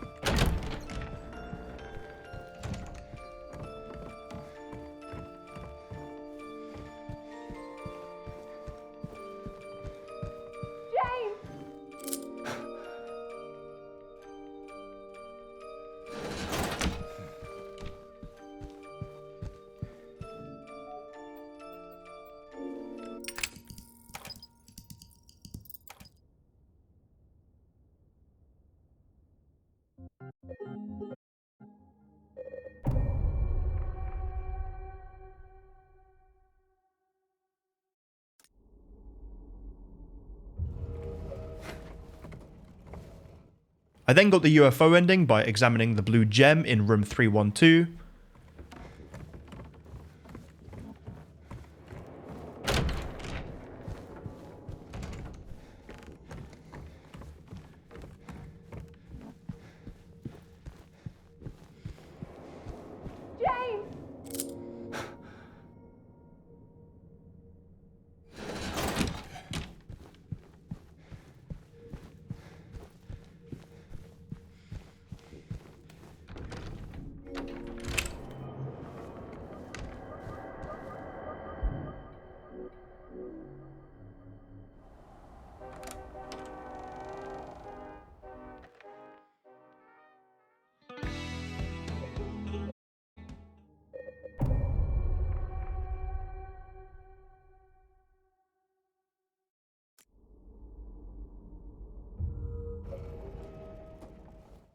And finally, I got the Rebirth ending by picking up the Lost Memories book and making my way to the end of the game normally.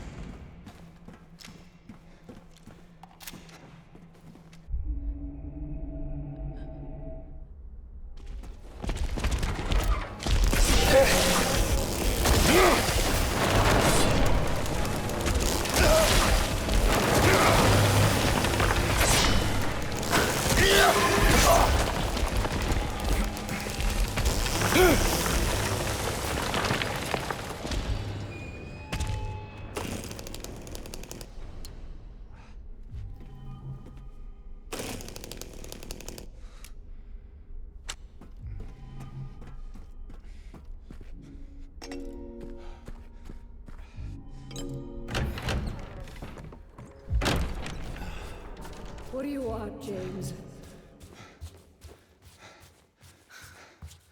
Flowers? I don't want any damn flowers. Just go home already. Look at me. I'm disgusting. Between the disease and the drugs, I look like a monster. Well, what are you looking at? Get the hell out of here. Leave me alone already. I'm no use to anyone. I'll be dead soon anyway. It'd be easier if they just killed me. But I guess the hospital's making a nice profit off of me. Why are you still here? I told you to go. Are you dead?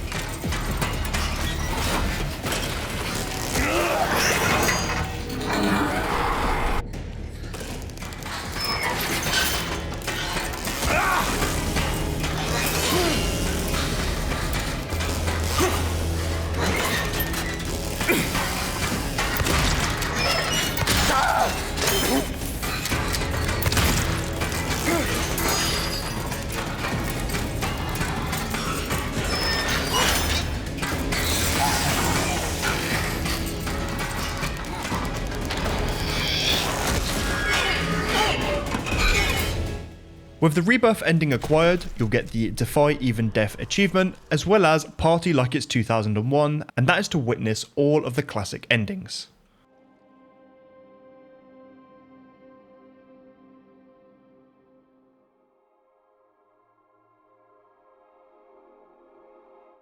And with that, you should have 43 out of 43 achievements in Silent Hill 2 Remake. And if you have gone for all achievements using this guide, I hope it has helped.